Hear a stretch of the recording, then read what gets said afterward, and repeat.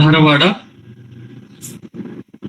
296ನೆಯ ಉಪನ್ಯಾಸ ಕಾರ್ಯಕ್ರಮಕ್ಕೆ ತಮ್ಮೆಲ್ಲರಿಗೂ ತುಂಬ ಹೃದಯದ ಸ್ವಾಗತ.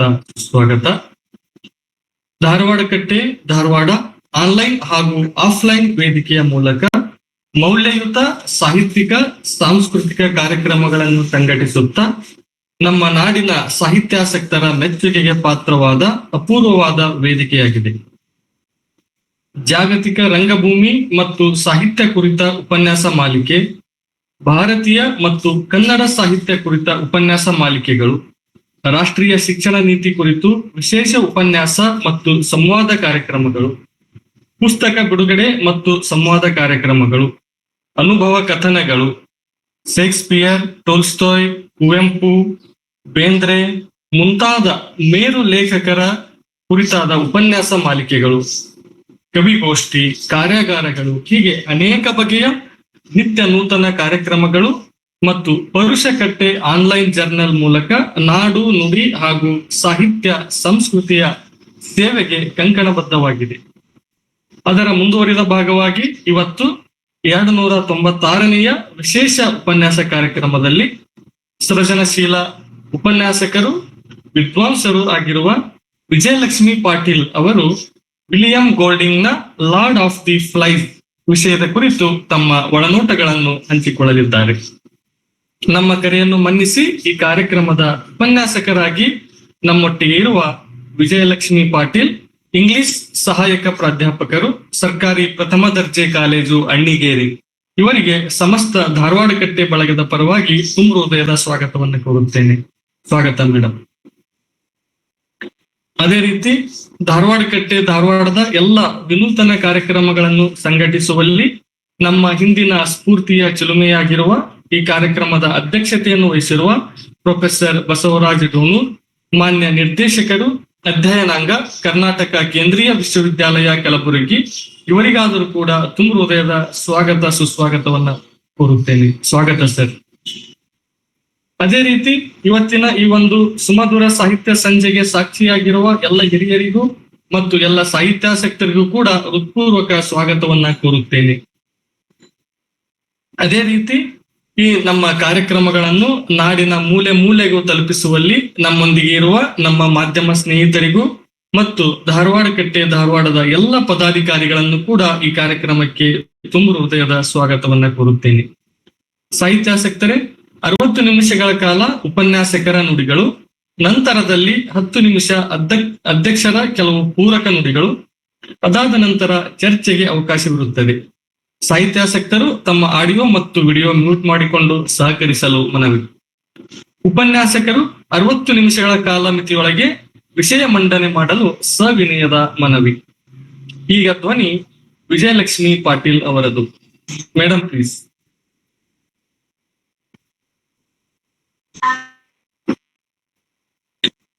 ಮೇಡಮ್ ಆಡಿಯೋ ಅನ್ಮ್ಯೂಟ್ ಮಾಡಿ ಮೇಡಮ್. ಆಡಿಯೋ ವಿಡಿಯೋ ಕೂಡ ವಿಡಿಯೋ ಆಗಿದೆ, ಮೇಡಮ್ ಆಡಿಯೋ ಅನ್ಮ್ಯೂಟ್ ಆಗ್ಬೇಕಾಗಿತ್ತು ಅಷ್ಟೇ. ಎಲ್ಲ ಆಡಿಯೋ ಬಟನ್ ಅನ್ಮ್ಯೂಟ್ ಆಗಿಲ್ಲ ಮೇಡಮ್ ಇನ್ನು.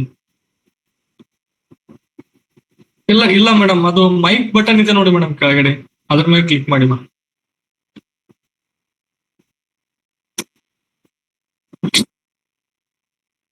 ಕೆಳಗಡೆ ಮೈಕ್ ಸಿಂಬಲ್ ತರ ಇದೆ ನೋಡ ಮೇಡಮ್, ಆ ಒಂದು ಐಕನ್ ಮೇಲೆ ಕ್ಲಿಕ್ ಮಾಡ್ಬೇಕು ಮೇಡಮ್. ಮೇಡಮ್ ನಿಮ್ಮ ಆಡಿಯೋ ಕೇಳಿಸ್ತಾ ಇಲ್ಲ ಮೇಡಮ್. ಹಾ, ಕೆಳಗಡೆ ಮೈಕ್ ಬಟನ್ ಇದೆ ಮೇಡಮ್, ಅದ್ರ ಮೇಲೆ ಕ್ಲಿಕ್ ಮಾಡಿ ಮೇಡಮ್. ಹಾ ಸರಿ ಮೇಡಮ್, ಈಗ ಓಕೆ ಮೇಡಮ್, ಈಗ ಓಕೆ ಮೇಡಮ್. ಹಾ, ಈಗ ಮಾತಾಡಿ ಮೇಡಮ್. ಸರ್ ಮಾತು ಕೇಳಿಸ್ತಾ ಇದೆಯಾ? ಹಾ ಕೇಳಿಸ್ತಾ ಇದೆ ಮೇಡಮ್, ಮಾತಾಡಿ. ಓಕೆ ಸರ್, ಕೇಳಿಸ್ತಾ ಇದೆ. ಕೇಳಿಸ್ತಾ ಇದೆ. Okay sir. ಧಾರವಾಡ ಕಟ್ಟೆಯ ಇಂಗ್ಲಿಷ್ ಸಾಹಿತ್ಯ ದರ್ಶನ ಭಾಗ 2ರ ವಿಶೇಷ ಉಪನ್ಯಾಸ ಮಾಲಿಕೆಯ ಈ ಉಪನ್ಯಾಸದಲ್ಲಿ ಭಾಗವಹಿಸಿದಂತ ಎಲ್ಲರಿಗೂ ನನ್ನ ವಂದನೆಗಳನ್ನ ಹೇಳ್ತೇನೆ. ಧಾರವಾಡ ಕಟ್ಟೆ ಒಂದು ದೊಡ್ಡ ವೇದಿಕೆ, ಇದನ್ನ ಸಾಹಿತ್ಯದ ಅನುಭವ ಮಂಟಪ ಅಂದ್ರೂ ತಪ್ಪಾಗ್ಲಿಕ್ಕಿಲ್ಲ ಅಂತ ನನ್ಗೆ ಅನ್ಸುತ್ತೆ. ಇಂಥ ಒಂದು ಪ್ರಮುಖ ವೇದಿಕೆಯಲ್ಲಿ ನನ್ನಂತಹ ಕಿರಿಯರಿಗೂ ಸಹ ಅವಕಾಶ ಕೊಟ್ಟು ಪ್ರೋತ್ಸಾಹಿಸುತ್ತಿರುವ ಡಾಕ್ಟರ್ ಬಸವರಾಜ್ ಡೊಣ್ಣೂರ್ ಸರ್ ಅವರಿಗೂ ಮತ್ತೆ ಡಾಕ್ಟರ್ ವಿಜಯಲಕ್ಷ್ಮಿ ದಾನ್ರೆಡ್ಡಿ ಮೇಡಮ್ ಅವರಿಗೂ ಸಹ ನನ್ನ ಧನ್ಯವಾದಗಳನ್ನ ಅರ್ಪಿಸ್ತೇನೆ. ಈ ಉಪನ್ಯಾಸದಲ್ಲಿ ಸಾಹಿತ್ಯ ದಿಗ್ಗಜರು, ಹಿರಿಯ ವಿಮರ್ಶಕರು, ಬುದ್ಧಿಜೀವಿಗಳು ಇದ್ದಾರೆ. ನನ್ನ ಶಬ್ದ ಮತ್ತು ಭಾಷೆ ಪ್ರಯೋಗದಲ್ಲಿ ಏನಾದ್ರೂ ನ್ಯೂನತೆ ಕಂಡು ಬಂದ್ರೆ ಕ್ಷಮೆ ಇರ್ಲಿ ಅಂತ ನಾನೀಗ ಕೇಳ್ಕೊತೇನೆ. ಕಾರಣ ಇಷ್ಟೇ, ಇದು ನನ್ನ ಪ್ರಥಮ ಕನ್ನಡ ಉಪನ್ಯಾಸ ಆಗಿರೋದ್ರಿಂದ ಸ್ವಲ್ಪ ಅಳಕಿದೆ ಅಂತ ಹೇಳ್ತೇನೆ. ನನ್ನ ಒಂದು ಉಪನ್ಯಾಸವನ್ನ ನಾನು ಪ್ರೆಸೆಂಟೇಶನ್ ಮೂಲಕ ಅದನ್ನ ಎಕ್ಸ್ಪ್ಲೈನ್ ಮಾಡ್ಬೇಕಂತ ಅನ್ಕೊಂಡಿರ್ತೇನೆ. ಇದು ಸ್ಕ್ರೀನ್ ಮೇಲೆ ಹೇಳ್ಬೇಕಪ್ಪ ಅಂದ್ರೆ, ಇವತ್ತು ನನಗೆ ಕೊಟ್ಟಿರುವಂತಹ ವಿಷಯ ವಿಲಿಯಂ ಗೋಲ್ಡಿಂಗರ್ ಅವರ ಲಾರ್ಡ್ ಆಫ್ ದಿ ಫ್ಲೈಸ್. ನಾನು ಈ ಕುರಿತು ಮಾತನಾಡಲಿದ್ದೇನೆ. ಸ್ಕ್ರೀನ್ ಕಾಣಿಸ್ತಾ ಇದೆಯಾ ಸರ್? ಮೇಡಮ್ ಸ್ಕ್ರೀನ್ ಕಾಣಿಸ್ತಾ ಇದೆಯಾ? ಮೇಡಮ್ ಕಾಣಿಸ್ತಿಲ್ಲ ಮೇಡಮ್. ಕಾಣಿಸ್ತಾ ಇಲ್ಲ. ಕಾಣಿಸ್ತಾ ಇಲ್ಲ ಸರ್? ಈಗ ಕಾಣಿಸ್ತಿದೆ ಇಲ್ಲ. ಮೇಡಮ್. ಏನ್ ಕಾಣಿಸ್ತಾ ಇದೆ? ಮ್ಯಾಮ್ ಈಗ ಕಾಣಿಸ್ತಿದೆ. ಕಾಣಿಸ್ತಾ ಇದೆ.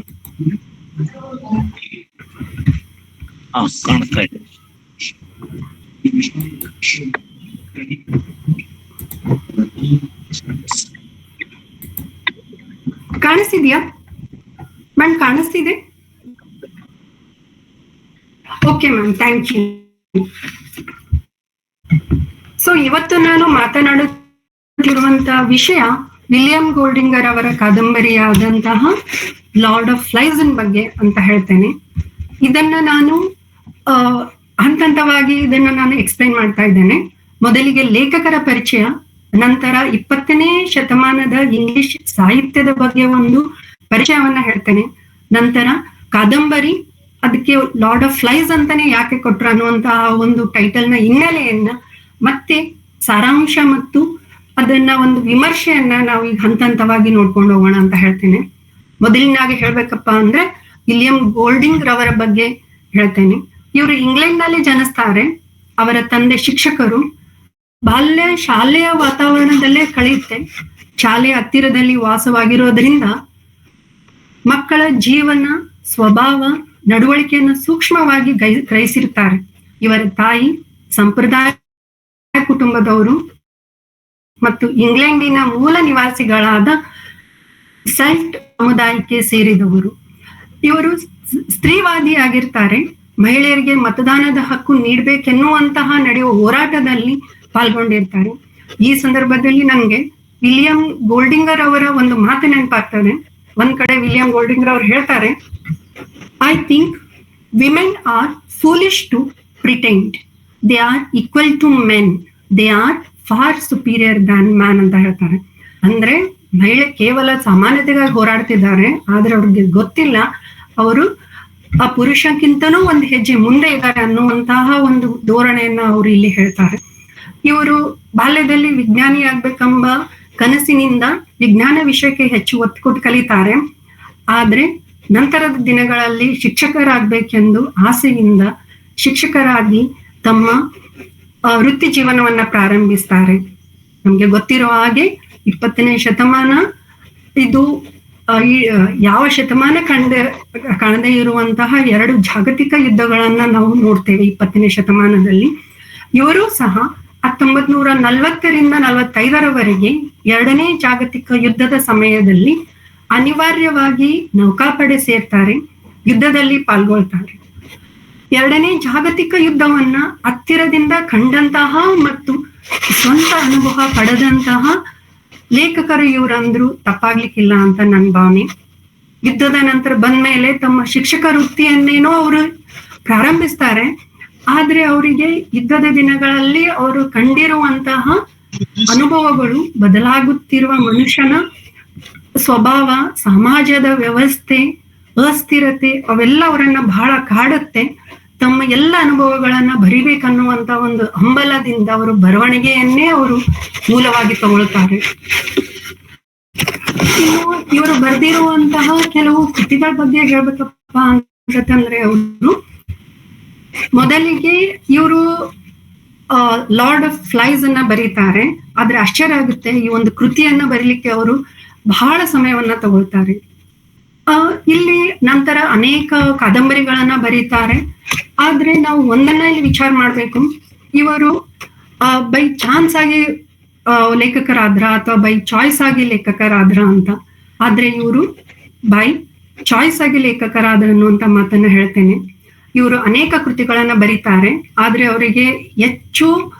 ಅವರಿಗೆ ಒಂದು ಹೆಸರನ್ನ ಕೊಟ್ಟಿರುವಂತದ್ದು ಕಾದಂಬರಿ ಯಾವ್ದಪ್ಪ ಅಂತಂದ್ರೆ ಅದು ಲಾರ್ಡ್ ಆಫ್ ದಿ ಫ್ಲೈಸ್ ಆಗಿರುತ್ತೆ.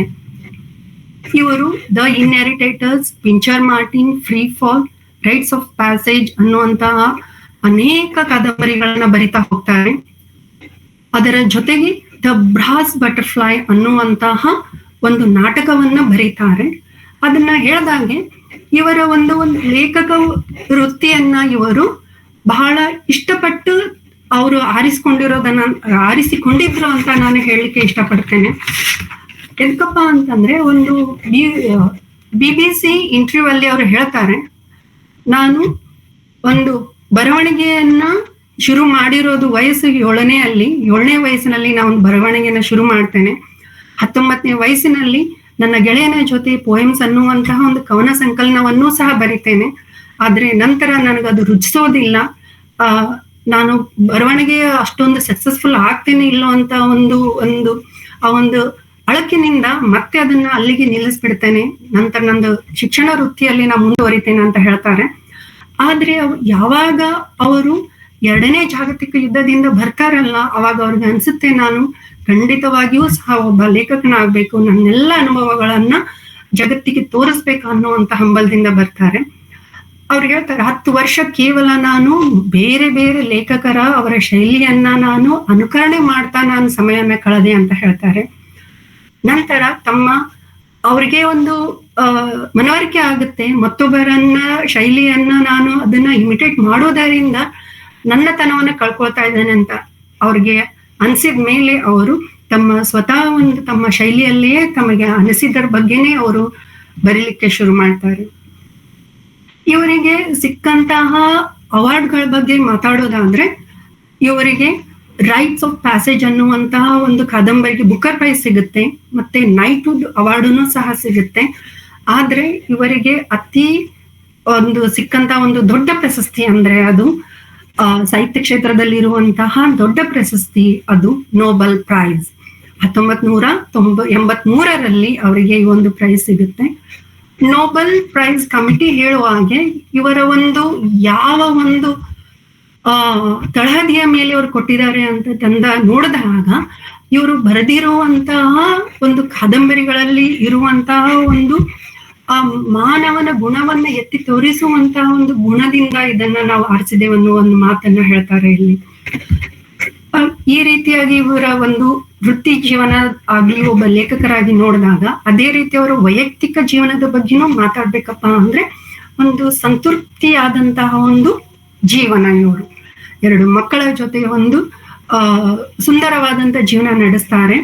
ತಮ್ಮ 82ನೇ ವಯಸ್ಸಿನಲ್ಲಿ ಅವರು ಕೊನೆಯುಸಿರೆಳಿತಾರೆ. ಇವರ ಬಗ್ಗೆ ಜಾನ್ ಕ್ಯಾರಿ ಅವರು ಒಂದು ಬಯೋಗ್ರಫಿಯನ್ನು ಸಹ ಬರೆದಿದ್ದಾರೆ. ಹಾಗಾದ್ಮೇಲೆ ಇವರು ಯಾವ ಒಂದು ವಿಷಯದ ಕುರಿತು ಇವರ ಎಲ್ಲಾ ಕಾದಂಬರಿಗಳು ಆಗಿರ್ಬೋದು, ಇವರ ಬರೆದಿರುವಂತಹ ಎಲ್ಲ ರೈಟಿಂಗ್ಸ್ ಅನ್ನ ನೋಡಿದಾಗ ಅಲ್ಲಿ ಬರುವಂತಹ ಒಂದು ಯಾವ ವಿಷಯಗಳನ್ನು ಇವರು ಹೆಚ್ಚು ಪ್ರಾಧಾನ್ಯತೆ ಕೊಡ್ತಾರಪ್ಪ ಅಂತಂದ್ರೆ, ಮನುಷ್ಯನ ಸ್ವಭಾವ ಅಥವಾ ಅವನ ಸೂಕ್ತ ಮನಸ್ಸಿನಲ್ಲಿ ಅಡಗಿರುವಂತಹ ಅವನ ಒಂದು ಕರಾಳ ಮನಸ್ಸಿನ ಬಗ್ಗೆ ಅವರು ಹೆಚ್ಚು ಹೇಳ್ತಾರೆ.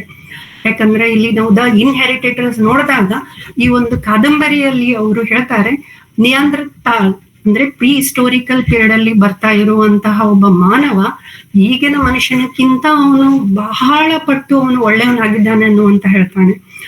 ಪಿಂಚರ್ ಮಾರ್ಟಿನ್ ಆಗಿರ್ಬೋದು, ಫ್ರೀ ಫಾಲ್ ಆಗಿರ್ಬೋದು, ಇವೆಲ್ಲ ನಾವೆಲ್ಸ್ ಅಲ್ಲಿ ಹೆಚ್ಚು ಕಡಿಮೆ ನಾವು ಮನುಷ್ಯನ ಸ್ವಭಾವದ ಬಗ್ಗೆನೇ ನಾವು ನೋಡ್ತಾ ಹೋಗ್ತೇವೆ. ಇನ್ನ ಇವ್ರಿಗೆ ಏನಾದ್ರೂ ಒಂದು ನಾವು ಟೈಟಲ್ ಕೊಡ್ಬೇಕಪ್ಪ ಅಂತ ಅನ್ಸಿದ್ರೆ ಇವರದೊಂದು ಟ್ಯಾಗ್ಲೈನ್ ಅಂತಂದ್ರೆ ನಂಗೆ ಅನ್ಸಿದ ಮಟ್ಟಿಗೆ ಎಕ್ಸ್ಪ್ಲೋರಿಂಗ್ ದ ಡಾರ್ಕ್ನೆಸ್ ವಿತಿನ್ ಅಂತ ಕೊಡ್ಬೋದು ಅಂತ ಹೇಳ್ತೀನಿ. ಇನ್ನು ವಿಲಿಯಂ ಗೋಲ್ಡಿಂಗರ್ ಅವರ ಒಂದು ಕಾಲಘಟ್ಟವನ್ನ ನೋಡೋದಾದ್ರೆ ಅದು 20ನೇ ಶತಮಾನದ ಇಂಗ್ಲಿಷ್ ಸಾಹಿತ್ಯದಲ್ಲಿ ಬರ್ತಾ ಇರುವಂತ ಮಾಡರ್ನಿಸಂ ಮತ್ತು ಪೋಸ್ಟ್ ಮಾಡರ್ನಿಸಂ ಪೀರಿಯಡ್ ಅನ್ನ ನಾವು ನೋಡ್ತೇವೆ.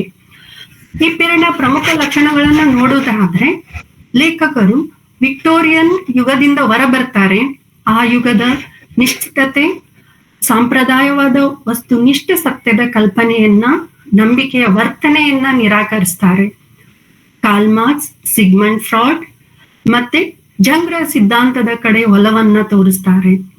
ಈ ಒಂದು ಕಾಲದಲ್ಲಿ ಎಕ್ಸಿಸ್ಟೆನ್ಷಿಯಲಿಸಂ, ಸ್ಟ್ರೀಮ್ ಆಫ್ ಕಾನ್ಶಿಯಸ್ನೆಸ್ ಮತ್ತು ಸೈಕೋ ಅನಾಲಿಟಿಕ್ ಥಿಯರಿಗಳು ಬಹಳ ಪ್ರಚಲಿತವಾಗ್ತಾವ್ರೆ. ಅಷ್ಟು ಅಲ್ಲದೆ ಮತ್ತೆ 20ನೇ ಶತಮಾನದಲ್ಲಿ ನಾವು ಮೊದಲೇ ಹೇಳಿದ ಹಾಗೆ ಬಹಳಷ್ಟು ನಡೆದಿರುವಂತ 2 ಜಾಗತಿಕ ಯುದ್ಧಗಳ ಪ್ರಭಾವವನ್ನೇ ನಾವಿಲ್ಲಿ ನೋಡ್ತೇವೆ. ಯಾವ ರೀತಿಯಾಗಿ ಮನುಷ್ಯನ ಜೀವನದ ಮೇಲೆ, ಸಮಾಜದ ಮೇಲೆ ಮತ್ತು ಅವನ ಒಂದು ನಡವಳಿಕೆ ಮೇಲೆ ಪ್ರಭಾವ ಬೀರ್ತೇವೆ ಅನ್ನೋದನ್ನ ನಾವು ಅನೇಕ ಪುಸ್ತಕಗಳಲ್ಲಿ, ಅನೇಕ ನಾವು ನಾವೆಲ್ಸ್ಗಳಲ್ಲಿ ಆಗಿರ್ಬೋದು, ಡ್ರಾಮಾಗಳಲ್ಲಾಗಿರ್ಬೋದು ನೋಡ್ತೇವೆ. ಇಲ್ಲಿ ಇಂಡಿವಿಜುವಲ್ ಕಾನ್ಶಿಯಸ್ನೆಸ್ಗೆ ಹೆಚ್ಚು ಒತ್ತನ್ನು ಕೊಡ್ತಾರೆ. ಮತ್ತೆ ಇನ್ನೊಂದು ಬಹಳ ಪ್ರಮುಖವಾಗಿರೋದು ಯಾವ್ದಪ್ಪ ಅಂತಂದ್ರೆ there is a radical transformation of a human thought in relation to God, man, world and life. ಎಲ್ಲರೂ ಪ್ರಶ್ನೆ ಮಾಡ್ಲಿಕ್ಕೆ ಶುರು ಮಾಡ್ತಾರೆ. ಸಮಾಜದ ವ್ಯವಸ್ಥೆ ಬಗ್ಗೆ ಪ್ರಶ್ನೆ ಮಾಡ್ತಾರೆ. ನಮ್ಮ ಮತ್ತು ದೇವರ ನಡುವೆ ಇರುವಂತ ಸಂಬಂಧದ ಬಗ್ಗೆ ಅವರು ಒಂದು ಕಳವಳವನ್ನ ವ್ಯಕ್ತಪಡಿಸ್ತಾರೆ. ನಮ್ಮ ಮತ್ತು ಸಮಾಜದ ಜೊತೆ ಇರುವಂತಹ ಒಂದು ಸಂಬಂಧ ಇದು ಯಾವ ರೀತಿ ಆಗಿದೆ ಅನ್ನೋದರ ಬಗ್ಗೆ ಇಲ್ಲಿ ಹೆಚ್ಚು ಹೇಳಿಕೊಡ್ತಾರೆ. ಈ ಒಂದು ಹಿನ್ನೆಲೆಯಲ್ಲಿ ನಾನು ಇವತ್ತು ಲಾರ್ಡ್ ಆಫ್ ದಿ ಫ್ಲೈಸ್ ಅನ್ನ, ಇದರ ಬಗ್ಗೆ ನನಗೆ ಗೊತ್ತಿರುವಂತಹ ಕೆಲವು ವಿಷಯಗಳನ್ನ, ನನ್ನ ವಿಚಾರಗಳನ್ನ ಹಂಚಿಕೊಳ್ಳಿಕ್ಕೆ ಇಷ್ಟಪಡ್ತೇನೆ. Lord of the Flies, William Golding ಹೇಳಿದ ಹಾಗೆ it is the theme is an attempt to trace the defects of a society back to the defects of a human nature. ಅಂದ್ರೆ ಈ ಕಾದಂಬರಿಯ ಮುಖ್ಯ ವಿಷಯವು ಮನುಷ್ಯನ ವರ್ತನೆಯ ಆಳವಾದ ಸತ್ಯವನ್ನು ಬಿಂಬಿಸುವ ಪ್ರಯತ್ನ ಮಾಡುತ್ತೆ ಅನ್ನೋವನ್ನ ಹೇಳ್ತಾನೆ. ಮನುಷ್ಯನ ಸಾಮರ್ಥ್ಯ, ಕ್ರೂರತೆ ಯಾವ ಮಟ್ಟಿಗೆ ಹೋಗಿ ನಿಲ್ಬಹುದು ಎನ್ನುವುದಕ್ಕೆ ಇದೊಂದು ನಿದರ್ಶನವಾಗಿದೆ ಅಂತ ಹೇಳ್ಬೋದು. ಇನ್ನು ಲಾರ್ಡ್ ಆಫ್ ಫ್ಲೈಸ್ ಅನ್ನ ಲಾರ್ಡ್ ಆಫ್ ದಿ ಫ್ಲೈಸ್ ಅನ್ನ ಒಂದು ಮಾಡರ್ನ್ ಕ್ಲಾಸಿಕ್ ಅಂತ ಹೇಳ್ತಾರೆ. 20ನೇ ಶತಮಾನದಲ್ಲಿ ಇರುವಂತಹ ಒಂದು ಅತ್ಯದ್ಭುತವಾದಂತಹ ಕಾದಂಬರಿ ಅಂತ ಹೇಳ್ತಾರೆ. ಯಾಕಂದ್ರೆ ಯಾವುದೇ ಒಂದು ಕಾದಂಬರಿಯನ್ನ ನಾವು ಅಷ್ಟು ಈಸಿಯಾಗಿ ಅದನ್ನ ಕ್ಲಾಸಿಕ್ ಅಂತ ಹೇಳಲಿಕ್ಕೆ ಹೋಗುದಿಲ್ಲ. ಆದ್ರೆ ಇದನ್ನ ಒಂದು ಮಾಡರ್ನ್ ಕ್ಲಾಸಿಕ್ ಹೇಳ್ತಾ ಇದ್ದಾರೆ ಅಂತಂದ್ರೆ ಅದಕ್ಕೆ ಕಾರಣ ಅದರಲ್ಲಿ ಇರುವಂತಹ ಒಂದು ಯೂನಿವರ್ಸಲ್ ಥೀಮ್ ಅಂತ ಹೇಳ್ಬೋದು. ಅದರಲ್ಲಿ ಅವರು ಹೇಳ್ತಾ ಇರುವಂತ ವಿಷಯ ಅದು ಎಲ್ಲಾ ಕಾಲಕ್ಕೂ ನಮ್ಮ ಮನ ಮುಟ್ಟುವಂಥದ್ದು ಅಂತ ಹೇಳಬಹುದು. ಅದರಲ್ಲಿ ಇರುವಂತ ರಿಯಲಿಸ್ಟಿಕ್ ನೇಚರ್ ಅದನ್ನು ಈ ಒಂದು ಕ್ಲಾಸಿಕ್ ಸ್ಥಾನವನ್ನು ಕೊಟ್ಟಿರಬಹುದು ಅಂತ ನಾನು ಭಾವಿಸ್ತೇನೆ. ಇನ್ನು ಈ ಒಂದು ಕೃತಿಯನ್ನ ನಾನು ಮೊದಲೇ ಹೇಳದೆ ಬಹಳ ವರ್ಷಗಳನ್ನ ತಗೊಳ್ತಾರೆ ವಿಲಿಯಂ ಗೋಲ್ಡಿಂಗ್ ರವರು. ಆದ್ರೆ ಇದನ್ನ 21 ಬಾರಿ ಅನೇಕ ಪ್ರಕಾಶಕರು ಇದನ್ನ ಪ್ರಕಟಣೆ ಮಾಡಲು ನಿರಾಕರಿಸ್ತಾರೆ. ಇದನ್ನ ಒಂದು ಫೂಲಿಶ್ ನಾವೆಲ್, ಅನ್ಇಂಟ್ರೆಸ್ಟಿಂಗ್ ನಾವೆಲ್ ಅಂತ ಹೇಳ್ತಾರೆ. ಅಂದ್ರೆ ಅದಕ್ಕೆ ಕಾರಣ ಏನಿರ್ಬೋದು ಅಂತ ವಿಚಾರ ಮಾಡಿದಾಗ ಅದರಲ್ಲಿ ಇರುವಂತ ಒಂದು ವಿಷಯ ಅಂತ ಗೊತ್ತಾಗುತ್ತೆ. ಯಾಕಪ್ಪ ಅಂತಂದ್ರೆ ಒಂದ್ ಕಡೆ ನಾ ಹೇಳಿದ ಹಾಗೆ ವಿಕ್ಟೋರಿಯನ್ ಪೀರಿಯಡ್ ಅಲ್ಲಿ ಒಂದು ಸಮಾಜದ ವ್ಯವಸ್ಥೆಯನ್ನ ಇದು ಅಲ್ಲದೆ ಬೇರೆ ರೀತಿಯಾಗಿನೂ ಸಹ ಈ ರೀತಿನೂ ಸಹ ಒಂದು ಸಮಾಜ ಇರ್ಬೋದು, ಈ ರೀತಿಯಾಗಿನೂ ಮನುಷ್ಯ ತನ್ನ ವರ್ತನೆಯನ್ನ ತೋರಿಸ್ಬೋದು ಅನ್ನೋದನ್ನ ಈ ಒಂದು ಕಾದಂಬರಿಯಲ್ಲಿ ಅವ್ರು ಹೇಳ್ತಾರೆ. ಆದ್ರೂ ಸಹ ಇಲ್ಲಿ ಒಂದು ನಾವು ಬಹಳ ಮೆಚ್ಚಬೇಕಾಗಿರುವಂತ ವಿಷಯ ಅಂದ್ರೆ ವಿಲಿಯಂ ಗೋಲ್ಡಿಂಗ್ ಇವರು ತಮ್ಮ ಸೋಲನ್ನು ಒಪ್ಕೊಳ್ಳೋದಿಲ್ಲ. ಅವರು ಲಾರ್ಡ್ ಆಫ್ ದಿ ಫ್ಲೈಸ್ ಎಲ್ಲರೂ ರಿಜೆಕ್ಟ್ ಮಾಡ್ತಾ ಇದ್ದಾರಪ್ಪ, ನಾ ಇದು ಬೇಡ, ಬೇರೆ ನಾವು ಒಂದು ಕಾದಂಬರಿ ಬರಿಬಹುದು ಅಂತ ಅನ್ಕೊಳ್ಳೋದಿಲ್ಲ. ಆದ್ರೂ ಸಹ ತಮ್ಮ ಪ್ರಯತ್ನವನ್ನ ಮುಂದುವರಿಸ್ತಾರೆ. ನಂತರ ಫ್ಯಾಬರ್ ಅಂಡ್ ಫ್ಯಾಬರ್ ಅನ್ನುವಂತಹ ಪ್ರಕಾಶಕರು ಕೊನೆಯದಾಗಿ ಇದರಲ್ಲಿ ಕೆಲವೊಂದು ಬದಲಾವಣೆ ಮಾಡಿದ್ರೆ ಖಂಡಿತವಾಗಿಯೂ ಸಹ ಇದನ್ನ ನಾನು ಪಬ್ಲಿಷ್ ಮಾಡ್ತೇನೆ ಅಂತ ಒಪ್ಕೊಳ್ತಾರೆ. ಆಕ್ಚುಲಿ ಇದರದ ಒರಿಜಿನಲ್ ಟೈಟಲ್ ಇವರು ಮೊದಲಿಟ್ಟಿರುವಂತಹ ಒಂದು ಶೀರ್ಷಿಕೆ ಯಾವ್ದಪ್ಪ ಅಂದ್ರೆ ಸ್ಟ್ರೇಂಜರ್ ವಿತಿನ್. ಆದ್ರೆ ಇದರಲ್ಲಿ ಕೆಲವೊಂದು ಬದಲಾವಣೆಗಳು ಮಾಡ್ಬೇಕಂತ ಹೇಳಿದ ಮೇಲೆ ಅದನ್ನ ಲಾರ್ಡ್ ಆಫ್ ಫ್ಲೈಸ್ ಅಂತ ಹೇಳ್ತಾರೆ. ಆದ್ರೆ ಇದು ಪ್ರಕಟಗೊಂಡ ಮೇಲೆ ಹೆಚ್ಚು ಜನಪ್ರಿಯತೆ ಪಡೆದಂತಹ ಮತ್ತು ಅಷ್ಟೇ ಟೀಕೆಗೆ ಒಳಪಟ್ಟಂತಹ ಕಾದಂಬರಿ ಅಂತ ಹೇಳ್ಬೋದು. ಒಂದು ಸಮಯದಲ್ಲಿ ಎಲ್ಲಾ ಪ್ರೌಢಶಾಲಾ ವಿದ್ಯಾರ್ಥಿಗಳು ಇದನ್ನ ಕುತೂಹಲದಿಂದ ಓದುತ್ತಿದ್ದಂತಹ ಒಂದು ಕೃತಿ. ಇದು ಪ್ರಕಟವಾದ್ಮೇಲೆ ಇಲ್ಲಿಯ ತನಕ ಕೋಟ್ಯಾಂತರ ಇದರ ಪ್ರತಿಗಳು ಸೇಲ್ ಆಗಿದ್ದಾವೆ ಅಂತ ಹೇಳ್ತೇನೆ. ಇದಕ್ಕೆ ಇದು ಒಂದು ಪಾಪ್ಯುಲಾರಿಟಿ ಅಂತ ಹೇಳದ್ಮೇಲೆ ಇದನ್ನ ಒಂದು ಹಂತಕ್ಕೆ ಇದನ್ನ ಬ್ಯಾನ್ ಸಹ ಮಾಡ್ತಾರೆ. ಅಂದ್ರೆ ಎಲ್ಲರೂ ಇದನ್ನ ಹೆಚ್ಚೆಚ್ಚು ಓದ್ತಾ ಇದ್ದಾರೆ ಅಂತ ತಂದ್ಮೇಲೆ ಬ್ಯಾನ್ ಎದಕ್ ಮಾಡ್ತಾರಪ್ಪ ಅನ್ನುವಂತ ಪ್ರಶ್ನೆ ನಮ್ಮಲ್ಲಿ ಇಟ್ಕೊಳ್ಳುತ್ತೆ. ಬ್ಯಾನ್ ಎದಕ್ ಮಾಡ್ತಾರಪ್ಪ ಅಂತ ತಂದ್ರೆ ಇದು ಎಲ್ಲಿ ಒಂದು ಮಕ್ಕಳ ಮನಸ್ಸಿನ ಮೇಲೆ ನಕಾರಾತ್ಮಕ ಒಂದು ಧೋರಣೆಯನ್ನ ತೋರುತ್ತೆ ಅನ್ನುವಂತ ಒಂದು ನಕಾರಾತ್ಮಕವಾಗಿರುವಂತ ಒಂದು ಪ್ರಭಾವ ಬೀರುತ್ತೆ ಅನ್ನುವಂತ ಒಂದು ಕಳವಳದಿಂದ ಈ ಒಂದು ನಾವೆಲ್ ಅನ್ನ ಒಂದು ಕಾದಂಬರಿಯನ್ನ ಬ್ಯಾನ್ ಮಾಡ್ತಾರೆ. ಆದ್ರೂ ಸಹ ಇದು ತನ್ನ ಏನದು ಪಾಪ್ಯುಲಾರಿಟಿ ಇದು ಎಲ್ಲಿಯೂ ಸಹ ಇದರದ್ದು ಪಾಪ್ಯುಲಾರಿಟಿ ಕಡಿಮೆ ಆಗುದಿಲ್ಲ. ಈ ಒಂದು ಕಾದಂಬರಿಯನ್ನ 35 ಭಾಷೆಗಳಲ್ಲಿ ಭಾಷಾಂತರ ಮಾಡಿದಾರೆ ಅಂದ್ಮೇಲೆ ನಮ್ಗೆ ಗೊತ್ತಾಗುತ್ತೆ ಇದು ಎಷ್ಟೊಂದು ಇಂಪಾರ್ಟೆಂಟ್ ಆಗಿರ್ಬೋದು ಅಂತ. ಸೊ ನಾ ಎಲ್ಲರಿಗೂ ಕೇಳ್ತೇನೆ, ಖಂಡಿತವಾಗಿ ಎಲ್ಲರೂ ಓದಲೇಬೇಕಾಗಿರುವಂತಹ ಒಂದು ಕಾದಂಬರಿ ಅಂತ ಹೇಳ್ತೇನೆ. ಅದು ಈಗ ಬಹಳ ಪ್ರಸ್ತುತವಾಗಿರುವಂತ ಕಾದಂಬರಿ ಅಂತಾನೂ ಸಹ ಹೇಳಲಿಕ್ಕೆ ಇಷ್ಟಪಡ್ತೇನೆ. ಇದು ಕೇವಲ ಒಂದು ಕಾದಂಬರಿಯಾಗಿ ಅಷ್ಟೇ ಅಲ್ಲದೆ ಇದನ್ನ ಹಾಲಿವುಡ್ ನಲ್ಲಿ 2 ಬಾರಿ ಇದನ್ನ ಸಿನಿಮಾ ಆಗಿ ಮಾಡ್ತಾರೆ. ಅಷ್ಟೇ ಅಲ್ಲದೆ ಇದು ಒಂದು ಟಿವಿ ಸೀರೀಸ್ ಆಗಿನೂ ಸಹ ಇದನ್ನ ಟೆಲಿವಿಷನ್ ನಲ್ಲಿ ಪ್ರಸಾರ ಮಾಡ್ತಾರೆ. ಹಾಗಂದ್ಮೇಲೆ ಇದ್ರ ಕತೆ ಏನಿರಬಹುದು ಅಥವಾ ಲಾರ್ಡ್ ಆಫ್ ದಿ ಫ್ಲೈಸ್ ಅಂದ್ರೆ ಏನು ಅಂತ ನಮ್ಮಲ್ಲಿ ಒಂದು ಕುತೂಹಲ ಉಂಟಾಗುತ್ತೆ. ಲಾರ್ಡ್ ಆಫ್ ದಿ ಫ್ಲೈಸ್ ಈ ಒಂದು ಹೆಸರಿನ ಮೂಲವನ್ನು ಹುಡ್ಕೊಂಡು ಹೋದಾಗ ನಮಗೆ ಇದರದ್ದು ಮೂಲ ಬೈಬಲ್ ನಲ್ಲಿ ಸಿಗುತ್ತೆ. ಇಬ್ರು ಭಾಷೆಯಲ್ಲಿ ಸೇಟನ್ ಅನ್ನ ಲಾರ್ಡ್ ಆಫ್ ದಿ ಫ್ಲೈಸ್ ಅಂತ ಹೇಳ್ತಾರೆ. ನಾವು ಪ್ಯಾರಡೈಸ್ ಲಾಸ್ಟ್ ಅಲ್ಲಿ ನೋಡ್ತೇವೆ ಸೇಟನ್ ಅಂದ್ರೆ ಸೇಟನ್ ಸಹ ಒಂದು ಸೈತಾನಕ್ಕೆ ಅಥವಾ ಒಬ್ಬ ರಾಕ್ಷಸನಿಗೆ ಹೋಲಿಸಬಹುದು. ಅಂದ್ರೆ ಲಾರ್ಡ್ ಆಫ್ ದಿ ಫ್ಲೈಸ್ ಅಂದ್ರೆ ಒಬ್ಬ ಸೈತಾನ ಅಂತ ನಾವು ಒಂದು ಅರ್ಥದಲ್ಲಿ ಇದನ್ನ ನೋಡಬಹುದು. ಇದಕ್ಕೆ ಮುಂದುವರೆದು ಇದನ್ನ ಯಾವ ಹಂತದಲ್ಲಿ ನಾವು ಒಂದು ಲಿಟರರಿ ಕಾಂಟೆಕ್ಸ್ಟ್ ಆಗಿ ನೋಡಿದಾಗ ಯಾವ ಹಂತದಲ್ಲಿ ಇದನ್ನ ನಾವು ಓದ್ಬಹುದು ಅಂತ ನೋಡಿದಾಗ ಇದನ್ನ ಒಂದು ಡೈಸ್ಟೋಪಿಯನ್ ನಾವೆಲ್ ಆಗಿನೂ ಓದಬಹುದು, ಒಂದು ಅಲೆಗೋರಿಕ್ ನಾವೆಲ್ ಆಗಿನೂ ನೋಡಬಹುದು, ಮತ್ತೆ ಇದನ್ನ ಒಂದು ಪ್ಯಾರಡಿ ಆಗಿ ನೋಡ್ಬೋದು. ಪ್ಯಾರಡಿ ಅಂದ್ರೆ ವಿಡಂಬನೆ.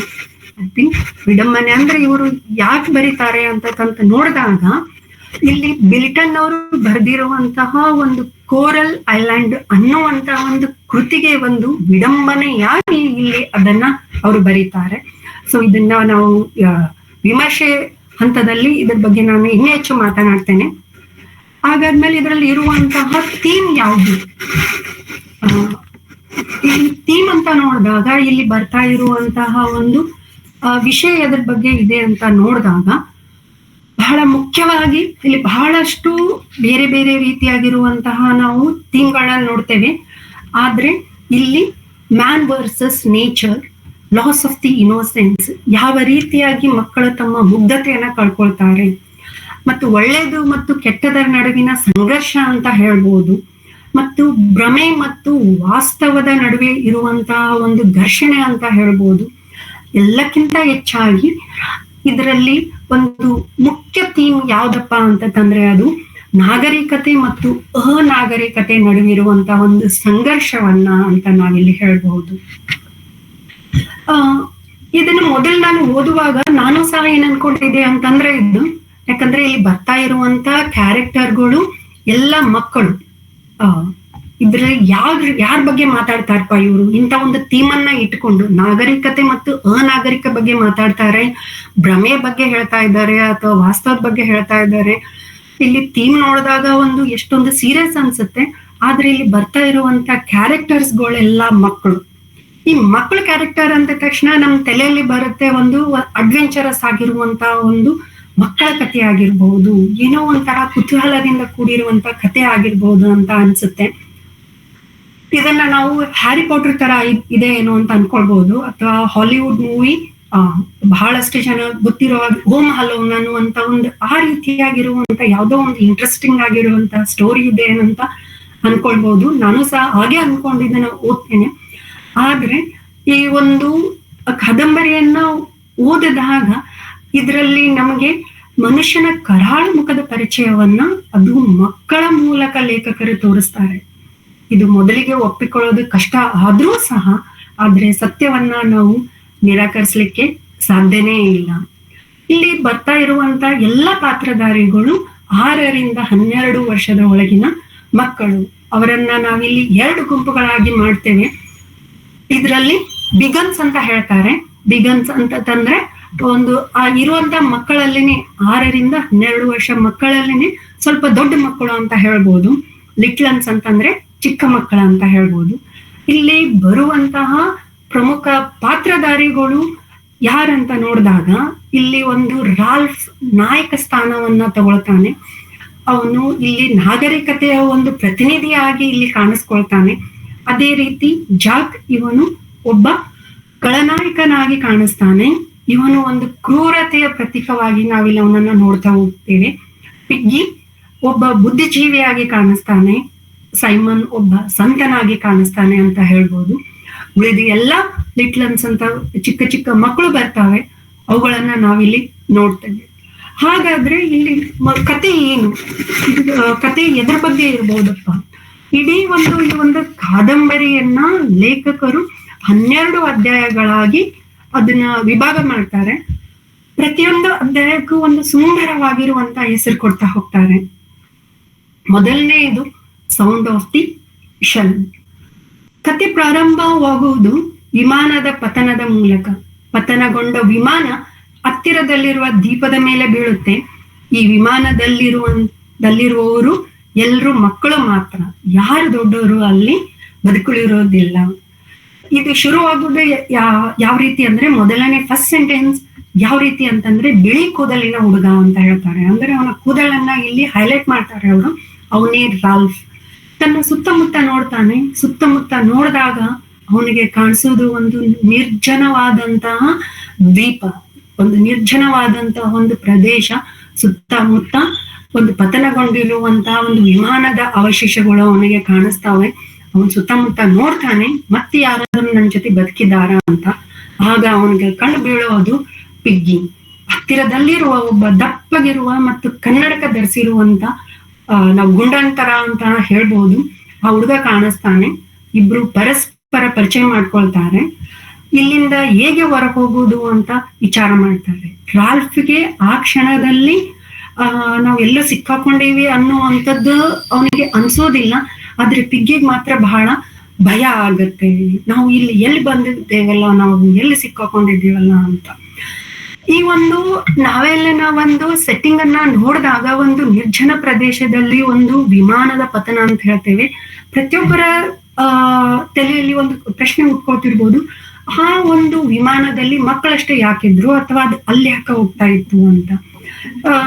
ಕೆಲವೊಂದು ಈಗೇನ ಹುಡ್ತಾ ಹೋದಾಗ ಕೆಲವೊಂದು ಮಾಹಿತಿ ಸಿಗುತ್ತೆ. ಏನಂತಂದ್ರೆ, 2ನೇ ಜಾಗತಿಕ ಯುದ್ಧದಲ್ಲಿ ಇಂಗ್ಲೆಂಡ್ ಮೇಲೆ ಜರ್ಮನ್ ಯಾವಾಗ್ಲೂ ಅಟ್ಯಾಕ್ ಮಾಡ್ತಿರುತ್ತೆ. ಯಾವ ರೀತಿ ಅವರ ತಮ್ಮ ಜೀವವನ್ನ, ತಮ್ಮ ಮಕ್ಕಳನ್ನ ಸಂರಕ್ಷಣೆ ಮಾಡ್ಬೇಕು ಅನ್ನೋದ್ರ ಬಗ್ಗೆ ಹೆಣಗಾಡ್ತಿರ್ತಾರೆ. ಆದ್ರೆ ಬಹಳಷ್ಟು ಜನ ತಮ್ಮ ಮಕ್ಕಳನ್ನ ಸೇಫ್ ಆಗಿರೋ ಪ್ರದೇಶಕ್ಕೆ ಕಳಿಸುವಂತಹ ಒಂದು ವ್ಯವಸ್ಥೆ ಮಾಡ್ತಾ ಇರುವಂತಹ ಒಂದು ವಿಷಯ ಗೊತ್ತಾಗುತ್ತೆ. ಇದು ಸಹ ಹಾಗೆ ಇರ್ಬೋದು. ಮಕ್ಕಳನ್ನ ಯಾವುದೇ ಒಂದು ಸೇಫ್ ಆಗಿ ಪ್ಲೇಸಿಗೆ ಕಳ್ಸೋಣ ಅನ್ನುವಂತ ಒಂದು ಇಂಟೆನ್ಷನ್ ಇಟ್ಕೊಂಡು ಅವರನ್ನ ಮಕ್ಕಳನ್ನ ಕಳಿಸಿರ್ಬಹುದು. ಆದ್ರೆ ಇಲ್ಲಿ ಒಂದು ದುರಂತದಲ್ಲಿ ಅಂತ್ಯ ಆಗುತ್ತೆ ಅಂತ ಹೇಳ್ಬೋದು. ಆದ್ರೆ ಇಲ್ಲಿ ಪಿಗ್ಗಿ ಮತ್ತೆ ರಾಲ್ಫ್ ಇಬ್ರು ಮಾತಾಡ್ತಾ ಇದ್ದಾಗ ನಮ್ಗೆ ಗೊತ್ತಾಗುತ್ತೆ, ಪಿಗ್ಗಿ ಒಬ್ಬ ಅನಾಥ ಹುಡುಗ. ಅವನ ತಂದೆ ತಾಯಿಯನ್ನ ಕಳ್ಕೊಂಡಿದ್ದಾನೆ. ಆದ್ರೆ ತಂದೆ ತಾಯಿ ಹೇಗೆ ಸತ್ರ ಅನ್ನೋದ್ರ ಬಗ್ಗೆ ಇಲ್ಲಿ ಯಾವುದೇ ರೀತಿಯ ಒಂದು ವಿವರಣೆ ಸಿಗೋದಿಲ್ಲ. ಆದ್ರೆ ನಾವು ಊಹಿಸ್ಬಹುದು, ಮೋಸ್ಟ್ಲಿ ಅವರು ಈ ಒಂದು ಯುದ್ಧದಲ್ಲಿ ಸಹ ಸತ್ತಿರ್ಬಹುದು ಅಂತ ನಾವು ಅನ್ಕೊಳ್ಬಹುದು. ಆದ್ರೆ ಅವನು ತನ್ನ ಅಂಟಿಯನ್ನ ಬಹಳ ಮಿಸ್ ಮಾಡ್ತಿರ್ತಾನೆ. ಆದ್ರೆ ಇಲ್ಲಿ ರಾಲ್ಫ್ ಮಾತ್ರ ಒಂದು ಧೈರ್ಯ ಏನಪ್ಪಾ ಅಂತಂದ್ರೆ, ಅವನ ತಂದೆ ನೇವಿಯಲ್ಲೇ ಇರ್ತಾರೆ, ಖಂಡಿತವಾಗಿಯೂ ನಮ್ಮನ್ನ ಹುಡುಕ್ತಾರೆ ಅನ್ನುವಂತ ಒಂದು ಧೈರ್ಯದ ಮೇಲೆ ಇಲ್ಲಿ ರಾಲ್ಫ್ ಇರ್ತಾನೆ. ಇಬ್ಬರು ಸೇರಿ ಮತ್ತೆ ಯಾರಾದ್ರೂ ಬದುಕಿದ್ದಾರಾ ಅಂತ ವಿಚಾರ ಮಾಡ್ತಾ ಇರುವಾಗ ಅವರ ಒಂದು ದೃಷ್ಟಿ ಹತ್ತಿರದಲ್ಲಿ ಇರುವಂತ ಒಂದು ಸುಂದರವಾಗಿರುವಂತಹ ಒಂದು ದೊಡ್ಡದಾಗಿರುವಂತಹ ಕೆನೆ ಬಣ್ಣದ ಒಂದು ಶಂಖದ ಮೇಲೆ ಹೋಗುತ್ತೆ. ಅವಾಗ ರಾಲ್ಫ್ ಹೇಳ್ತಾನೆ, ಈ ಒಂದು ಶಂಖವನ್ನು ಊದ್ ನೀನು ಇದನ್ನೇನಾದ್ರೂ ನೀ ಶಂಖವನ್ನು ಊದಿದ್ರೆ ಈ ಶಂಖದ ಶಬ್ದಕ್ಕೆ ಯಾರಾದ್ರೂ ಬದುಕುಳಿದಿದ್ರೆ ಅವರು ಬರ್ಬೋದು ಅನ್ನೋದನ್ನ ಅವನು ಹೇಳ್ತಾನೆ. ಅದನ್ನ ರಾಲ್ಫ್ ಸಹ ಒಪ್ಕೊಳ್ತಾನೆ. ರಾಲ್ಫನ ಆ ಒಂದು ಶಂಖದ ನಾದಕ್ಕೆ ಹತ್ತಿರದಲ್ಲಿರುವಂತ ಮಕ್ಕಳು ಬರ್ತಾರೆ. ಅದರಲ್ಲಿ ಬಂದಿರುವಂತವ್ರು ಜಾಕ್ ಮತ್ತು ಅವನ ಒಂದು ಗುಂಪು. ಈ ಜಾಕ್ ಮತ್ತು ಅವನ ಒಂದು ಗುಂಪು ಯಾರಪ್ಪ ಅಂತಂದ್ರೆ ಇಲ್ಲಿ ಕ್ವಾಯರ್ ಅಂತ ಹೇಳ್ಬೋದು. ಕ್ವಾಯರ್ ಅಂದ್ರೆ ಚರ್ಚಿನಲ್ಲಿ ಗಾಯನ ಮಾಡ್ತಿರುವಂತಹ ಒಂದು ಗಾಯಕರ ವೃಂದ ಅಂತ ಹೇಳ್ಬೋದು. ಚರ್ಚಿನಲ್ಲಿ ಒಂದು ದೇವರ ಗೀತೆ ಆಡ್ಲಿಕ್ಕೆ ಒಂದು ತಮ್ಮದೇ ಆದ ಒಂದು ಗುಂಪನ್ನ ಮಾಡ್ಕೊಂಡಿರ್ತಾರೆ. ಅವರು ಪ್ರಾಕ್ಟೀಸ್ ಸಹ ಮಾಡ್ತಿರ್ತಾರೆ. ಅಂದ್ರೆ ತಮ್ಮ ಒಂದು ಸೇವೆಯನ್ನ ದೇವರಿಗೆ ಆ ರೀತಿಯಾಗಿ ಆಡೋದ್ರ ಮೂಲಕ ಹೇಳ್ತಿರ್ತಾರೆ. ಇದು ಒಂದು ಗುಂಪು. ಅವರು ಎಲ್ಲರೂ ಕಪ್ಪು ಬಟ್ಟೆಯನ್ನ ಧರಿಸಿರ್ತಾರೆ. ಇದು ಎಲ್ಲರೂ ಬಂದ ಮೇಲೆ ಅವ್ರಿಗೆ ಗೊತ್ತಾಗುತ್ತೆ ಇಲ್ಲಿ ಸುತ್ತಮುತ್ತ ಯಾರು ದೊಡ್ಡವರಿಲ್ಲ ಅಂತ. ಯಾರು ಹಿರಿಯರು ಇಲ್ಲ ಅಂತ ಮನವರಿಕೆ ಆದ್ಮೇಲೆ ಅವ್ರಿಗೆ ಬಹಳ ಖುಷಿ ಅನ್ಸುತ್ತೆ. ಯಾಕಂತಂದ್ರೆ ಇದು ಬಹಳ ಸಹಜವಾದಂತಹ ಸ್ವಭಾವ. ಯಾಕಂತಂದ್ರೆ ಚಿಕ್ಕ ಮಕ್ಕಳನ್ನೇನಾದ್ರೂ ಮನೆಯಲ್ಲಿ ನಾವೇನಾದ್ರೂ ಒಂದ್ ತಾಸು ಇಲ್ಲೇ ಹೊರಗಡೆ ಹೋಗಿ ಬರ್ತೇನೆ, ನಿಮ್ ಮನೆಯಲ್ಲಿ ನೀನ್ ಅಷ್ಟೇ ಇರೋ ಅಥವಾ ನಿನ್ ಫ್ರೆಂಡ್ ಜೊತೆ ಇರೋ ಅಂತಂದ್ರೆ that is going to be the happiest moment for them. ತಮ್ಗೆ ಇಷ್ಟ ಬಂದಾಗೆ ಖುಷಿಯಾಗಿ ತಾವು ಬೇಕಾದಾಗೆ ಇರ್ಬೋದು ಅನ್ನುವಂತ ಒಂದು ಖುಷಿ. ಇಲ್ಲಿನೂ ಸಹ ಈ ಮಕ್ಕಳಿಗೆ ನಾವು ಎಲ್ಲೇ ಸಿಕ್ಕಾಕೊಂಡೇವಿ ಅಂತ ಅನ್ನುವ ಭಯಕ್ಕಿಂತ ಯಾರು ದೊಡ್ಡವರಿಲ್ಲ ಅನ್ನುವಂತ ಒಂದು ಖುಷಿ ಮೊದಲಿಗೆ ತತ್ಕ್ಷಣಕ್ಕೆ ಆಗುತ್ತೆ. ಅವರು ಆಮೇಲೆ ತಮ್ಮಲ್ಲೇನೆ ಒಂದು ಡಿಸೈಡ್ ಮಾಡ್ತಾರೆ, ಇಲ್ಲಿ ಯಾರು ದೊಡ್ಡವರಿಲ್ಲ ಅಂತಂದ್ಮೇಲೆ ನಾವು ದೊಡ್ಡವರ ಹಾಗೆ ನಮ್ಮಲ್ಲಿನೇ ಒಬ್ಬ ನಾಯಕನನ್ನಾಗಿ ಮಾಡಿ ಯಾವ ರೀತಿ ದೊಡ್ಡವರು ಇರ್ತಾರೆ, ಜೀವನವನ್ನ ನಡೆಸ್ತಾರೆ, ನಾವು ಹಾಗೆ ಮಾಡೋಣ ಅಂತ ಅನ್ನುವಂತ ಒಂದು ನಿರ್ಧಾರಕ್ಕೆ ಬರ್ತಾರೆ. ಈಗ ಅಲ್ಲಿ ಇರುವಂತಹ ಅನೇಕ ಮಕ್ಕಳೊಳಗೆ ಯಾರನ್ನ ನಾಯಕನಾಗಿ ಮಾಡ್ಬೇಕು ಅಂತ ಇಲ್ಲಿ ನಾಯಕ ಸ್ಥಾನಕ್ಕೆ ಇಬ್ಬರ ನಡುವೆ ಪೈಪೋಟಿ ಆಗುತ್ತೆ, ರಾಲ್ಫ್ ಮತ್ತು ಜಾಕ್ ನಡುವೆ. ಅವಾಗ ಎಲ್ಲರೂ ಏನ್ ಡಿಸೈಡ್ ಮಾಡ್ತಾರಪ್ಪ ಅಂತಂದ್ರೆ ಓಟ್ ಹಾಕುವುದ ಮೂಲಕ. ಇಲ್ಲಿ ಒಂದನ್ನ ನಾನು ಹೇಳಲಿಕ್ಕೆ ಇಷ್ಟಪಡ್ತೇನೆ. These are all a British boys. ಇವರೆಲ್ಲ ಬ್ರಿಟಿಷರ ಒಂದು ಮಕ್ಕಳು ಅಂತ ಎದಕ್ಕೆ ಹೇಳ್ತಾ ಇದ್ದಾನಪ್ಪ ಅಂತಂದ್ರೆ, ನಾವು ಇಂಗ್ಲೆಂಡ್ ಅನ್ನ ನೋಡಿದಾಗ ಒಂದು ಪ್ರಜಾಪ್ರಭುತ್ವ ರಾಷ್ಟ್ರ ಅಂತ ಹೇಳ್ತೇವೆ. ಇಲ್ಲಿ ಮಕ್ಕಳು ಸಹ ತಮ್ಮ ನಾಯಕನನ್ನ ವೋಟ್ ಹಾಕುವುದರ ಮೂಲಕ ಆಯ್ಕೆ ಮಾಡ್ತಾರೆ. ಕೊನೆಗೆ ರಾಲ್ಫನ್ನ ಆ ನಾಯಕನನ್ನಾಗಿ ಮಾಡ್ತಾರೆ. ಆದ್ರೆ ಇಲ್ಲಿ ಜಾಕಿಗೆ ಒಂದ್ ಸ್ವಲ್ಪ ಒಂದು ಸಿಟ್ಟು ಬರುತ್ತೆ ಅಂತ ಹೇಳ್ಬೋದು. ಆದ್ರೆ ಅದನ್ನ ಗುರುತಿಸಿ ರಾಲ್ಫ್ ಅವನಿಗೆ ಒಂದು ಬೇರೆ ರೀತಿ ಆಗಿರುವಂತಹ ಒಂದು ಕೆಲಸವನ್ನ ಕೊಡ್ತಾನೆ. ಏನಪ್ಪಾ ಅಂತಂದ್ರೆ, ಅವನು ನಾಯಕನಾದ್ರೂ ಸಹ ಜಾಕನಿಗೆ ಒಂದು ಗುಂಪನ್ನ ಮಾಡಿ, ಬೇಟೆಗಾರರ ಗುಂಪನ್ನಾಗಿ ಮಾಡಿ ಅದರ ನಾಯಕನನ್ನಾಗಿ ಮಾಡ್ತಾನೆ. ಅವನಿಗೂ ಸಹ ಕೆಲಸವನ್ನ ವಹಿಸ್ಕೊಡ್ತಾನೆ. ನಾವು ಮುಂದೆ ನೋಡ್ತಾ ಹೋದಾಗ ರಾಲ್ಫ್ ಸಭೆಯನ್ನ ಕರೀತಾನೆ. ಅವರು ಈಗ ಯಾವ ಪರಿಸ್ಥಿತಿಯಲ್ಲಿ ಇದ್ದೇವೆ ಅನ್ನೋ ಅನುಭವ ಆಗುತ್ತೆ. ಈ ನಿರ್ಜನ ದ್ವೀಪದಲ್ಲಿ ಸಿಕ್ಕಿಕೊಂಡಿದ್ದು ಅದರಿಂದ ಹೇಗೆ ಹೊರ ಹೋಗ್ಬೇಕು ಅನ್ನೋದ್ರ ಕುರಿತು ಚಿಂತಿಸಬೇಕು.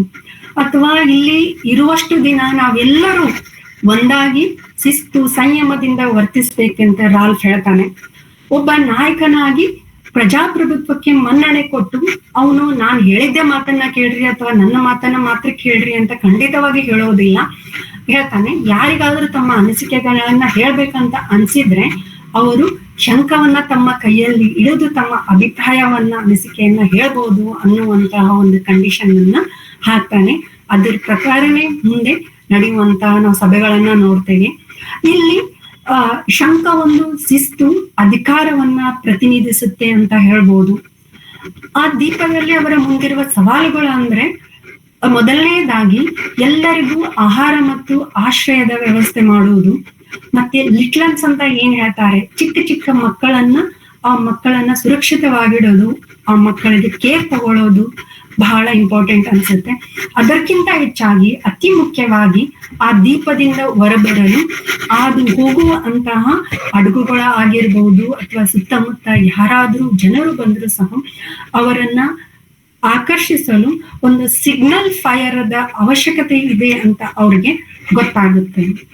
ಸೊ ಅದರ ಪ್ರಕಾರ ಅವರು ಮೊಟ್ಟ ಮೊದಲನೇದಾಗಿ ಅವರು ಒಂದು ಬೆಂಕಿ ಹಚ್ಚುವಂತ ಒಂದು ವ್ಯವಸ್ಥೆ ಮಾಡ್ಬೇಕು ಅಂತ ಹೇಳ್ತಾರೆ. ಇದೇ ರೀತಿ ಆ ಒಂದು ಸಭೆಯಲ್ಲಿ ಎಲ್ಲಾ ನಿರ್ಧಾರಗಳನ್ನ ಮಾಡ್ತಾರೆ. ಆದ್ರೆ ಇಲ್ಲಿ ಒಂದು ಆ ಮಗುವಿನ ಹೆಸರನ್ನ ಹೇಳೋದಿಲ್ಲ. ಈ ಒಂದು ಕಾದಂಬರಿಯಲ್ಲಿ ಆ ಒಂದು ಮಗುವನ್ನ ಅಥವಾ ಒಂದು ಚಿಕ್ಕ ಮಗು ಅಂತಾನೆ ಹೇಳ್ತೇನೆ, ಒಂದು ಮಲ್ಬರಿ ಮಾರ್ಕ್ ಇರುವಂತ ಒಂದು ಮಚ್ಚೆ ಇರುವಂತ ಒಂದು ಮಗು ಅಂತ ಹೇಳ್ತಾರೆ. ಅದು ಮೊದಲ ಬಾರಿಗೆ ನಾನು ಬೀಸ್ಟ್ ಅನ್ನ ನೋಡಿದೆ, ನಿನ್ನೆ ರಾತ್ರಿ ನನ್ಗೆ ಬೀಸ್ಟ್ ಕಾಣಿಸ್ತು ಅಂತ ಹೇಳ್ತಾರೆ. ಅದು ಡ್ರೀಮ್ ಅಲ್ಲಿ ಆಗಿರ್ಬೋದು ಅಥವಾ ಅದು ಹೆದರಿಕೆ ಆಗಿರ್ಬೋದು ಅಥವಾ ಭ್ರಮೆನೂ ಆಗಿರ್ಬೋದು. ಆದ್ರೆ ಇಲ್ಲಿ ಆ ಮಗು ಮೊದಲ ಬಾರಿಗೆ ಬೀಸ್ಟ್ ಅನ್ನುವಂತಹ ಒಂದು, ಬೀಸ್ಟ್ ಅಂದ್ರೆ ಇಲ್ಲಿ ಕ್ರೂರ ಮೃಗ ಅಂತ ಹೇಳ್ಬೋದು, ಬೀಸ್ಟ್ ಅಂದ್ರೆ ಒಂದು ದೆವ್ವ ಅಂತಾನೂ ಸಹ ತಗೊಳ್ಬಹುದು. ಯಾಕಂದ್ರೆ ಮುಂದೆ ನಾವು ಕಾದಂಬರಿ ಪೂರ್ತಿ ಆ ಬೀಸ್ಟ್ ಬಗ್ಗೆನೇ ನಾವು ನೋಡ್ತಾ ಹೋಗ್ತೇನೆ. ಆದ್ರೆ ಇಲ್ಲಿ ರಾಲ್ಫ್ ಮತ್ತೆ ಜಾಕ್ ಆ ರೀತಿ ಯಾವುದೇ ಇರುವಂತ ಒಂದು ಬೀಸ್ಟ್ ಇಲ್ಲ ಅಂತ ಹೇಳ್ತಾರೆ. ಆದ್ಮೇಲೆ ಅದನ್ನ ನಂಬುತ್ತೆ ಸಹ. ಆದ್ರೆ ಅವರು ಅನ್ಕೊಂಡ ಹಾಗೆ ಅಲ್ಲಿ ಒಂದು ಪಿಗ್ಗಿಯ ಗ್ಲಾಸಸ್ ಅನ್ನ ಸೇರಿ, ಯಾಕಂತಂದ್ರೆ ಅವರಲ್ಲಿ ಯಾವುದೇ ರೀತಿಯ ನಾಗರಿಕತೆಯ ಕುರುಹುಗಳು ಸಹ ಅಲ್ಲಿ ಕಾಣಿಸ್ತಾ ಇಲ್ಲ. ಅಂತ ಒಂದು ಪ್ರದೇಶದಲ್ಲಿ ಅವರು ಯಾವ ರೀತಿ ಬೆಂಕಿ ಹಚ್ತಾರಪ್ಪ ಅಂತಂದ್ರೆ ಪಿಗ್ಗಿ ಹಾಕೊಂಡಿರುವಂತಹ ಒಂದು ಕನ್ನಡಕದ ಒಂದು ಆ ಒಂದು ಗಾಜಿನಿಂದ ಅವರು ಅಲ್ಲಿ ಬೆಂಕಿಯನ್ನ ಹಚ್ಚುತ್ತಾರೆ. ಆದ್ರೆ ಯಾವ ಮಗು ಬೀಸ್ಟ್ ಬಗ್ಗೆ ಹೆದರಿಕೆಯನ್ನ ವ್ಯಕ್ತಪಡಿಸುತ್ತಲ್ಲ, ಆ ಮಗು ಆ ಒಂದು ಬೆಂಕಿಯಲ್ಲಿನೇ ಕಣ್ಮರೆ ಆಗುತ್ತೆ. ಇಲ್ಲಿ ಎಲ್ಲಿಯೂ ಆ ಮಗು ಸತ್ತಿದೆ ಅಂತ ಹೇಳೋದಿಲ್ಲ, ಆದ್ರೆ ಕಣ್ಮರೆ ಆಗುತ್ತೆ ಅಂತ ಹೇಳ್ತಾರೆ. ಈಗ ಮುಂದೆ ಏನ್ ಮಾಡ್ಬೇಕಪ್ಪ ಅಂತ ಅವರು ವಿಚಾರ ಮಾಡಿದಾಗ ಇಲ್ಲಿ ಒಂದು ತಮ್ಮ ಒಂದು ಇಡೀ ಒಂದು ಎಲ್ಲರನ್ನ ಒಂದು 2 ಗುಂಪುಗಳನ್ನಾಗಿ ಅವರು ವಿಭಾಗ ಮಾಡುತ್ತಾರೆ. ಒಂದು ಗುಂಪು ಬೇಟೆ ಆಡುವುದು, ಅದು ಜಾಕ್ ಮತ್ತು ಅವನ ಗುಂಪು ಬೇಟೆ ಆಡುವುದು ಆಗಿದ್ರೆ, ಮತ್ತೊಂದು ಇಲ್ಲಿ ರಾಲ್ಫ್ ಮತ್ತೆ ಸೈಮನ್ ಅವರು ಒಂದು ಗುಡಿಸಲುಗಳನ್ನ ಕಟ್ಟುವಂತಹ ಒಂದು ಕೆಲಸದಲ್ಲಿ ಮಗ್ನನಾಗಿರ್ತಾರೆ. ಉಳಿದಂತಹ ಚಿಕ್ಕ ಚಿಕ್ಕ ಮಕ್ಕಳುಗಳು ಯಾವ ಸಹಾಯ ಮಾಡೋದಿಲ್ಲ. ಆ ಮಕ್ಕಳು ನೀರಿನ ಕೊಳದಲ್ಲಿ ಆಟ ಆಡ್ತಾ ಮೋಜು ಮಜಾ ಮಾಡುತ್ತಾ ಸುತ್ತಮುತ್ತಲಿ ಇರುವಂತಹ ಒಂದು ಹಣ್ಣುಗಳನ್ನ ತಿಂತ ಅವ್ರು ಇಡೀ ದಿನವನ್ನ ಕಳೀತಾರೆ. ರಾತ್ರಿ ಹೊತ್ತು ಮತ್ತೆ ಅದು ಬೀಸ್ಟ್ ಅದ ಒಂದು ಹೆದರಿಕೆಯಿಂದ ಅವರು ಒಂದು ಭಯದಲ್ಲಿನೇ ರಾತ್ರಿಯನ್ನ ಕಳೀತಾರೆ. ಮಕ್ಕಳು ಅಲ್ಲಿ ಸುತ್ತಮುತ್ತ ಹಸುವಿನಿಂದ ತಾಳಾಗದೆ ಸುತ್ತಮುತ್ತ ಇರುವಂತಹ ಒಂದು ಎಲ್ಲಾ ರೀತಿಯ ಹಣ್ಣುಗಳನ್ನ ತಿಂತಾ ಇರೋದ್ರಿಂದ ಮಕ್ಕಳು ಸಹ ಹೊಟ್ಟೆ ನೋವಿನಿಂದ ಬಳಲುವುದನ್ನು ನಾವು ನೋಡ್ತೇವೆ. ಈ ರೀತಿಯಾಗಿ ಈ ಒಂದು ಕಾದಂಬರಿ ಮುಂದುವರಿಯುತ್ತೆ. ನಾ ಮೊದ್ಲೇ ಹೇಳ್ದ ಹಾಗೆ ಇಲ್ಲಿ ಜಾಕ್ ಅವನಿಗೆ 2 ರೀತಿಯ ಕೆಲಸಗಳನ್ನ ಒಪ್ಸಿರ್ತಾರೆ. ಒಂದು ಅವನು ಬೇಟೆ ಆಡುವುದು, ಮತ್ತೊಂದು ಸಿಗ್ನಲ್ ಫೈರ್ ಅನ್ನ ನೋಡುವುದು ಆಗಿರುತ್ತೆ. ಆದ್ರೆ ಇಲ್ಲಿ ಜಾಕ್ಗೆ ಬಹಳ ಇಷ್ಟ ಇರುವಂತಹ ಒಂದು ಕೆಲಸ ಏನಪ್ಪಾ ಅಂತಂದ್ರೆ ಅದು ಬೇಟೆ ಆಡುವುದು ಅಂತ ಹೇಳ್ತಾರೆ. ಇಲ್ಲಿ ಹಂದಿಯನ್ನ ಬೇಟೆ ಆಡ್ಬೇಕನ್ನುವಂತ ಹಠದಿಂದ ಜಾಕ್ ಮತ್ತು ಅವನ ಗುಂಪು ಮುಖಕ್ಕೆ ಮಸಿಯನ್ನ ಬಳ್ಕೊಳ್ತಾರೆ. ಯಾಕೆ ಈ ಸಲ ಮುಖಕ್ಕೆ ಮಸಿಯನ್ನ ಬಳ್ಕೊಳ್ತಾರೆ ಅಂತಂದ್ರೆ, ಮೊದಲು ಒಂದ್ಸಲ ಹಂದಿಯನ್ನ ಬೇಟೆ ಆಡ್ಬೇಕಂತ ಹೋದಾಗ ಒಂದು ಹಂದಿ ಮರಿ ಅವ್ರಿಗೆ ಕೈಯಲ್ಲಿ ಸಿಗುತ್ತೆ, ಆದ್ರೆ ಅವ್ರು ಹೆದರ್ತಾರೆ. ಅವ್ರಿಗೆ ಅಷ್ಟೊಂದು ಧೈರ್ಯ ಬರುದಿಲ್ಲ ಅದನ್ನ ಸಾಯಿಸ್ಬೇಕಂತ. ಆದ್ರೆ ಈ ಸಲ ಹೇಗಾದ್ರೂ ಮಾಡಿ ನಾವು ಅದನ್ನ ಹಂದಿಯನ್ನ ಸಾಯಿಸ್ಲೇಬೇಕನ್ನುವಂತಹ ಆ ಒಂದು ಧೈರ್ಯದಿಂದ, ಆ ಒಂದು ಆಸೆಯಿಂದ ಅವರು ಮುಖಕ್ಕೆ ಅಲ್ಲಿ ಹತ್ರದಲ್ಲಿ ಇರುವಂತಹ ಒಂದು ಮಣ್ಣಿನಿಂದ ಮತ್ತು ಇದ್ದಲಿನಿಂದ ಒಂದು ಬಣ್ಣವನ್ನ ಹಚ್ಚುತ್ತಾರೆ.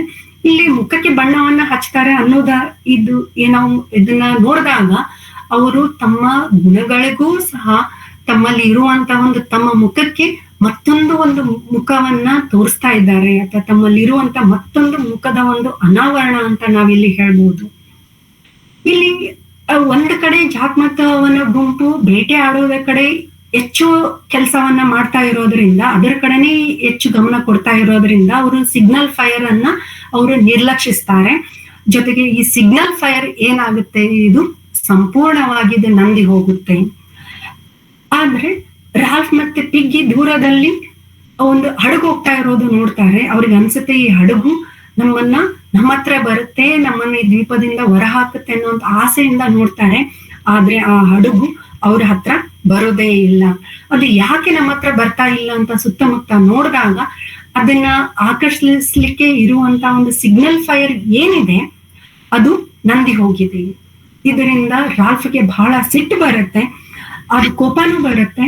ಆದ್ರೆ ಅವನಿಗ ಏನ್ ಮಾಡ್ಬೇಕಂತ ಗೊತ್ತಾಗುದಿಲ್ಲ. ಬಹಳ ನಿರಾಶೆಯಿಂದ ಉಳಿದ್ ಬಿಡ್ತಾನೆ. ಆದ್ರೆ ಮತ್ತೊಂದು ಕಡೆ ಜಾಕ್ಗೆ ರಾಲ್ಫ್ ಈ ಒಂದು ವಿಷಯವನ್ನ ಹೇಳಿದಾಗ ಅವನ ಮೇಲೆ ಸಿಟ್ ಮಾಡ್ಕೊಂಡಾಗ ಏನೂ ಆಗಿಲ್ಲ ಅನ್ನೋ ರೀತಿಯಿಂದ ಜಾಕ್ ರಿಯಾಕ್ಟ್ ಮಾಡ್ತಾನೆ. ಆದ್ರೆ ಇಲ್ಲಿ ಅವನಿಗೆ ಒಂದು ನಾವು ಬೋಟನ್ನ ಮಿಸ್ ಮಾಡಿದ್ದೇವೆ ಅಂತ ಅನ್ನೋದಕ್ಕಿಂತ ನಾವು ಹಂದಿಯನ್ನ ಕೊಂದಿದ್ದೇವೆ, ನಮ್ಗೆ ತಿನ್ಲಿಕ್ಕೆ ಮಾಂಸ ಸಿಕ್ಕಿದೆ ಅನ್ನುವಂತ ಒಂದು ಖುಷಿ ಹೆಚ್ಚಾಗಿ ಕಾಣ್ತೇವೆ. ಇಲ್ಲಿ ರಾಲ್ಫ್ ಮತ್ತೆ ಜಾಕ್ ಅವರ ಒಂದು ನಾವು ಎರಡು ಪಾತ್ರಗಳನ್ನ ನೋಡಿದಾಗ ಇಲ್ಲಿ ರಾಲ್ಫ್ಗೆ ಹೇಗಾದ್ರೂ ಮಾಡಿ ಆ ಒಂದು ಪರಿಸ್ಥಿತಿಯಿಂದ ಹೊರಬರ್ಬೇಕಂತ ಇದ್ರೆ, ಇಲ್ಲಿ ಜಾಕ್ಗೆ ಆ ಒಂದು ತತ್ಪೂರ್ತಿಕವಾಗಿ ಇಮಿಡಿಯೇಟ್ ಆಗಿ ಸದ್ಯಕ್ಕೆ ನಮ್ಗೆ ಏನ್ ಬೇಕು, ನಮ್ಗೆ ಊಟ ಬೇಕು, ಅದನ್ನ ಮಾತ್ರ ಅವನ ತಲೆಯಲ್ಲಿ ಇಟ್ಕೊಂಡಿರ್ತಾನೆ ಅಂತ ಹೇಳ್ಬೋದು. ನಂತರ ಹೀಗೆ ಮುಂದುವರೆದಾಗ ರಾತ್ರಿ ಹೊತ್ತು ಮತ್ತೆ ಬೀಸ್ಟ್ ಬಗ್ಗೆ ಒಂದು ಚರ್ಚೆ ಆಗುತ್ತೆ ಅಂತ ಹೇಳ್ಬೋದು. ಇಲ್ಲಿ ಈ ಒಂದು ನಡೀತಾ ಇರುವಂತ ಜಾಕನ ಒಂದು ವರ್ತನೆಯಿಂದ ರಾಲ್ಫಿಗೆ ಬಹಳ ಬೇಜಾರಾಗುತ್ತೆ. ಅವನು ಇಲ್ಲ ನಾನು ನಾಯಕನಾಗುದಿಲ್ಲ ಅಂತ ಹೇಳಿದಾಗ ಅವನಿಗೆ ಇಲ್ಲಿ ಪಿಗ್ಗಿ ಮಾರಲ್ ಸಪೋರ್ಟ್ ಕೊಡ್ತಾನೆ. ಈ ಒಂದು ಇಲ್ಲಿರುವಂತ ನಮ್ಮೆಲ್ಲರಿಗೆ ನಿನ್ನ ಅವಶ್ಯಕತೆ ಬಹಳ ಇದೆ ಅಂತ ಅವನು ಹೇಳ್ತಾನೆ. ರಾಲ್ಫ್ಗೆ ಮತ್ತೆ ಮೀಟಿಂಗ್ ಕರಿ ಅಂತ ಹೇಳ್ತಾನೆ. ರಾಲ್ಫ್ಗೆ ಒಬ್ಬ ನಾಯಕನಾಗಿ ಗುಂಪನ್ನ ಹತೋಟಿಯಲ್ಲಿ ಇಟ್ಕೊಳ್ಳಿಕ್ಕೆ ಆಗ್ತಿಲ್ಲ ಅನ್ನುವಂತ ಬೇಜಾರು ಬಹಳವಾಗಿ ಕಾಡುತ್ತೆ. ಆದ್ರೆ ಕೈ ತಪ್ಪಿ ಹೋಗ್ತಿರುವಂತ ಶಿಸ್ತು, ಸಂಯಮ, ಕಾನೂನು ವ್ಯವಸ್ಥೆಯನ್ನ ಆದಷ್ಟು ಸರಿಪಡಿಸ್ಲಿಕ್ಕೆ ಪ್ರಯತ್ನ ಪಡಿಸ್ತಾನೆ. ಸಭೆಯನ್ನು ಸಹ ಕರೀತಾನೆ. ಈ ಸಭೆಯಲ್ಲಿ ಯಾರು ಶಿಸ್ತು ಕಾಪಾಡ್ತಿಲ್ಲ, ಗುಡಿಸಲು ನಿರ್ಮಿಸಲು ಸಹಕರಿಸ್ತಿಲ್ಲ, ಕುಡಿಯುವ ನೀರನ್ನ ಸಂಗ್ರಹಿಸ್ತಾ ಇಲ್ಲ, ಎಲ್ ಬೇಕಲ್ಲೇ ನೀವು ಶೌಚ ಮಾಡ್ತಾ ಇದ್ದೀರಿ, ಎಲ್ಲರೂ ನಿರ್ಲಕ್ಷ್ಯ ತೋರ್ತಾ ಇದ್ದೀರಿ ಅನ್ನುವಂತ ತನ್ನೊಂದು ಫ್ರಸ್ಟ್ರೇಷನ್ ಏನಿರುತ್ತೆ ಅದನ್ನ ಹೊರ ಹಾಕ್ತಾನೆ. ಆದ್ರೆ ಈ ಯಾರೂ ಸಹ ಅವನ ಮಾತನ್ನ ಅಷ್ಟೊಂದು ಸೀರಿಯಸ್ ಆಗಿ ತಗೊಳ್ಳೋದೇ ಇಲ್ಲ. ತಮ್ಮದೇ ಆದ ಲೋಕದಲ್ಲಿ ತಮ್ಮದೇ ಆದ ಮಜೆಯಲ್ಲಿ ಇರ್ತಾರೆ. ಈ ಒಂದು ಸಭೆಯಲ್ಲಿ ಮತ್ತೊಂದು ಸಲ ಫಿಲ್ ಅನ್ನುವಂತ ಒಂದು ಹುಡುಗ ಮತ್ತೊಂದು ಸಲ ಬೀಸ್ಟ್ ಅದ ಒಂದು ಬಗ್ಗೆ ಮತ್ತೊಮ್ಮೆ ಅದರ ಬಗ್ಗೆ ಹೇಳ್ತಾನೆ. ಈ ಸಲ ಇವನು ನಾನು ಅದು ವಾಟರ್ ಅಲ್ಲಿ ನೋಡಿದೆ, ಅದು ನೀರಲ್ಲಿ ನೋಡಿದೆ, ಅದು ಹೆಂಗ್ ಕಾಣಿಸುತ್ತಪ್ಪ ಅಂತಂದ್ರೆ ಅದು ಸ್ನೇಕ್ ತರ ಕಾಣಿಸುತ್ತೆ, ಬೆಳಗ್ಗೆ ಅದು ಒಂದು ಬಳ್ಳಿ ತರ ಕಾಣಿಸುತ್ತೆ ಅಂತ ಹೇಳ್ತಾರೆ. ಮತ್ತೆ ಇಲ್ಲಿ ರಾಲ್ಫ್ ಹೇಳ್ತಾನೆ ಯಾವುದೇ ರೀತಿ ಬೀಸ್ಟ್ ಇಲ್ಲ ಅಂತ, ಇದು ಕೇವಲ ಅವರು ಒಂದು ಭ್ರಮೆ ಅಥವಾ ಭಯ ಅಂತ ಹೇಳಿ ಆ ಮಕ್ಕಳನ್ನ ಸಮಾಧಾನ ಪಾಡ್ತಾನೆ. ಆದ್ರೆ ಮೇಲಿಂದ ಮೇಲೆ ಮಕ್ಕಳ ಬೀಸ್ಟ್ ಬಗ್ಗೆ ಹೇಳ್ತಾ ಇರೋದರಿಂದ ಎಲ್ಲೋ ಒಂದು ಕಡೆ ಅವರ ಮನಸ್ಸಿನಲ್ಲಿನೂ ಸಹ ಬೀಸ್ಟ್ ನಿಜವಾಗ್ಲೂ ಇರಬಹುದಾ ಅನ್ನುವಂತಹ ಒಂದು ಸಣ್ಣ ಒಂದು ವಿಚಾರ ಅವರ ಮನಸ್ಸಿನಲ್ಲಿ ಬಂದೋಗುತ್ತೆ. ಹಾಗಾದ್ರೆ ಬೀಸ್ಟ್ ನಿಜವಾಗ್ಲೂ ಇದೆಯಾ ಅಂತ ವಿಚಾರ ಮಾಡಿದಾಗ ಇಲ್ಲಿ ಬೀಸ್ಟ್ ಅನ್ನ ನಾವು ಒಂದ್ ವೇಳೆ ಇದ್ರೂ ಸಹ ಅದನ್ನ ಯಾವ ರೀತಿಯಾಗಿ ನಾವು ಅದನ್ನ ಕಂಟ್ರೋಲ್ ಮಾಡ್ಬೇಕನ್ನುವಂತ ಒಂದು ವಿಚಾರದಲ್ಲಿ ರಾಲ್ಫ್ ಬಹಳ ಚಿಂತೆ ಮಾಡ್ತಾನೆ.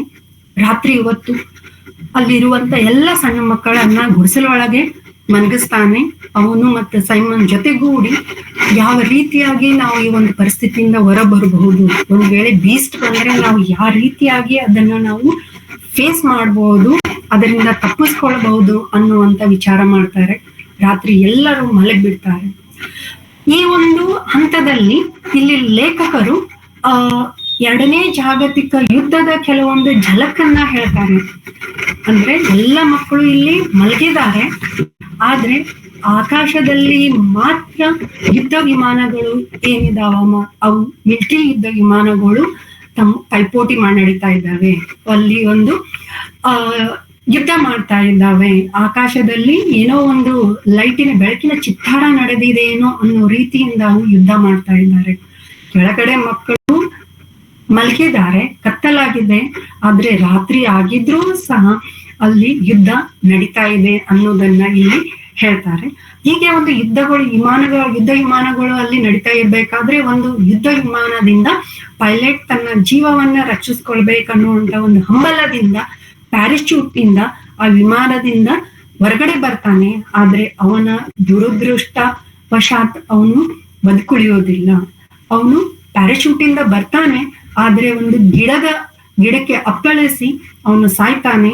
ಅಷ್ಟೇ ಅಲ್ಲದೆ ಅಲ್ಲಿ ಅವ್ರ ಗಿಡದಲ್ಲಿನೇ ಅವನ ಒಂದು ದೇಹ ಸಿಕ್ಕಾಕೊಂಡ್ ಬಿಡುತ್ತೆ. ಇದನ್ನೇ ಒಂದು ನಂತರ ಮಕ್ಕಳು ಅದನ್ನ ಬೀಸ್ಟ್ ಅಂತ ಹೇಳೋದನ್ನ ನೋಡ್ತೇವೆ ನಾವು. ಇಲ್ಲಿ ಸಿಗ್ನಲ್ ಫೈರ್ ಅಂತ ಹೇಳಿದೆ ನಾನು. ಸಿಗ್ನಲ್ ಫೈರ್ ನನ್ನ ಕಾಯ್ಲಿಕ್ಕೆ, ಯಾಕಂದ್ರೆ ಅದು 24 ತಾಸು ಹುರಿಬೇಕು. ಯಾವ ಕ್ಷಣದಲ್ಲಿ ಯಾರು ಬರ್ತಾರೆ, ಯಾರು ನಮ್ಮ ರಕ್ಷಕರಾಗಿ ಬರ್ತಾರೆ ಅನ್ನುವಂತ ಒಂದು ನಮ್ಗೆ ಸುಳಿವಿರೋದಿಲ್ಲ. ಅದ್ರ ಸಲುವಾಗಿ ಇದು ಯಾವಾಗ್ಲೂ ಉರಿಬೇಕು ಅನ್ನೋದರಿಂದ ಅಲ್ಲಿ ಒಬ್ಬೊಬ್ಬರನ್ನಾಗಿ ನೇಮಿಸ್ತಿರ್ತಾರೆ. ಆದ್ರೆ ಅಂದಿನ ರಾತ್ರಿ ಸ್ಯಾಮ್ ಅಂಡ್ ಎರಿಕ್, ಇವು ಅವಳಿ ಜವಳಿ ಮಕ್ಕಳು, ಅವು ಎರಡೂ ಅವಳಿ ಜವಳಿ ಮಕ್ಕಳು ಆ ಒಂದು ಸಿಗ್ನಲ್ ಫೈರ್ ಅನ್ನ ನೋಡ್ತಿರ್ತಾರೆ. ಆದ್ರೆ ಅವರು ಸಹ ಮಲಗಿರ್ತಾರೆ. ಆದ್ರೆ ಅವ್ರಿಗೆ ಯಾವಾಗ ಎಚ್ಚರ ಆಗ್ತದೆ, ಅವಾಗ ಒಂದು ಬೆಂಕಿಯ ಬೆಳಕೊಳಗನ್ನ ನೋಡಿದಾಗ ಹತ್ತಿರದಲ್ಲಿ ದೂರದಲ್ಲಿ ಒಂದು ಪ್ಯಾರಾಶೂಟ್ ಹಾರಾಡ್ತಾ ಇರುವಂತಹ ಒಂದು ಯಾವುದೋ ಒಂದು ದೃಶ್ಯ ಕಾಣಿಸುತ್ತೆ. ಆದ್ರೆ ಆ ಮಕ್ಕಳು ಇದೇ ನಿಜವಾದ ಬೀಸ್ಟ್ ಅಂತ ಭಯ ಪಡ್ತಾರೆ. ಅಷ್ಟೇ ಅಲ್ಲದೆ ಅವರು ಬೀಸ್ಟ್ ನಿಜವಾಗ್ಲೂ ಇದೆ ಅಂತ ಅವರು ಕನ್ಫರ್ಮ್ ಮಾಡ್ಕೋತಾರೆ. ಮತ್ತೆ ಆ ಒಂದು ಬೆಟ್ಟದಿಂದ ಕೆಳಗಡೆ ಹೋಗಿ ಅವರು ಎಲ್ಲರಿಗೂ ಸಹ ಏನ್ ಹೇಳ್ತಾರಪ್ಪ ಅಂದ್ರೆ ನಿಜವಾಗ್ಲೂ ಬೀಸ್ಟ್ ಇದೆ ಅಂತ ಹೇಳ್ತಾರೆ. ಈಗ ಸ್ಯಾಮ್ ಅಂಡ್ ಮೊದ್ಲು ಚಿಕ್ಕ ಮಕ್ಕಳು ಹೇಳ್ತಾ ಇದ್ರು, ಈಗ ಸ್ಯಾಮ್ ಅಂಡ್ ಎರಿಕ್ ನಿಜವಾಗ್ಲೂ ಇದೆ ಅಂತ ಹೇಳಿದಾಗ ಇಲ್ಲಿ ರಾಲ್ಫ್ ಆ ದ್ವೀಪದಿಂದ ಯಾವ ರೀತಿಯಾಗಿ ಒಂದು ಬೀಸ್ಟ್ ಅನ್ನ ನಾವು ಹೊರ ಹಾಕ್ಬೇಕು ಅನ್ನೋದರ ಬಗ್ಗೆ ವಿಚಾರ ಮಾಡ್ತಾನೆ. ಬೀಸ್ಟ್ ಇದೆ ಅಂತಂದ್ಮೇಲೆ ಅದನ್ನ ಹುಡ್ಕೊಂಡು ಹೋಗ್ಬೇಕಂತ ನಿರ್ಧರಿಸ್ತಾರೆ. ಪಿಗ್ಗಿ ಒಬ್ಬ ಅಸ್ತಮ ಇರುವಂತ ಹುಡುಗ ಆಗಿರೋದರಿಂದ ಅವನಿಗೆ ಹೆಚ್ಚು ಒಂದು ಫಿಸಿಕಲ್ ವರ್ಕ್ ಆಗದೆ ಇರೋದರಿಂದ ಅವನಿಗೆ ಆ ಒಂದು ಕೆಲಸವನ್ನ ಕೊಡುವುದಿಲ್ಲ. ಇಲ್ಲಿ ಪಿಗ್ಗಿಗೆ ಅಲ್ಲಿರುವಂತ ಎಲ್ಲ ಚಿಕ್ಕ ಮಕ್ಕಳನ್ನ ನೀನು ನೋಡ್ಕೋ ಅಂತ ಹೇಳಿ ಉಳಿದೆಲ್ಲ ಮಕ್ಕಳು ಆ ಒಂದು ದ್ವೀಪದಲ್ಲಿ, ಜಾಕ್ ಮತ್ತು ಅವನ ಗುಂಪಾಗಿರ್ಬೋದು, ಸೈಮನ್ ಆಗಿರ್ಬೋದು, ರಾಲ್ಫ್ ಆಗಿರ್ಬೋದು, ಎಲ್ಲರೂ ದ್ವೀಪದಲ್ಲಿ ಆ ಒಂದು ಬೀಸ್ಟ್ ಅನ್ನ ಹುಡ್ಕೊಂಡು ಹೋಗ್ತಾರೆ. ಹಾಗೆ ಹೋಗ್ತಾ ಹೋಗ್ತಾ ಅವ್ರಿಗೆ ದಾರಿ ಕಾಣೋದಿಲ್ಲ, ಹತಾಶೆಗೊಳಗಾಗ್ತಾರೆ. ರಾಲ್ಫ್ ಇಲ್ಲಿ ಮತ್ತೊಂದು ಸಲ ಒಂದು ತನ್ನ ನಿರಾಶೆಯನ್ನ, ತನ್ನ ಒಂದು ಅಸಹಾಯಕ ಸ್ಥಿತಿಯನ್ನ ವ್ಯಕ್ತಪಡಿಸ್ತಾನೆ. ಆದ್ರೆ ಇಲ್ಲಿ ಈ ಒಂದು ಸಮಯದಲ್ಲಿ ಸೈಮನ್ ಅವನಿಗೆ ಮತ್ತೆ ಧೈರ್ಯವನ್ನು ತುಂಬುವಂತ ಪ್ರಯತ್ನ ಮಾಡ್ತಾನೆ. ಈ ದ್ವೀಪವನ್ನೇ ನಾವು ಮನೆಯಾಗಿ ಮಾಡ್ಕೊಳ್ಳೋಣ ಎಂದು ಸಮಾಧಾನ ಮಾಡ್ತಾರೆ. ಜಾಕ್, ರಾಲ್ಫ್, ಸೈಮನ್ ಉಳಿದೆಲ್ಲರೂ ಬೀಸ್ಟ್ ಅನ್ನ ಹುಡುಕ್ಲಿಕ್ಕೆ ಹೋಗ್ತಾರೆ. ಎಲ್ಲರ ಜೊತೆಗೆ ಹೋಗ್ತಾರೆ. ಆದ್ರೆ ಇಲ್ಲಿ ಜಾಕ್ ಮತ್ತು ಅವನ ಗುಂಪು ಮಾತ್ರ ಬೀಸ್ಟ್ಗಿಂತ ಅವರಿಗೆ ಹಂದಿ ಬೇಟೆಯಾಡುವುದರಲ್ಲಿನೇ ಸಹ ಅವರಿಗೆ ಹೆಚ್ಚು ಆಸಕ್ತಿ ಇರುತ್ತೆ. ಇಡೀ ದೀಪ ಸುತ್ತಾಡ್ತಾರೆ. ಹತ್ತಿರದಲ್ಲಿ ಒಂದು ಕತ್ಲಾಗ್ತಾ ಬರುತ್ತೆ, ರಾತ್ರಿ ಸಮಯ. ಹತ್ತಿರದಲ್ಲಿ ಒಂದು ಸುಂದರವಾದ ಸ್ಥಳ ಆದಂತ ಒಂದು ಕ್ಯಾಸಲ್ ರಾಕ್ ಅನ್ನ ಕಾಣಿಸುತ್ತೆ. ಜಾಕ್ ಹೇಳ್ತಾನೆ, ಇವತ್ತು ರಾತ್ರಿ ನಾವು ಇಲ್ಲೇ ಇರೋಣ ಅಂತ. ಯಾಕಂದ್ರೆ ಅವರು ಬಹಳ ತಾವು ಇರುವಂತ ಒಂದು ಸ್ಥಳದಿಂದ ತುಂಬಾ ದೂರ ಬಂದಿರ್ತಾರೆ. ಆಗ ವಾಪಸ್ ಹೋಗೋದು ಸಹ ಬಹಳ ಕಷ್ಟವಾಗಿರೋದ್ರಿಂದ ಇಲ್ಲೇ ಉಳ್ಕೊಳ್ಳೋಣ ಅಂತ ಹೇಳ್ತಾನೆ. ಒಲ್ಲದ ಮನಸ್ಸಿನಿಂದ ರಾಲ್ಫ್ ಸಹ ಒಪ್ಕೊಳ್ತಾನೆ. ಆದ್ರೆ ಪಿಗ್ಗಿಗೆ ಒಂದು ಸುದ್ದಿಯನ್ನ ತಿಳಿಸುವ ದೃಷ್ಟಿಯಿಂದ ಸೈಮನ್ ವಾಪಸ್ ಹೋಗ್ತಾನೆ. ಇಲ್ಲಿ ರಾಲ್ಫ್ ಬೀಸ್ಟ್ ಬಗ್ಗೆ ಚಿಂತೆ ಮಾಡ್ತಾ ಇದ್ರೆ ಇಲ್ಲಿ ಜಾಕ್ ಮತ್ತೆ ತನ್ನ ಒಂದು ಮೋಜು ಮಜಾ ಮಸ್ತಿಯಲ್ಲಿನೇ ಸಹ ಅವನು ಕಾಲ ಕಳೀತಾನೆ. ಹಂದಿ ಮಾಂಸವನ್ನ ಬೇಯಿಸಿ ಅವರು ಡ್ಯಾನ್ಸ್ ಪಾರ್ಟಿ ಮಾಡುವುದರಲ್ಲಿನೇ ಸಹ ಕಾಲ ಕಳೀತಾರೆ. ಇಲ್ಲಿ ರಾಲ್ಫ್ ತಲೆಯಲ್ಲಿ ಮಾತ್ರ ಕಂಟಿನ್ಯೂಸ್ ಆಗಿ ಅದು ಬೀಸ್ಟ್ ಬಗ್ಗೆನೇ ವಿಚಾರ ಇರೋದ್ರಿಂದ ನಿಜವಾಗ್ಲೂ ಬೆಟ್ಟದಲ್ಲಿ ಬೀಸ್ಟ್ ಇದೆಯಾ ನೋಡಿದ್ರಾಯ್ತು ಅನ್ನುವಂತ ಒಂದು ಉದ್ದೇಶದಿಂದ ಬೆಟ್ಟದ ಹತ್ರ ಹೋಗ್ತಾನೆ. ಆದ್ರೆ ಇಲ್ಲಿ ಇವನು ಸಹ ಮಾಡಿರುವಂತ ಒಂದು ತಪ್ಪ ಏನಪ್ಪಾ ಅಂತಂದ್ರೆ, ಅವನು ಸಹ ಕತ್ತಲಲ್ಲಿ ಒಂದು ಬೆಂಕಿಯ ಬೆಳಕಲ್ಲಿನೇ ಆ ಒಂದು ಗಿಡವನ್ನ ನೋಡ್ತಾರೆ. ಆ ಗಾಳಿಗೆ ಹಾರಾಡ್ತಾ ಇರುವಂತ ಪ್ಯಾರಾಶೂಟ್ ಮತ್ತು ಆ ಒಂದು ಪೈಲಟ್ ನ ಡೆಡ್ ಬಾಡಿ ಮತ್ತೆ ಅವರಿಗೆ ಒಂದು ಬೀಸ್ಟ್ ತರನೇ ಒಂದು ಕ್ರೂರ ಮೃಗದಾಗಿನೇ ಕಾಣಿಸುತ್ತೆ. ಅವನು ಅಲ್ಲಿಂದ ಓಡಿ ಬರ್ತಾನೆ. ಓಡಿ ಬಂದು ಇಲ್ಲಿ ರಾಲ್ಫ್ಗೂ ಸಹ ಬೀಸ್ಟ್ ಇದೆ ಅಂತ ಕನ್ಫರ್ಮ್ ಆಗುತ್ತೆ. ಮತ್ತೆ ಸಭೆಯನ್ನ ಕರೀತಾರೆ. ಆದ್ರೆ ಈ ಸಂದರ್ಭದ ಉಪಯೋಗ ತಗೊಂಡು ಜಾಕ್ ಮತ್ತೆ ನನ್ನನ್ನ ನಾಯಕರನ್ನಾಗಿ ಮಾಡ್ರಿ, ನಾನು ಬೀಸ್ಟ್ ಅನ್ನ ಸಾಯಿಸ್ತೇನೆ, ನಿಮ್ಮೆಲ್ಲರನ್ನ ರಕ್ಷಿಸ್ತೇನೆ. ರಾಲ್ಫ್ ಒಬ್ಬ ಸರಿಯಾದ ನಾಯಕನಲ್ಲ ಅಂತ ಹೇಳ್ತಾನೆ. ಆದ್ರೂ ಸಹ ಯಾರು ಅವನನ್ನ ನಾಯಕನನ್ನಾಗಿ ಆಯ್ಕೆ ಮಾಡೋದಿಲ್ಲ. ಇವನಿಗೆ ಮತ್ತೊಂದು ಸಲ ಬೇಜಾರಾಗತ್ತೆ. ಸಿಟ್ಟಿನಿಂದ ಜಾಕ್ ಆ ಗುಂಪಿನಿಂದ ಹೊರಬರಲು ನಿರ್ಧರಿಸ್ತಾನೆ. ಈ ಸಲ ನಾನು ಈ ನಿಮ್ಮ ಒಂದು ಗುಂಪಿನ ಜೊತೆ ಇಲ್ಲ, ನಾನು ನನ್ನದೇ ಆದ ಒಂದು ಟ್ರೈಬ್ ಅನ್ನ ಮಾಡ್ಕೊಳ್ತೇನೆ ಅಂತೇಳಿ ತನ್ನ ಜೊತೆಗಾರನ ಕರ್ಕೊಂಡು ಹೋಗ್ತಾನೆ. ಮೊದಲಿಗೆ ಯಾವ ಮಕ್ಕಳು ಅವನ ಜೊತೆ ಹೋಗದೆ ಇದ್ರೂ ಸಹ ಅವನು ಬೇಟೆ ಆಡ್ತಾನೆ, ಹಂದಿ ಮಾಂಸ ಕೊಡ್ತಾನೆ ಅನ್ನುವಂತ ಒಂದು ವಿಚಾರದಿಂದ ನಂತರದಲ್ಲಿ ಹೆಚ್ಚು ಮಕ್ಕಳು ಅವನ ಹಿಂದೆ ಹೋಗ್ತಾರೆ, ಅವನನ್ನೇ ಜಾಯಿನ್ ಆಗ್ತಾರೆ ಅಂತ ಹೇಳ್ಬೋದು. ಒಂದು ಕಡೆ ಈಗ ಮತ್ತೆ ಇಲ್ಲಿ ನಾವು ರಾಲ್ಫ್ ಮತ್ತೆ ಜಾಕ್ ಇವರು ಬೇರೆ ಬೇರೆ ಆಗುವುದನ್ನ ನೋಡ್ತೇವೆ. ನಾವು ಈ ಒಂದು ದ್ವೀಪದಲ್ಲಿ ಎರಡು ರೀತಿಯ ಒಂದು ಬಣಗಳಾಗ್ತವೆ, ಒಂದು ರಾಲ್ಫ್ ಮತ್ತೆ ಒಂದು ಜಾಕ್ ಅಂತ ಹೇಳ್ಬೋದು. ರಾಲ್ಫ್ ಜೊತೆ ಸೈಮನ್, ಸಾಮ್ ಅಂಡ್ ಎರಿಕ್ ಮತ್ತೆ ಪಿಗ್ಗಿ ಇವರಷ್ಟೇ, ಮತ್ತು ಜೊತೆಗೆ ಕೆಲವು ಬೆರಳೆಣಿಕೆ ಅಷ್ಟು ಒಂದು ಚಿಕ್ಕ ಮಕ್ಕಳು ಸಹ ಅವ್ರ ಜೊತೆ ಇರ್ತಾರೆ. ಎಲ್ಲರೂ ಜಾಕ್ ಜೊತೆನೆ ಹೋಗ್ತಾರೆ. ಆದ್ರೆ ಇಲ್ಲಿ ಮತ್ತೆ ಇಲ್ಲಿ ರಾಲ್ಫ್ ವಿಚಾರ ಮಾಡ್ತಾನೆ, ಈ ರೀತಿ ಆದ್ರೆ ನಾವು ಎಲ್ಲಿ ಹೋಗ್ತಾ ಇದ್ದೇವೆ, ನಾವು ಏನನ್ನ ಮಾಡ್ತಾ ಇದ್ದೇವೆ, ಈ ರೀತಿ ಆದ್ರೆ ನಾವು ಇಲ್ಲೇ ಒಬ್ಬರಿಗೊಬ್ಬರು ಹೊಡೆದಾಡಿ ಸಾಯ್ತೀವಿ ಅನ್ನುವಂತ ಒಂದು ಪರಿಕಲ್ಪನೆ ಅವನಲ್ಲಿ ಬರುತ್ತೆ. ಪಿಗ್ಗಿಗೂ ಸಹ ಮುಂದೆ ಬರ್ತಾ ಇರುವಂತಹ ಒಂದು ಡೇಂಜರ್ ಏನಿದೆ ಅದರ ಒಂದು ಕಲ್ಪನೆಯನ್ನ ಮಾಡ್ಕೊಳ್ತಾನೆ. ಇಲ್ಲಿ ಜಾಕ್ ಮತ್ತು ಅವನ ಟ್ರೈಬ್ ಗುಂಪು ಹಂದಿ ಬೇಟೆ ಆಡ್ತಾರೆ. ಹಂದಿ ತಲೆಯನ್ನ ಇಲ್ಲಿ ಬೀಸ್ಟ್ಗೆ ಬಲಿಯಾಗಿ ಅರ್ಪಿಸ್ತಾರೆ.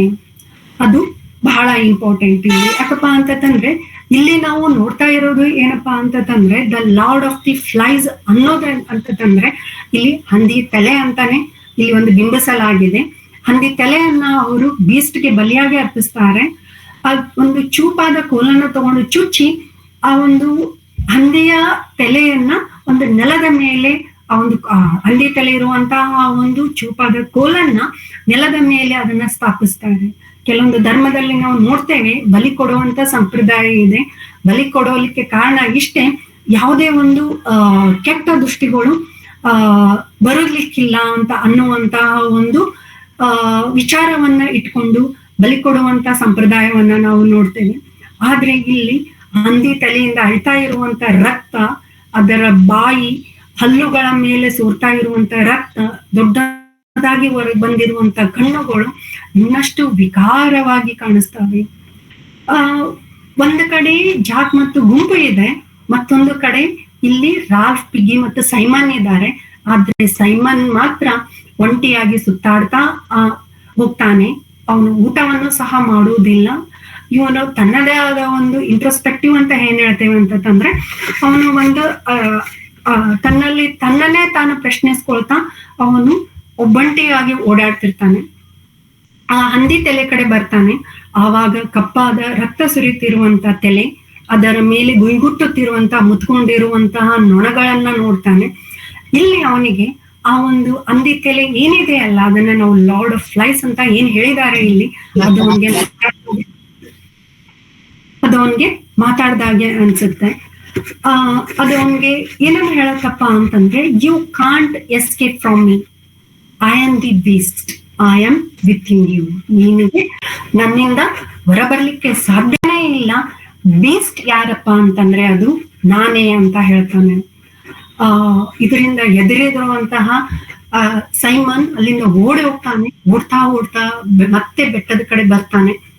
ಅಲ್ಲಿ ಬೆಟ್ಟದ ಕಡೆ ಅವನು ಈ ಸಲ ಸೈಮನ್ ಆ ಒಂದು ಗಿಡದ ಮೇಲಿರುವಂತಹ ಪೈಲಟ್ ಡೆಡ್ ಬಾಡಿ ಮತ್ತು ಪ್ಯಾರಾಶೂಟ್ ಅನ್ನ ಹತ್ತಿರದಿಂದ ನೋಡ್ತಾನೆ. ಹತ್ತಿರದಿಂದ ನೋಡಿ ಇದು ಬೀಸ್ಟ್ ಅಲ್ಲ, ಇದು ಪೈಲಟ್ ಹತ್ತಿರುವಂತಹ ಒಂದು ಡೆಡ್ ಬಾಡಿ ಅಂತ ಕನ್ಫರ್ಮ್ ಆಗುತ್ತೆ. ಅದನ್ನ ಎಲ್ಲರಿಗೂ ಹೇಳ್ಬೇಕಂತ ಅನ್ಕೊಳ್ತಾನೆ. ಆದ್ರೆ ಅವನು ಬೆಳಗ್ಗೆಯಿಂದ ಒಬ್ಬಂಟಿಯಾಗಿ ತಿರುಗಾಡಿರೋದ್ರಿಂದ, ಯಾವುದೇ ಊಟ ಮಾಡದೇ ಇರೋದರಿಂದ ಅವನು ಪೂರ್ತಿ ನಿತ್ರಾಣಿಗೆ ಬಂದಿರ್ತಾನೆ. ಅವನಲ್ಲಿ ಯಾವುದೇ ರೀತಿ ಶಕ್ತಿ ಉಳಿದಿರೋದಿಲ್ಲ. ಅವನಿಗೆ ಯಾವುದೇ ರೀತಿ ಶಕ್ತಿ ಉಳಿದಿರೋದಿಲ್ಲ. ಆದ್ರೂ ಸಹ ಎಲ್ಲವನ್ನ ಶಕ್ತಿಯನ್ನ ಒಗ್ಗೂಡಿಸಿ ಒಂದು ಬೆಟ್ಟದ ಮೇಲೆ ನೋಡ್ತಾನೆ. ಕೆಳಗಡೆ ಜಾಕ್ ಎಂದಿನಂತೆ ಮತ್ತೆ ಅವನು ಅಲ್ಲಿ ತನ್ನೆಲ್ಲ ಗುಂಪಿನ ಜೊತೆ ಅವನು ಮೋಜು ಮಜಾ ಮಾಡ್ತಾ ಇದ್ದಾನೆ, ಡ್ಯಾನ್ಸ್ ಮಾಡ್ತಾ ಇದ್ದಾನೆ ಅಂತ ಅಲ್ಲಿ ಬರ್ತಾನೆ. ಆದ್ರೆ ಇಲ್ಲಿ ಒಂದು ಭಯಂಕರವಾದಂತಹ ಒಂದು ಕ್ರೂರತೆಯ ಪರಮಾವಧಿ ಅನ್ನುವಂತ ಒಂದು ಘಟನೆ ನಡೆದು ಹೋಗುತ್ತೆ. ಅದು ಏನಪ್ಪಾ ಅಂತಂದ್ರೆ ಸೈಮನ್ ಕೆಳಗಡೆ ಬಂದಾಗ ಜಾಕ್ ಮತ್ತು ಅವನ ಗುಂಪು ಅಷ್ಟೇ ಅಲ್ಲದೆ ಅವರು ನಮ್ಮ ಕೈ ಮೀರಿ ಹೋಗ್ತಾರೆ ಅಂತ ರಾಲ್ಫ್ನು ಸಹ ಅಲ್ಲಿ ಇರ್ತಾನೆ. ಅವ್ರು ಎಲ್ಲರೂ ಸೇರಿಸಿ ಡ್ಯಾನ್ಸ್ ಮಾಡ್ತಾ ಇದ್ದಾರೆ. ಆದ್ರೆ ಸೈಮನ್ ಬಂದಾಗ ಅವನನ್ನೇ ಬೀಸ್ಟ್ ಅಂತ ತಿಳ್ಕೊಂಡು ಅವರು ಎಲ್ಲರೂ ಅವನನ್ನ ಹೊಡೆದು ಸಾಯಿಸ್ತಾರೆ. ಅಂದ್ರೆ ಇಲ್ಲಿ ಒಂದು ನಮ್ಗೆ ಏನ್ ಅನ್ಸ್ತಪ್ಪ ಅಂತಂದ್ರೆ ಇಲ್ಲಿ ಅವ್ರದ್ದು ಒಂದು ಕ್ರೂರತೆಯ ಪರಮಾವಧಿ ಅಂತ ಹೇಳ್ಬೋದು ನಾವು. ಯಾಕಪ್ಪ ಅಂತಂದ್ರೆ ಅವರ ತಲೆಯಲ್ಲಿ ಬೀಸ್ಟ್ ಅನ್ನೋದು ಒಂದು ಎಷ್ಟೊಂದು ಅವರ ತಲೆಯನ್ನು ಆವರಿಸ್ಕೊಂಡಿರತ್ತೆ ಅಂತಂದ್ರೆ ಅವ್ರು ಎಷ್ಟೊಂದು ಬುದ್ಧಿ ಭ್ರಮೆಗೆ ಒಳಗಾಗಿರ್ತಾರ ಅಂತಂದ್ರೆ ಅವರು ಯಾರ ಸೈಮನ್ನನ್ನ ಗುರ್ತಿಸದೇ ಹೋಗ್ತಾರೆ ಅದನ್ನೇ ಬೀಸ್ಟ್ ಅಂತ ತಿಳ್ಕೊಂಡು ಅವನನ್ನ ಸಾಯಿಸ್ತಾರೆ. ಇವನ ಒಂದು ಸಾವಿಗೆ ಪ್ರಕೃತಿಯೂ ಸಹ ದುಃಖ ಪಡುತ್ತೆ ಅಂತ ಹೇಳ್ಬೋದು. ಯಾಕಂದ್ರೆ ಆ ಒಂದು ಸಂದರ್ಭದಲ್ಲಿ ಬಿರುಗಾಳಿ ಉಂಟಾಗುತ್ತೆ ಮತ್ತು ಜೋರಾಗಿ ಮಳೆಯೂ ಸಹ ಬರುತ್ತೆ. ಎಲ್ರು ಮಳೆ ಬಂದಾಗ ಎಲ್ರು ಓಡಿ ಹೋಗ್ತಾರೆ, ಸುರಕ್ಷಿತ ಪ್ರದೇಶಕ್ಕೆ ಹೋಗ್ತಾರೆ. ಆದ್ರೆ ಇಲ್ಲಿ ಸೈಮನ್ನನ ದೇಹ ಮಾತ್ರ ನೀರಿನಲ್ಲಿ ಕೊಚ್ಕೊಂಡು ಹೋಗುತ್ತೆ. ಇದು ಒಂದು ಘಟನೆ ಆದ್ಮೇಲೆ ಬೆಳಗ್ಗೆ ಎದ್ದು ನೋಡಿದಾಗ ರಾಲ್ಫ್ಗೆ ತನ್ನ ತಪ್ಪಿನ ಒಂದು ಮನವರಿಕೆ ಆಗುತ್ತೆ. ಅವನಿಗೆ ಗೊತ್ತಾಗುತ್ತೆ ಮುಂಜಾನೆ ಎದ್ದಾಗ ಈ ಒಂದು ಟ್ರೈಬ್ ಡ್ಯಾನ್ಸ್ ಅಲ್ಲಿ ನಾವು ಸಹ ಇದ್ವಿ, ಅವ್ರೆಲ್ರು ಸೈಮನ್ನನ್ನ ಹೊಡೆದು ಸಾಯಿಸಿದ್ರು. ಅಷ್ಟೇ ಅಲ್ಲದೆ ನಾವು ಸಹ ಅದರಲ್ಲಿ ಪಾಲ್ಗೊಂಡಿದ್ವಿ, ನಾವು ಸಹ ಅಲ್ಲಿ ಭಾಗಿಯಾಗಿದ್ವಿ ಅಂತ ಹೇಳ್ತಾನೆ. ಇದನ್ನ ಅವನ ಜಾಕ್ಗೂ ಸಹ ಹೇಳ್ತಾನೆ. ಆದ್ರೆ ಜಾಕ್ ಅದನ್ನು ಒಪ್ಕೊಳ್ಳೋದಿಲ್ಲ. ಜಾಕ್ಗೆ ಯಾವುದೇ ರೀತಿಯ ಒಂದು ಪಾಪ ಪ್ರಜ್ಞೆ ಇಲ್ಲ. ನಾನು ತಪ್ಪು ಮಾಡಿದ್ದೇನೆ ಅನ್ನುವಂತ ಪಾಪ ಪ್ರಜ್ಞೆ ಅವನಿಗೆ ಕಾಡೋದೇನೇ ಇಲ್ಲ. ಅವನು ಹೇಳ್ತಾನೆ ಅವನು ಸೈಮನ್ ಅಲ್ಲ, ಬೀಸ್ಟೇ ಸೈಮನ್ ರೂಪದಲ್ಲಿ ಬಂದಿದೆ, ಅದು ಬೀಸ್ಟ್ ಬೇರೆ ಬೇರೆ ರೂಪದಲ್ಲಿ ಬರುತ್ತೆ, ಅದು ಇನ್ನೂ ಬದುಕಿದೆ ಅಂತ ಹೇಳ್ತಾನೆ. ಸೊ ಈ ರೀತಿಯಾಗಿ ಸಂಪೂರ್ಣವಾಗಿ ಜಾಕ್ನೆ ಏನಪ್ಪಾ ಅಂತಂದ್ರೆ ಅವನು ಬರೇ ಹೊಡಿ ಬಡಿ ಕಡಿ ಅನ್ನುವಂತಹ ಈ ಒಂದು ವಿಕೃತಿ ಮನೋಭಾವದಲ್ಲಿನೇ ಒಂದು ಖುಷಿಯನ್ನ ಪಡ್ತಿರ್ತಾನೆ. ಇದಕ್ಕೆ ಅನೇಕರು ಸಹ ಬಲಿ ಆಗ್ತಿರ್ತಾರೆ. ಅವನು ಟ್ರೈಬ್ ಅಂತ ಹೆಸರು ಇಟ್ಕೊಂಡ್ಮೇಲೆ ಅವನ ಒಂದು ಕ್ರೂರತೆ ಇನ್ನೂ ಹೆಚ್ಚಾಗುತ್ತೆ. ತಮ್ಮಲ್ಲಿರುವಂತ ಚಿಕ್ಕ ಚಿಕ್ಕ ಮಕ್ಕಳನ್ನೆಲ್ಲ ಸಿಕ್ಕಾಗೆ ಹೊಡಿತಾರೆ. ಅಷ್ಟೇ ಅಲ್ಲದೆ ಅವರು ಸಂಪೂರ್ಣವಾಗಿ ರಾಲ್ಫ್ ಮತ್ತು ಪಿಗ್ಗಿಯಿಂದ ಬೇರ್ಪಡಿಸ್ತಾರೆ. ಅವರಿಗೆ ಎಲ್ಲ ರೀತಿಯ ಒಂದು ಬೆಂಕಿ ನಂದಿ ಹೋಗುತ್ತೆ. ಮತ್ತೆ ಅವರಿಗೆ ಬೆಂಕಿಯನ್ನು ಹಚ್ಚಲಿಕ್ಕೆ ಅಥವಾ ಹಂದಿ ಮಾಂಸವನ್ನ ಬೇಯಿಸ್ಲಿಕ್ಕೆ ಮತ್ತೆ ಅವರಿಗೆ ಬೆಂಕಿ ಅವಶ್ಯಕತೆ ಇದ್ದಾಗ ಅವ್ರಿಗೆ ಬೆಂಕಿ ಮಾಡ್ಬೇಕಪ್ಪ ಅಂತಂದಾಗ ಬೇಕಾಗಿರೋದು ಪಿಗ್ಗಿಯ ಕನ್ನಡಕ. ಈ ಸಲ ಅವರು ಪಿಗ್ಗಿಯ ಕನ್ನಡಕವನ್ನ ರಾತ್ರಿ ಬಂದು ಅದನ್ನ ಕಳು ಮಾಡ್ಕೊಂಡು ಹೋಗ್ತಾರೆ. ಮುಂಜಾನೆ ಎದ್ದು ರಾಲ್ಫ್ಗೆ ಆ ಒಂದು ವಿಷಯ ಗೊತ್ತಾದಾಗ ರಾಲ್ಫ್ಗೆ ಬಹಳ ಸಿಟ್ಟು ಬರುತ್ತೆ. ಯಾಕಪ್ಪ ಅಂದ್ರೆ ಕನ್ನಡಕ ಇಲ್ಲಾರ್ದೆ ಪಿಗ್ಗಿ ಒಂದು ಹೊರ ಜಗತ್ತನ್ನ ನೋಡ್ಲಿಕ್ಕೆ ಸಾಧ್ಯನೇ ಇಲ್ಲ. ರಾಲ್ಫ್ ಹೋಗಿ ಜಾಕನ್ನ ಅವನನ್ನ ಎದುರಿಸ್ಬೇಕು ಅಂತ ನಿರ್ಧರಿಸಿ ರಾಲ್ಫ್, ಪಿಗ್ಗಿ, ಸಾಮ್ ಅಂಡ್ ಎರಿಕ್ ಹೋಗ್ತಾರೆ. ಹೋಗಿ ಅಲ್ಲಿ ಮತ್ತೆ ಜಾಕ್ ಮತ್ತೆ ರಾಲ್ಫ್ ನಡುವೆ ಮತ್ತೆ ಜಗಳ ಆಗತ್ತೆ. ಇಲ್ಲಿ ಪಿಗ್ಗಿ ಅವರಿಬ್ಬರನ್ನ ಸಮಾಧಾನ ಮಾಡ್ಲಿಕ್ಕೆ ಪ್ರಯತ್ನ ಪಟ್ರೆ, ಆದ್ರೆ ಇಲ್ಲಿ ಜಾಕ್ನೆ ಜೊತೆ ಇರುವಂತಹ ಇನ್ನೊಬ್ಬ ಹುಡುಗ ರೋಜರ್ ಅನ್ನುವಂತ ಹುಡುಗ ಬೆಟ್ಟದ ಮೇಲೆ ನಿಂತಿರ್ತಾನೆ. ಅವನು ನೋಡ್ತಿರ್ತಾನೆ. ಕೆಳಗಡೆ ಇರುವಂತ ಪಿಗ್ಗಿ ಮೇಲೆ ಒಂದು ದೊಡ್ಡದಾಗಿರುವಂತ ಕಲ್ಲನ್ನ ಚೆಲ್ಬಿಡ್ತಾನೆ. ಇದರಿಂದ ಪಿಗ್ಗಿಯ ಸಾವಾಗುತ್ತೆ. ಇದೊಂದು ಮತ್ತೊಂದು ಒಂದು ದೊಡ್ಡ ದುರಂತ ಅಂತ ಹೇಳ್ಬೋದು. ಮತ್ತೆ ಇಲ್ಲಿ ಅವ್ರು ಯಾವ ಒಂದು ಶಂಕಕ್ಕೋಸ್ಕರ, ಯಾಕಂತಂದ್ರೆ ಶಂಕ ಯಾರ ಕಡೆ ಇದೆ ಅದು ಅಧಿಕಾರವನ್ನು ಪ್ರತಿನಿಧಿಸುತ್ತೆ ಅಂತ ಹೇಳ್ತಾ ಇದ್ದೆ. ಜಾಕ್ ಯಾವಾಗ್ಲೂ ಆ ಒಂದು ಶಂಕವನ್ನ ನನ್ನ ಕೈಲಿ ಬರ್ಲಿ ಅಂತ ಅನ್ಕೊಂಡಿರ್ತಾನೆ. ಇಲ್ಲಿ ಅದೂ ಸಹ ಆ ಒಂದು ಶಂಕನೂ ಸಹ ಇಲ್ಲಿ ಅದು ಛಿದ್ರವಾಗುವುದನ್ನ ನಾವು ನೋಡ್ತೇವೆ. ಈ ರೀತಿಯಾಗಿ ಸಂಪೂರ್ಣವಾಗಿ ಇಲ್ಲಿ ರಾಲ್ಫ್ ಒಬ್ಬಂಟಿಗನಾಗ್ತಾನೆ. ಈಗ ರಾಲ್ಫ್ ಪಂಗಡದಲ್ಲಿ ಉಳಿದಿರೋದು ಸಾಮ್ ಅಂಡ್ ಎರಿಕ್ ಮತ್ತು ರಾಲ್ಫ್ ಅಷ್ಟೇ. ಸೊ ಜಾಕನ್ನ ಏನ್ ಮಾಡ್ಬೇಕು, ಯಾವ ರೀತಿಯಾಗಿ ಅವನನ್ನ ನಾವು ಕಂಟ್ರೋಲ್ ಮಾಡ್ಬೇಕಂತ ಯೋಚನೆ ಮಾಡ್ತಾನೆ. ಒಬ್ಬಂಟಿಯಾಗಿ ಅವನನ್ನ ಎದುರಿಸ್ಬೇಕಂತ ನಿರ್ಧರಿಸಿರ್ತಾನೆ.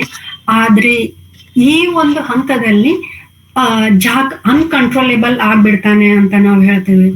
ಅವನು ಇಷ್ಟೊಂದು ವಿಕೃತವಾದಂತ ಒಂದು ಮನೋಭಾವ, ಒಂದು ಬುದ್ಧಿಭ್ರಮೆಗೆ ಒಳಗಾಗಿರ್ತಾನೆ ಅಂತಂದ್ರೆ ಅವನ ಯಾವ ಒಂದು ಒಳ್ಳೆಯ ಗುಣಗಳನ್ನು ಸಹ ನೋಡ್ಲಿಕ್ಕೆ ಇಷ್ಟ ಇಲ್ಲ. ಅವನು ಇಲ್ಲಿ ಒಂದು ರಾಲ್ಫ್ ಅನ್ನ ತನ್ನ ವೈರಿಯಾಗಿ ನೋಡ್ಲಿಕ್ಕೆ ಶುರು ಮಾಡ್ತಾನೆ. ಅವನು ರಾಲ್ಫ್ ಜಾಕ್ ಇರ್ತಾ ಇರುವಂತಹ ಒಂದು ಕ್ಯಾಸಲ್ ರಾಕ್ ನ ಹತ್ರ ಹೋದಾಗ ಸಾಮ್ ಅಂಡ್ ಎರಿಕ್ ಮತ್ತೆ ರಾಲ್ಫ್ ಕ್ಯಾಸಲ್ ರಾಕ್ ಹತ್ರ ಹೋದಾಗ ರಾಲ್ಫ್ ಮತ್ತೆ ಜಾಕಿಗೆ ಮತ್ತೆ ಜಗಳ ಆಗುತ್ತೆ. ಅಷ್ಟೇ ಅಲ್ಲದೆ ಇಲ್ಲಿ ಜಾಕ್ ಮಾತ್ರ ಅಲ್ಲ, ಅವನ ಜೊತೆ ಇರುವಂತ ಮಕ್ಕಳು ಸಹ ಒಂದು ಕ್ರೂರವಾಗಿ ಒಂದು ವರ್ತನೆಯನ್ನ ತೋರಿಸ್ತಾರೆ ಅಂತ ಹೇಳ್ಬೋದು. ಸಾಮ್ ಅಂಡ್ ಎರಿಕನ ಅವರನ್ನ ಹಿಡಿದು ಹೊಡೆದವ್ರನ್ನ ಥಳಿಸ್ತಾರೆ. ಅಷ್ಟೇ ಅಲ್ಲದೆ ಬಂದಿಯಾಗಿ ಮಾಡ್ಕೊಳ್ತಾರೆ. ರಾಲ್ಫ್ ಯಾವುದೇ ರೀತಿಯಿಂದ ಒಂದು ಕಷ್ಟಪಟ್ಟು ಅಲ್ಲಿಂದ ಅವನು ಎಸ್ಕೇಪ್ ಆಗ್ತಾನೆ. ಆದ್ರೆ ಈಗ ರಾಲ್ಫ್ ಒಬ್ಬನೇ ಆಗ್ಬಿಡ್ತಾನೆ. ರಾಲ್ಫ್ ಜೊತೆ ಇರುವಂತಹ ಪಿಗ್ಗಿಯನ್ನ ಸಾಯಿಸ್ತಾರೆ, ಸಾಮ್ ಅಂಡ್ ಎರಿಕ್ ಅನ್ನ ತಮ್ಮ ವಶ ಪಡ್ಕೊಳ್ತಾರೆ. ಸೊ ಅಷ್ಟೇ ಅಲ್ಲದೆ ಇಲ್ಲಿ ಅವನಿಗೆ ನನಗೂ ಸಹ ಒಂದು ಇವರು ಉಳಿಸೋದಿಲ್ಲ, ನನ್ನ ಒಂದು ಜೀವವನ್ನು ತಗೊಳ್ತಾರೆ ಅನ್ನುವಂತಹ ಒಂದು ಆಲೋಚನೆ ಅವನಲ್ಲಿ ಬರುತ್ತೆ. ಆದ್ರೂ ಸಹ ಹೇಗಾದ್ರೂ ಮಾಡಿ ನಾನು ಜಾಕನ್ನ ಅವನ್ನ ನಿಯಂತ್ರಿಸಲೇಬೇಕು, ಅವನನ್ನ ನನ್ನ ಏನಪ್ಪಾ ಮನಪರಿವರ್ತನೆ ಮಾಡ್ಬೇಕು, ನನ್ನ ಕಾನ್ಫಿಡೆನ್ಸ್ ತಗೋಬೇಕಂತ ಎಷ್ಟೇ ಪ್ರಯತ್ನ ಪಟ್ಟರೂ ಸಹ ಇಲ್ಲಿ ಅವನಿಗೆ ಆಗುವುದಿಲ್ಲ. ಆದ್ರೂ ಮತ್ತೊಮ್ಮೆ ಅವನು ಕ್ಯಾಸಲ್ ರಾಕ್ ಹತ್ರ ಹೋದಾಗ ಸಾಮ್ ಅಂಡ್ ಎರಿಕ್ ಇದು ಸಾಧ್ಯನೇ ಇಲ್ಲ, ಅಷ್ಟೇ ಅಲ್ಲದೆ ಮತ್ತೆ ಜಾಕ್ ಮತ್ತು ಅವನ ಗುಂಪು ನಿನ್ನನ್ನ ಸಾಯಿಸ್ಬೇಕಂತ ನಿರ್ಧರಿಸಿದ್ದಾರೆ, ನಿಂಗ ಆದ್ರೆ ನೀ ತಪ್ಪಿಸ್ಕೊಳ್ಳು ಅಂತ ಹೇಳ್ತಾರೆ. ಇದು ಒಂದು it is going to be a big blow to the Ralph ಅಂತ ಹೇಳ್ಬೋದು, ಒಂದು ದೊಡ್ಡ ಹೊಡೆತ ಅಂತ ಹೇಳ್ಬೋದು. ಯಾಕಂತಂದ್ರೆ ಒಂದು ಆ ದ್ವೀಪದಲ್ಲಿ ಅವನು ಎಲ್ಲಂತ ಹೋಗ್ಬೇಕು, ಅವನಿಗೆ ಹೋಗ್ಲಿಕ್ಕೆ ಬೇರೆ ದಾರಿನೇ ಇಲ್ಲ. ಆದ್ರೂ ಸಹ ರಾತ್ರಿ ಅಳತಾ ಒಂದು ಭಯದಲ್ಲಿನೇ ಕಳೀತಾನೆ. ಆದ್ರೆ ಇಲ್ಲಿ ಜಾಕ್ ಮತ್ತು ಅವನ ಗುಂಪು ರಾಲ್ಫ್ ಅನ್ನ ಸಾಯಿಸ್ಲೇಬೇಕು ಅಂತ ನಿರ್ಧರಿಸ್ತಾರೆ. ಯಾಕಂತಂದ್ರೆ ನಾವು ಎಷ್ಟು ಬಲಶಾಲಿ ಆಗಿದ್ದೇವೆ ಅನ್ನೋದನ್ನ ಅವರು ತೋರಿಸ್ಬೇಕಾಗ್ತಿರ್ತದ. ಅದ್ರ ಸಲುವಾಗಿ ರಾಲ್ಫ್ ಅನ್ನ ಹುಡುಕ್ತಾರೆ. ಅವನು ಪೊದೆಯಲ್ಲಿದ್ದಾನ ಅಂತ ಗೊತ್ತಾದಾಗ ಅಲ್ಲಿ ಪೊದೆಯಲ್ಲಿ ಎಲ್ಲ ಕಡೆನೂ ಅವರು ಒಂದು ಬೆಂಕಿಯನ್ನ ಹಚ್ಚುತ್ತಾರೆ. ಆ ಒಂದು ಬೆಂಕಿಯ ಹೊಗೆಗೆ ರಾಲ್ಫ್ಗೆ ಸರಿಯಾಗಿ ಉಸಿರಾಡಕ್ಕೂ ಆಗುವುದಿಲ್ಲ. ಒಂದು ರೀತಿಯಲ್ಲಿ ಅವನು ನಾನು ಸಾವಿಗೆ ಹತ್ರ ಆಗಿದ್ದೇನೆ ಏನು, ನನಗೆ ಬೇರೆ ಒಂದು ದಾರಿನೇ ಇಲ್ಲ ಏನು ಅನ್ನುವಂತ ಒಂದು ಪರಿಸ್ಥಿತಿಗೊಳಗಾಗ್ತಾನೆ. ಆದ್ರೂ ಸಹ ಅಲ್ಲಿಂದ ತಪ್ಪಿಸ್ಕೊಂಡು ಓಡ್ತಾ ಓಡ್ತಾ ಸಮುದ್ರ ದಡದಲ್ಲಿ ಬರ್ತಾನೆ. ಈ ಸಮುದ್ರ ದಡದಲ್ಲಿ ಬಂದಾಗ ಅಲ್ಲಿ ಒಬ್ಬ ನಾವಲ್ ಆಫೀಸರ್ ಅಥವಾ ನೇವಿ ಆಫೀಸರ್, ನೌಕಾಪಡೆಯ ಒಬ್ಬ ಆಫೀಸರ್ ಅವನ ಕಣ್ಣಿಗೆ ಕಾಣಿಸ್ತಾನೆ. ಅವನನ್ನ ನೋಡಿ ರಾಲ್ಫ್ ದುಗ್ದುಗಿಸಿ ಅಳ್ತಾನೆ. ಅಂದ್ರೆ ಕೊನೆಗೆ ಯಾರೋ ಒಬ್ರು ಅಥವಾ ನನ್ನನ್ನ ಸಹಾಯಕ್ಕೆ ಬಂದ್ರು ಅನ್ನುವಂತಹ ಆ ಒಂದು ಖುಷಿಯಲ್ಲಿ, ಅಷ್ಟೇ ಅಲ್ಲದೆ ಮತ್ತೆ ಎಲ್ಲರನ್ನ ಕಳ್ಕೊಂಡು ತನ್ನಿರುವಂತ ಪರಿಸ್ಥಿತಿಯನ್ನ ನೆನೆಸ್ಕೊಂಡು ಅವನು ಅಲ್ಲಿ ದುಃಖಿಸ್ತಾನೆ. ಆ ನಾವೆಲ್ ಆಫೀಸರ್ನ ಪ್ರತಿಕ್ರಿಯೆಯಲ್ಲಿ ಬಹಳ ಇಂಪಾರ್ಟೆಂಟ್ ಅಂತ ಹೇಳ್ತೇನೆ. ಯಾಕಂತಂದ್ರೆ ರಾಲ್ಫ್ ಅನ್ನ ನೋಡಿದ ತಕ್ಷಣ ಒಂದು ನೌಕಾಪಡೆಯ ಒಂದು ಆಫೀಸರ್ ಏನಿದ್ದಾರಲ್ಲ ಅವನು ಮೊದಲೇ ಕೇಳುವಂತ ಪ್ರಶ್ನೆ ಏನಪ್ಪಾ ಅಂತಂದ್ರೆ, are you waging a war in this island? ಅಂದ್ರೆ ಒಂದು ದ್ವೀಪದಲ್ಲಿ ನೀವು ಯುದ್ಧ ಮಾಡ್ತಾ ಇದ್ದೀರೇನೋ ಅಂತ. ಅಂದ್ರೆ ಎಲ್ಲರ ಮನಸ್ಸಿನಲ್ಲಿ ಆ ಒಂದು ಯುದ್ಧ ಅನ್ನುವಂಥದ್ದು ಏನಾಗಿದೆಪ್ಪ ಅಂತಂದ್ರೆ ಒಂದು ಸಂಪೂರ್ಣವಾಗಿ ಅವರನ್ನ ಮನಸ್ಸಿನಲ್ಲಿ ಅದು ಒಂದು ಫಿಕ್ಸ್ ಬಿಟ್ಟಿರುತ್ತೆ. ಎಲ್ಲ ಕಥೆಯನ್ನ ಇಲ್ಲಿ ರಾಲ್ಫ್ ಹೇಳ್ತಾರೆ. ಆದ್ರೆ ಆ ಒಂದು ಮಕ್ಕಳ ಒಂದು ವಿಷಯವನ್ನ ಕೇಳಿ ಅವನು ದಿಗ್ಭ್ರಾಂತನಾಗ್ತಾನೆ. He is totally shocked. ಮತ್ತೊಂದು ಪ್ರಶ್ನೆ ಕೇಳ್ತಾನ, are you a British boys ಅಂತ. ಅಂದ್ರೆ ಎದಕ್ಕೆ ಈ ಒಂದು ಪ್ರಶ್ನೆ ಕೇಳ್ತಾನಪ್ಪ ಅಂತಂದ್ರೆ, ಮೊದಲಿಗೆ ಶುರುವಾದಾಗ ಜಾಕ್ ಹೇಳ್ತಾರೆ we are the British boys, we are not the savages ಅಂತ ಹೇಳ್ತಾನೆ. ಆದ್ರೆ ಕೊನೆಗೆ ಅದೇ ಆ ಒಂದು ಬ್ರಿಟಿಷ್ ಬಾಯ್ಸ್ ಏನಿದ್ದಾರೆ, ಒಂದು ಯಾವ ರೀತಿಯಾಗಿರುವಂತ ಒಂದು ಪರಿಸ್ಥಿತಿ ಬಂದಿದ್ದಾರೆ ಅಂತ ಒಂದು ನೆನೆಸ್ಕೊಂಡು ಇಲ್ಲಿ ಬಹಳ ದುಃಖ ಪಡುತ್ತೆ. ಈ ರೀತಿಯಾಗಿ ಒಬ್ಬ ಕೊನೆಗೆ ಉಳಿದಂತಹ ಮಕ್ಕಳನ್ನ ಅಲ್ಲಿ ಇರುವಂತಹ ಒಂದು ನೌಕಾ ಅಧಿಕಾರಿಯ ಒಂದು ಅವರ ಮಕ್ಕಳನ್ನ ರಕ್ಷಿಸುವುದರ ಮೂಲಕ ಈ ಒಂದು ಕಾದಂಬರಿ ಎಂಡ್ ಆಗುತ್ತೆ ಅಂತ ಹೇಳ್ತೇನೆ. ಇದು ಇದರದ ಈ ಒಂದು ಕಾದಂಬರಿಯ ಈ ಒಂದು ಸಾರಾಂಶ ಆದ್ರೆ, ಇದರಲ್ಲಿ ನಾವು ಒಂದು ಕ್ರಿಟಿಕಲ್ ಅನಲೈಸ್ ಅಂತ ತಗೊಂಡಾಗ, ಒಂದು ವಿಮರ್ಶೆ ಅಂತ ತಗೊಂಡಾಗ ಬಹಳಷ್ಟು ಪ್ರಶ್ನೆಗಳು ನಮ್ಮ ಕಣ್ಮುಂದೆ ಬರ್ತವೆ. ಇದನ್ನ ನಾವು ಬಹಳಷ್ಟು ಬೇರೆ ಬೇರೆ ಆಯಾಮಗಳಲ್ಲಿ ನಾವಿದನ್ನ ಚರ್ಚಿಸಬಹುದು ಅಂತ ಹೇಳ್ತೇನೆ. ಒಂದು ಲಾಸ್ ಆಫ್ ಇನೋಸೆನ್ಸ್ ಆಗಿರ್ಬಹುದು, exploration of a human nature, ಅಂದ್ರೆ ಒಂದು ಮಾನವನ ಸ್ವಭಾವದಲ್ಲಿ ಇರ್ತಾ ಇರುವಂತಹ ಒಂದು ಡಾರ್ಕ್ ಸೈಡ್ ಅಂತ ಏನಿದೆ ಅದನ್ನ ಇಲ್ಲಿ ತೋರಿಸ್ತಾನೆ. ಪ್ರತಿಯೊಬ್ಬ ಮನುಷ್ಯನಲ್ಲಿ ಒಬ್ಬ ರಾಕ್ಷಸನಿದ್ದಾನೆ ಅನ್ನುವ ತತ್ವದಡಿ ಸಮಯ ಸಂದರ್ಭ ಸಿಕ್ಕರೆ ಮನುಷ್ಯ ಯಾವ ಕ್ರೂರ ಮೃಗಗಳಿಗಿಂತಲೂ ಕಡಿಮೆ ಇಲ್ಲ ಎನ್ನುವಂತಹ, ಮತ್ತೆ ಅವನು ಎಷ್ಟೇ ನಾನು ಡೀಸೆಂಟ್ ಇದ್ದೇನೆ, ಸೊಫಿಸ್ಟಿಕೇಟೆಡ್ ಇದ್ದೇನೆ, ನಾನು ಸಿವಿಲೈಸ್ಡ್ ಇದ್ದೇನೆ ಅಂತ ಹೇಳಲಿಕ್ಕೆ ಒಂದು ಪ್ರಯತ್ನ ಪಟ್ಟರೂ ಸಹ ಅವನ ಒಂದು ಸೂಕ್ತ ಮನಸ್ಸಿನಲ್ಲಿ ಅವನ ಕರಾಳ ಮುಖ ಜಾಗೃತವಾಗಿದೆ ಅಂತ ಹೇಳುತ್ತೆ. ಈ ಒಂದು ಕಥೆಯ ಮೂಲಕ ಇಲ್ಲಿ ಲೇಖಕರು ನಾವು ಯಾವುದೋ ಒಂದು ಸಿವಿಲೈಸ್ಡ್ ಅಂತ ನಾವು ಒಂದು ಮುಖವಾಡವನ್ನ ಹಾಕಿ, ನಾವು ನಾಗರಿಕರು ಅನ್ನುವಂತ ಒಂದು ಮುಖವಾಡ ಹಾಕಿ ನಾವೊಂದು ಈ ಒಂದು ಜಗತ್ತಿನಲ್ಲಿ ಇದ್ದೇವೆ, ಆ ಒಂದು ಮುಖವಾಡವನ್ನ ಇಲ್ಲಿ ಅವರು ತೆಗಿಲಿಕ್ಕೆ ಇಷ್ಟಪಡ್ತಾರೆ ಅಂತ ಹೇಳ್ಬೋದು. ಸೈಕಾಲಜಿಕಲ್ ಡಿಸ್ಇಂಟಿಗ್ರೇಷನ್ ಅಂತ ನೋಡಿದಾಗ ಕಾಮನ್ ಆಗಿ ನಾವು ಮನಃಶಾಸ್ತ್ರದ ಅಧ್ಯಯನದಲ್ಲಿ ನೋಡ್ತೇವೆ, ಮನುಷ್ಯರೇ ಒಬ್ಬೊಂಟಿಯಾಗಿ ಆದಾಗ ಅವನ ಸುತ್ತಮುತ್ತ ಅವನಿಗೆ ಯಾವುದೇ ಒಂದು ಕಮ್ಯುನಿಕೇಶನ್ ಇಲ್ಲ ಅಂತ ತಂದಾಗ ಅವನ ಬಿಹೇವಿಯರ್ ಅಲ್ಲಿ ಬಹಳಷ್ಟು ಬದಲಾವಣೆ ಆಗುತ್ತೆ. ಅವನ ನಿಜವಾದ ಸ್ವರೂಪ ಬಿಟ್ಟು ಅವನ ಬೇರೆ ರೀತಿ ವ್ಯಕ್ತಿಯಾಗಿ ಕಾಣಿಸ್ತಾನೆ ಅಂತ ಹೇಳ್ಬೋದು. ಅದೇ ರೀತಿ ಒಂದು ಸಂದರ್ಭ ಸನ್ನಿವೇಶವನ್ನ ನಾವಿಲ್ಲಿ ನೋಡ್ತೇವೆ ಅಂತ ಹೇಳ್ಬೋದು. ಇಲ್ಲಿ ಫ್ರಾಡ್ನ ಈಗೋ ಸೂಪರ್ ಈಗೋದ್ರ ಬಗ್ಗೆನೂ ನಾವು ಇದನ್ನ ಚರ್ಚಿಸಬಹುದು ಅಂತ ಹೇಳ್ತೇನೆ. ಯಾಕಂತಂದ್ರೆ ಜಾಕಲ್ಲಿ ನಾನು ಅನ್ನುವಂತ ಒಂದು ಅಹಂ ಏನಿದೆ, ನನಗೆ ಅಧಿಕಾರ ಏನಿದೆ, ನಾನು ಯಾರಿಗೂ ಕಡಿಮೆ ಇಲ್ಲ, ನನ್ನನ್ನ ನಾನು ಪ್ರೂವ್ ಮಾಡ್ಬೇಕನ್ನುವಂತ ಆ ಒಂದು ಈಗೋ ಏನಿದೆ, ಅದೇ ಅವನನ್ನ ಹೆಚ್ಚು ಕ್ರೂರತೆ ಕಡೆಗೆ, ವಿಕಾರತೆ ಕಡೆಗೆ ಅವನನ್ನ ಕರ್ಕೊಂಡೋಗುತ್ತೆ ಅಂತ ಹೇಳ್ಬೋದು. ಇದನ್ನ ಒಂದು ಅಲ್ಗೋರಿಕಲ್ ನಾವೆಲ್ ಅಂತ ಹೇಳ್ಬೋದು. ಅಲ್ಗೋರಿಕಲ್ ನಾವೆಲ್ ಅಂತಂದ್ರೆ ಒಂದು ಒಳಹತ್ತನೇ ಬೇರೆ ಆಗಿರುವಂಥದ್ದು. ಇದು ಮೇಲಾರ್ಥಕ್ಕೆ ಒಂದು ಮಕ್ಕಳ ಒಂದು ಕಥೆ ಅನ್ಸಿದ್ರು ಸಹ ಇಲ್ಲಿ ಒಂದು ಮಾನವನ ಒಂದು ಕರಾಳ ಮುಖದ ಪರಿಚಯವನ್ನ ಮಾಡ್ಲಿಕ್ಕೆ ಇಲ್ಲಿ ಲೇಖಕರು ಪ್ರಯತ್ನ ಪಡ್ತಾರೆ ಅಂತ ಹೇಳ್ಬೋದು. ಎಲ್ಲದಕ್ಕಿಂತ ಮುಖ್ಯವಾಗಿ ಇದು ಖಂಡಿತವಾಗಿಯೂ ಒಂದು ಡೈಸ್ಟೋಪಿಯನ್ ನಾವೆಲ್ ಅಂತ ಹೇಳ್ತೇನೆ. ಡೈಸ್ಟೋಪಿಯನ್ ನಾವೆಲ್ ಅಂತಂದ್ರೆ ಆ ಒಂದು ಇದು ಬರ್ದಿರೋ ಒಂದು ಮುಂದಿನ ಭವಿಷ್ಯತ್ತಿನ ಒಂದು ಕಾಲದಲ್ಲಿರುವಂತಹ ಒಂದು ಸಮಾಜದ ಚಿತ್ರಣ ಅಂತ ಹೇಳ್ಬೋದು. ಇದು 20ನೇ ಶತಮಾನದಲ್ಲಿ ಬರ್ದಿದ್ರೂ ಸಹ 21ನೇ ಶತಮಾನದಲ್ಲಿ ಈಗ ನಾವ್ ಏನಿದ್ದೇವೆ ಬಹಳ ಪ್ರಸ್ತುತ ಅಂತ ಅನ್ಸುತ್ತೆ. ಯಾಕಂತಂದ್ರೆ ಈ ಒಂದು ಕಥೆಯಲ್ಲಿ ಬರ್ತಾ ಇರುವಂತ ಆ ಒಂದು ಮಕ್ಕಳ ಮನಸ್ಸಿನಲ್ಲಿ ಆಗ್ತಾ ಇರುವಂತ ಬದಲಾವಣೆ ಆಗಿರ್ಬೋದು, ಅದನ್ನ ಆ ಒಂದು ವಿಕಾರತೆ ಕಡೆ ಆಗಿರ್ಬೋದು, ಅವನ ಒಂದು ಕರಾಳ ಮುಖ ಪರಿಚಯ ಆಗಿರ್ಬೋದು, ಅದನ್ನ ನಾವು ಸುತ್ತಮುತ್ತ ನೋಡ್ತೇವೆ ಅಂತ ಹೇಳ್ಬೋದು. ಅದಕ್ಕೆ ಜ್ವಲಂತ ಉದಾಹರಣೆ ಅಂತಂದ್ರೆ ನಾನು ಈಗ ಇಸ್ರೇಲ್ ಮತ್ತು ಇರಾನ್ ಯುದ್ಧವನ್ನ ನೋಡ್ಬೋದು, ಇಂಡಿಯಾ ಪಾಕಿಸ್ತಾನ ಯುದ್ಧವನ್ನ ನೋಡ್ಬೋದು. ಇನ್ನೂ ಹೆಚ್ಚು ಹತ್ತಿರದಿಂದ ನೋಡ್ಬೇಕಂತ ನೋಡಿದಾಗ ನಾವು ಒಂದು RCB ವಿಜಯೋತ್ಸವದಲ್ಲಿ ತುಳಿತಕ್ಕೆ ಒಳಗಾಗುವಂತ ಒಂದು ಉದಾಹರಣೆಯನ್ನ ತಗೊಳ್ಬಹುದು ಅಂತ ಹೇಳ್ತೇನೆ. ಯಾಕಂದ್ರೆ ಇಲ್ಲಿ ಇವೆಲ್ಲ ಒಂದು ಸಂದರ್ಭಗಳನ್ನ ನಾವು ವಿಶ್ಲೇಷಣೆ ಮಾಡಿದಾಗ ಇಲ್ಲಿ ನಾನು ಬದುಕಬೇಕು ಅನ್ನುವಂಥದ್ದೇ ಬಹಳ ಇಂಪಾರ್ಟೆಂಟ್ ಅನ್ಸುತ್ತೆ ಹೊರತು ಅದನ್ನ ಬಿಟ್ಟು ಮತ್ತೊಬ್ಬರ ಬಗ್ಗೆ ವಿಚಾರ ಮಾಡುವಂತ ನಾವು ಗೋಜಿಗೆ ಹೋಗೋದೇ ಇಲ್ಲ ಅಂತ ಹೇಳ್ಬೋದು. ಇಲ್ಲಿ ಕೆಲವೊಬ್ಬ ವಿಮರ್ಶಕರ ಒಂದು 2 ಕೋಟ್ಗಳನ್ನ ನಾನು ಹೇಳಲಿಕ್ಕೆ ಇಷ್ಟಪಡ್ತೇನೆ. ಫ್ರೆಡ್ಮನ್ ಹೇಳ್ತಾನೆ, it is a fall of a reason. ಅಂದ್ರೆ ಒಂದು ಮನುಷ್ಯನ ವಿವೇಚನದ ಒಂದು ಪತನ ಅಂತ ಹೇಳ್ತೇನೆ. ಅಷ್ಟೇ ಅಲ್ಲದೆ E.M. ಫ್ರಾಸ್ಟರ್ ಈ ಒಂದು ಲಾರ್ಡ್ ಆಫ್ ದಿ ಫ್ಲೈಸ್ ಗೆ ಒಂದು ಫಾರ್ವರ್ಡ್ ಅನ್ನ ಬರೀತಾರೆ. ಅದರಲ್ಲಿ ಅವರು ಹೇಳ್ತಾರೆ, the characters as he describes them are a representational to individual in everyday life.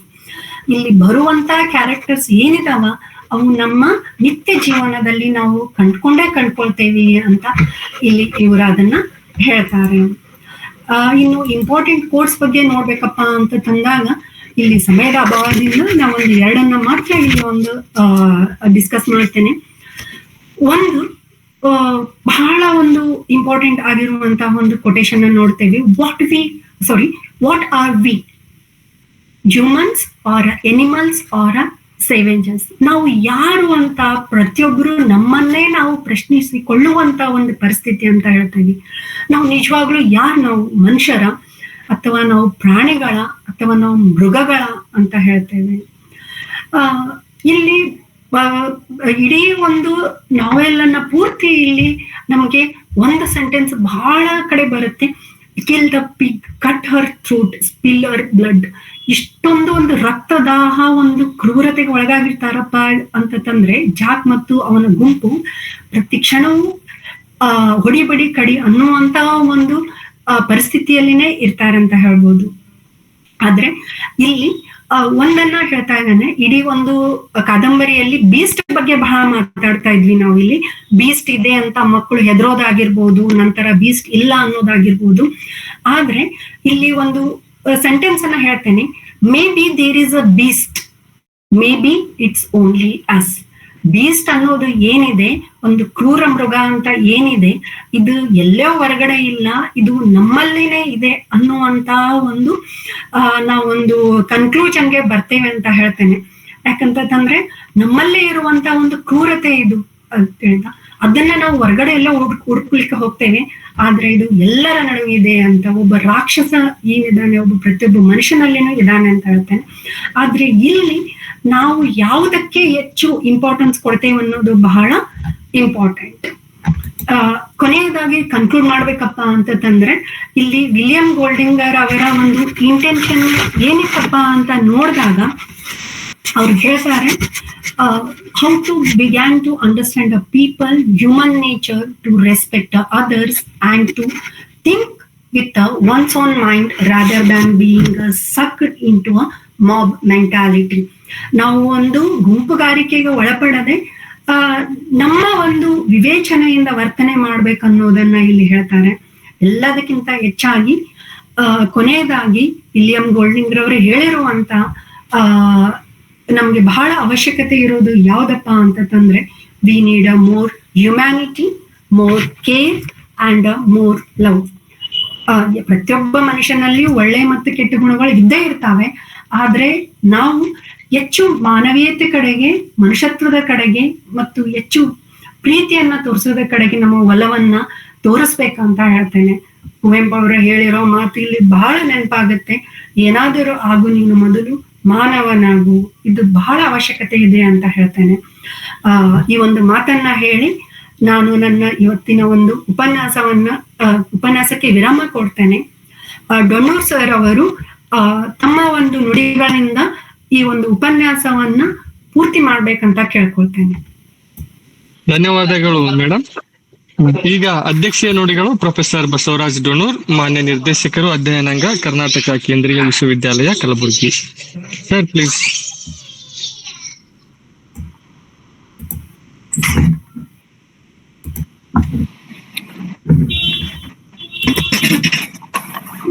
ಎಲ್ಲರಿಗೂ ನಮಸ್ಕಾರ. ಶಿವರಾಜ್ ಧ್ವನಿ ಕಳಿಸ್ತದಲ್ಲ? ಹಾ ಸರ್. ಧಾರವಾಡ ಕಟ್ಟೆಯ ಎಲ್ಲ ಸಂಗಾತಿಗಳೇ, ಸ್ನೇಹಿತರೆ, ಹಿರಿಯರೇ, ಸಾಹಿತ್ಯಾಸಕ್ತರೇ, ಎಲ್ಲರಿಗೂ ನಮಸ್ಕಾರ. ಇಲ್ಲಿಯವರೆಗೆ ಅಣ್ಣಿಗೇರಿಯ ಸರ್ಕಾರಿ ಪ್ರಥಮ ದರ್ಜೆ ಕಾಲೇಜಿನಲ್ಲಿ ಇಂಗ್ಲಿಷ್ ಸಹಾಯಕ ಪ್ರಾಧ್ಯಾಪಕಿಯಾಗಿ ಸೇವೆ ಸಲ್ಲಿಸುತ್ತಿರುವ ಶ್ರೀಮತಿ ವಿಜಯಲಕ್ಷ್ಮಿ ಪಾಟೀಲ್ ಅವರು ವಿಲಿಯಂ ಗೋಲ್ಡಿಂಗನ the flies of lord of the flies ಎಂಬ ಕಾದಂಬರಿಯ ಕುರಿತು ಮಾತನಾಡಿದರು. ಸುಮಾರು 60-65 ನಿಮಿಷಗಳ ಕಾಲ ಬಹಳ ಸೊಗಸಾಗಿ ಪರಿಣಾಮಕಾರಿಯಾಗಿ ಪಾಟೀಲರು ಮಾತನಾಡಿದರು. ನಮಗೆಲ್ಲರಿಗೂ ಗೊತ್ತಿದೆ, ವಿಲಿಯಂ ಗೋಲ್ಡಿಂಗ್ 20ನೇ ಶತಮಾನದ ಬಹಳ ಪ್ರಸಿದ್ಧ ಬ್ರಿಟಿಷ್ ಲೇಖಕರಲ್ಲಿ ಒಬ್ಬ. ತನ್ನ ಕಾದಂಬರಿಗಳ ಮೂಲಕ, ನಾಟಕಗಳ ಮೂಲಕ ಮತ್ತು ಕಾವ್ಯದ ಮೂಲಕ ಜಗತ್ತಿನಾದ್ಯಂತ ತನ್ನದೇ ಆದ ಓದುಗ ಬಳಗವನ್ನ ಸೃಷ್ಟಿಸಿದ ಬಹಳ ಅದ್ಭುತ ಲೇಖಕ. ವಿಲಿಯಂ ಗೋಲ್ಡಿಂಗ್ ಸುಮಾರು 14 ಕಾದಂಬರಿಗಳನ್ನ ಬರೆದರೂ ಕೂಡ ಅವನ ಜನಪ್ರಿಯತೆ, ಅವನ ಲೋಕಪ್ರಿಯತೆ, ಅವನ ಶ್ರೇಷ್ಠತೆ ಇತ್ಯಾದಿ ಅವನ ಈ ಕಾದಂಬರಿ, ಇಂದು ಪಾಟೀಲರು ಚರ್ಚೆ ಮಾಡಿದ ಕಾದಂಬರಿಯ ಮೇಲೆ ಸಂಪೂರ್ಣವಾಗಿ ಅವಲಂಬನೆಗೊಂಡಿದೆ. ಈ ಕಾದಂಬರಿಯ ಅನೇಕ ಆಯಾಮಗಳ ಕುರಿತು ಪಾಟೀಲರು ಮಾತನಾಡಿದರು. ಗೋಲ್ಡಿಂಗನ ಜೀವನದ ವಿವರವನ್ನು ನಮಗೆ ನೀಡಿದರು. ಕಾದಂಬರಿಯ ವಸ್ತುವಿನ ಸ್ಥೂಲ ಪರಿಚಯ ಮಾಡಿಕೊಟ್ರು. ಪಾತ್ರಗಳ ಬಗ್ಗೆ, ಸನ್ನಿವೇಶಗಳ ಬಗ್ಗೆ ವಿವರವನ್ನ ನೀಡಿದ್ರು. ಅಲ್ಲದೆ ತಮ್ಮ ಉಪನ್ಯಾಸದ ಕೊನೆಗೆ ಕಾದಂಬರಿ ಕಟ್ಟಿಕೊಡುವ ಜೀವನ ದರ್ಶನದ ಬಗ್ಗೆ ನಮ್ಮ ಗಮನ ಸೆಳೆದರು. ಅಲ್ಲದೆ ವಿಲಿಯಂ ಗೋಲ್ಡಿಂಗನ ಜೀವನ ದರ್ಶನ ಏನಾಗಿತ್ತು ಮತ್ತು ಅವನ ಕಾದಂಬರಿಯಲ್ಲಿ ಅಲ್ಲಲ್ಲಿ ನಮಗೆ ಕಾಣುವ ಅದ್ಭುತ ಸಾಲುಗಳನ್ನ ಕೂಡ ಅವರು ಓದುವುದರ ಮೂಲಕ ನಮ್ಮ ಅರಿವಿನ ವಿಸ್ತಾರವನ್ನು ಹೆಚ್ಚಿಸಿದರು. ಒಂದು ಉಪನ್ಯಾಸ, ಒಂದು ಕಥೆ, ಒಂದು ಕಾದಂಬರಿ, ಯಾವುದೇ ಒಂದು ಕೃತಿ ಓದಿದಾಗ ನಮ್ಮ ಅರಿವಿನ ವಿಸ್ತಾರ ಹೆಚ್ಚಾಗಬೇಕು, ನಮ್ಮ ತಿಳುವಳಿಕೆ ಸೂಕ್ಷ್ಮಗೊಳ್ಳಬೇಕು, ನಾವು ಹೆಚ್ಚು ಸಂವೇದನಾಶೀಲರಾಗಬೇಕು, ಆಮೇಲೆ ಹೆಚ್ಚು ಕ್ರಿಯಾಶೀಲರಾಗಬೇಕು. ಯಾವ ಕೃತಿ, ಯಾವ ಉಪನ್ಯಾಸ ನಮ್ಮನ್ನು ಹೆಚ್ಚು ಸಂವೇದನಾಶೀಲರನ್ನಾಗಿ ಮಾಡುವುದಿಲ್ಲವೋ, ಹೆಚ್ಚು ಕ್ರಿಯಾಶೀಲರನ್ನಾಗಿ ಮಾಡುವುದಿಲ್ಲವೋ, ಅಥವಾ ನಮ್ಮ ಮನಸ್ಸಿನಲ್ಲಿ ಒಂದು ರೀತಿಯ ಎಚ್ಚರವನ್ನ, ನಮ್ಮ ಅರಿವಿನ ವಿಸ್ತಾರವನ್ನ ಹೆಚ್ಚಿಸುವುದಿಲ್ಲವೋ, ಅದು ಒಳ್ಳೆಯ ಕೃತಿ ಆಗುವುದಿಲ್ಲ. ವಿಲಿಯಂ ಗೋಲ್ಡಿಂಗನ ಈ ಸುಪ್ರಸಿದ್ಧ ಕಾದಂಬರಿ ಒಂದು ರೀತಿಯಲ್ಲಿ ನಮ್ಮ ಅರಿವಿನ ವಿಸ್ತಾರವನ್ನು ಹೆಚ್ಚಿಸ್ತದೆ. ಅಂದ್ರೆ ಅಂತಿಮವಾಗಿ ಈ ಕಾದಂಬರಿ ಸಮಾಜದ ಬಗ್ಗೆ, ಸ್ವಾಸ್ಥ್ಯ ಸಮಾಜದ ಬಗ್ಗೆ ಮಾತನಾಡ್ತದೆ. ಯಾವುದೇ ಒಬ್ಬ ಲೇಖಕ ವಿಶಾಲವಾದ ಅರ್ಥದಲ್ಲಿ ಒಬ್ಬ ಸಂತನಿದ್ದಂತೆ. ಆದ್ರೆ ಎಲ್ಲಾ ಲೇಖಕರು ಸಂತರಾಗುವುದಿಲ್ಲ. ಯಾಕಂದ್ರೆ ಯಾವಾಗ ಒಬ್ಬ ಲೇಖಕ ಸಂತನಾಗ್ತಾನೆ ಅಂತಂದ್ರೆ ಅವನು ಮಾನವೀಯತೆಗೆ ಅವನು ಸ್ಪಂದಿಸಬೇಕು, ಎಲ್ಲರನ್ನ ಪ್ರೀತಿಸಬೇಕು, ಎಲ್ಲರನ್ನ ಸ್ವೀಕರಿಸಬೇಕು. ಆ ಒಂದು ಸ್ಥಿತಿ ತಲುಪಿದಾಗ ಮಾತ್ರ ಲೇಖಕ ಸಂತನಾಗ್ಲಿಕ್ಕೆ ಸಾಧ್ಯ ಇದೆ. ಜಗತ್ತಿನ ಅನೇಕ ಪ್ರಸಿದ್ಧ ಲೇಖಕರು ಈ ಅರ್ಥದಲ್ಲಿ ಅವರು ಸಂತರಾಗಿದ್ದಾರೆ. ಟಾಲ್ಸ್ಟಾಯ್ ಆಗಿರ್ಬೋದು, ಡಾಸ್ತೋವ್ಸ್ಕಿ ಆಗಿರ್ಬೋದು, ಕುವೆಂಪು, ಬೇಂದ್ರೆ, ಕಾರಂತರ ಆಗಿರ್ಬೋದು. ಕನ್ನಡದ ಪ್ರಮುಖ ಲೇಖಕರ ಬಗೆಗೆ ಧಾರವಾಡಕಟ್ಟೆಯಲ್ಲಿ ವಿಸ್ತೃತವಾದ ಚರ್ಚೆ ಆಗ್ಬೇಕಾಗಿದೆ. ಈ ಎಲ್ಲಾ ಸಂಗತಿಗಳನ್ನ ವಿಜಯಲಕ್ಷ್ಮಿ ಪಾಟೀಲರು ಬಹಳ ಸೊಗಸಾಗಿ, ಪರಿಣಾಮಕಾರಿಯಾಗಿ ನಮ್ಗೆ ತಿಳಿಸಿಕೊಟ್ರು. ಹೀಗಾಗಿ ಪ್ರಾರಂಭದಲ್ಲಿ ನಾನು ಅವರಿಗೆ ಕೃತಜ್ಞತೆಗಳನ್ನ ಮತ್ತು ಧನ್ಯವಾದಗಳನ್ನ ಸಲ್ಲಿಸಲಿಕ್ಕೆ ಇಷ್ಟಪಡ್ತೇನೆ. ಅವರು ಪ್ರಾರಂಭದಲ್ಲಿ ಹೇಳಿದ್ರು ಇದು ಮೊದಲ ಕನ್ನಡ ಉಪನ್ಯಾಸ ಅಂತ. ಆದ್ರೆ ನೀವು ಮಾತು ಕೇಳಿದ್ರೆ ನನಗೇನು ಅನ್ನಿಸ್ತು ಅಂತಂದ್ರೆ, ನೀವು ಕನ್ನಡ ಪ್ರಾಧ್ಯಾಪಕಿಯೋ ಅಥವಾ ಇಂಗ್ಲಿಷ್ ಪ್ರಾಧ್ಯಾಪಕಿಯೋ ಅನ್ನುವ ಸಂಶಯ ಬರುವ ಹಾಗೆ ನೀವು ಕನ್ನಡದಲ್ಲಿ ಮಾತನಾಡಿದ್ರಿ. ಹಿಂಜರಿಕೆ ಬೇಡ, ಮತ್ತೆ ನೀವು ಕನ್ನಡದಲ್ಲಿ ಉಪನ್ಯಾಸಗಳನ್ನ ನೀಡ್ತಾ ಇದ್ರಿ. ನಿಮ್ಮ ಸಾಹಿತ್ಯ ನಿಷ್ಠೆಗೆ, ನಿಮ್ಮ ಪಾಂಡಿತ್ಯಕ್ಕೆ ಮತ್ತು ನಿಮ್ಮ ಭಾಷಾ ಶಕ್ತಿಗೆ, ನಿಮ್ಮ ಶೈಲಿಗೆ ನಾನು ನಿಮಗೆ ಅಭಿನಂದನೆಗಳನ್ನ ಸಲ್ಲಿಸ್ತೇನೆ. ಮತ್ತೆ ನಿಮ್ಮನ್ನ ಇದರ ಜೊತೆಗೆ ನಾನು ಕೆಲವು ಮಾತುಗಳನ್ನ ನನ್ನ ಮಾತುಗಳನ್ನ ಪಾಟೀಲರ ಮಾತಿಗೆ ಸೇರಿಸುವ ಪ್ರಯತ್ನವನ್ನ ಮಾಡ್ತೇನೆ. ಸಮಾಜದ ನ್ಯೂನ್ಯತೆಗಳ ಮೂಲ ಮನುಷ್ಯ ಆಗಿದ್ದಾನೆ ಅನ್ನೋದು ವಿಲಿಯಂ ಗೋಲ್ಡಿಂಗನ ಬಲವಾದ ನಂಬಿಕೆ. If there are defects in society, and these defects, the origin of the defects can be traced to human nature ಅನ್ನೋದು ಅವನ ಬಲವಾದ ನಂಬಿಕೆ ಆಗಿತ್ತು. ಸಮಾಜ ಸ್ವಸ್ಥವಾಗಿಲ್ಲ, ಸಮಾಜದಲ್ಲಿ ಅಶಾಂತಿ ಇದೆ, ಸಮಾಜದಲ್ಲಿ ವ್ಯಾಪಕವಾದ ಭ್ರಷ್ಟಾಚಾರ ಇದೆ, ಕೊಲೆ ಸುಲಿಗೆ ಇವೆಲ್ಲ ಆಗ್ತವೆ ಅಂತಂದ್ರೆ ಅದಕ್ಕೆ ಕಾರಣ ವ್ಯವಸ್ಥೆ ಅಲ್ಲ, ಸುಮ್ಮನೆ ವ್ಯವಸ್ಥೆಯನ್ನ ಬೈತಾರೆ.